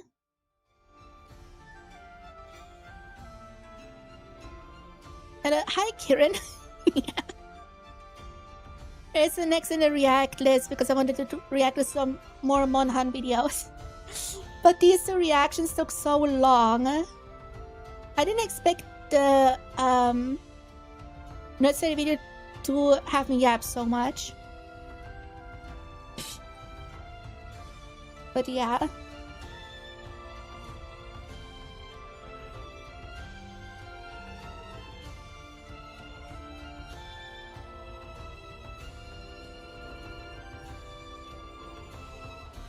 Interesting shit. That was a good video. Yeah. This isn't. up well in the sector of women. Yeah, but we'll see. We'll see.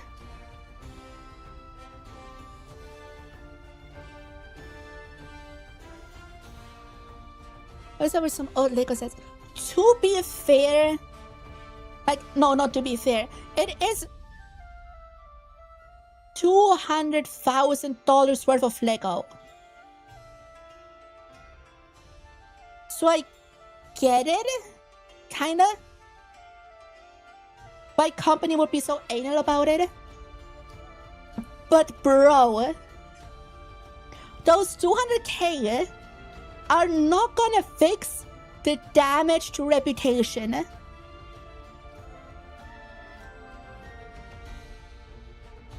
They completely lost their good faith. Because pretty much everyone who is online knows about it.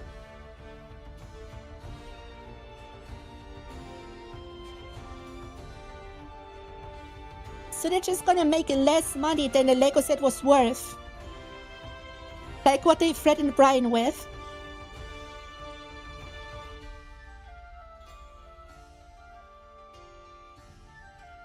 The books on Lego though, not the fun stuff. So yeah, like it is primarily about the Lego, but this was also just a fun media to react to. The entire franchise is screwed. Surprised Lego hasn't officially said anything.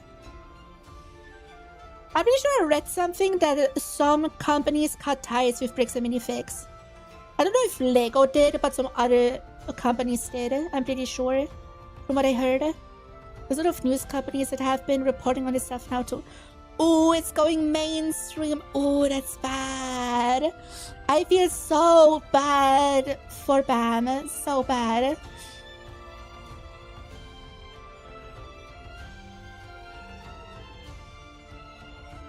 They burned more money trying to protect this Lego set than they would have just giving the Lego set back.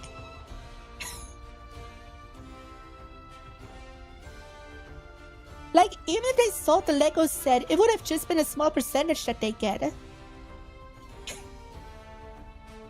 So, was it worth it? I don't even... I was sarcastic.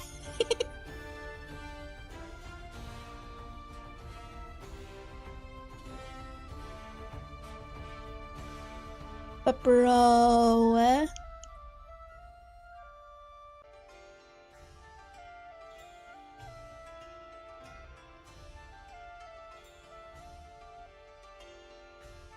Leave the world in this case, yeah. Like, Ben did a lot of bullshit. But he also did a lot of things right. He's just too content-built to handle the situation the way it should be handled.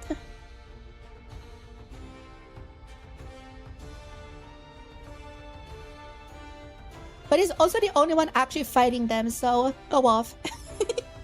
You know? But yeah. We're gonna end stream. Because I need Din.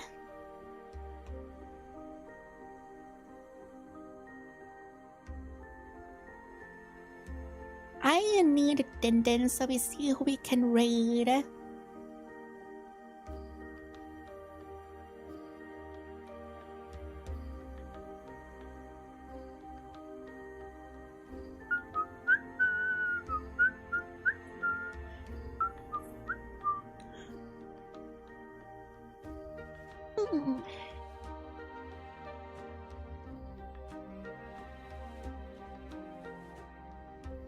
Pretty much everyone is on the same side.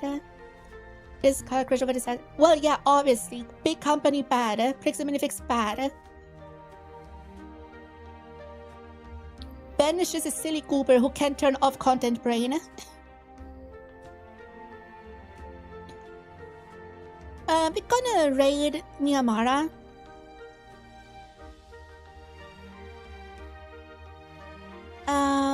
Someone I haven't raided before, but I've shown a raid to her before.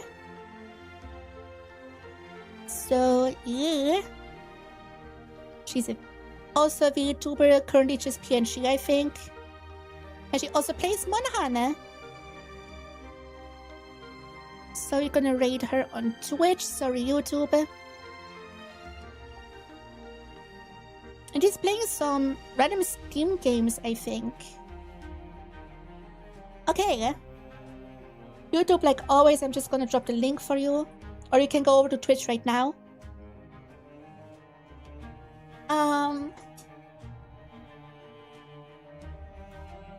Thank you guys so much for watching. Next stream is gonna be Saturday when we continue Monster Hunter Rise. Probably hunting Valstrax. We'll see.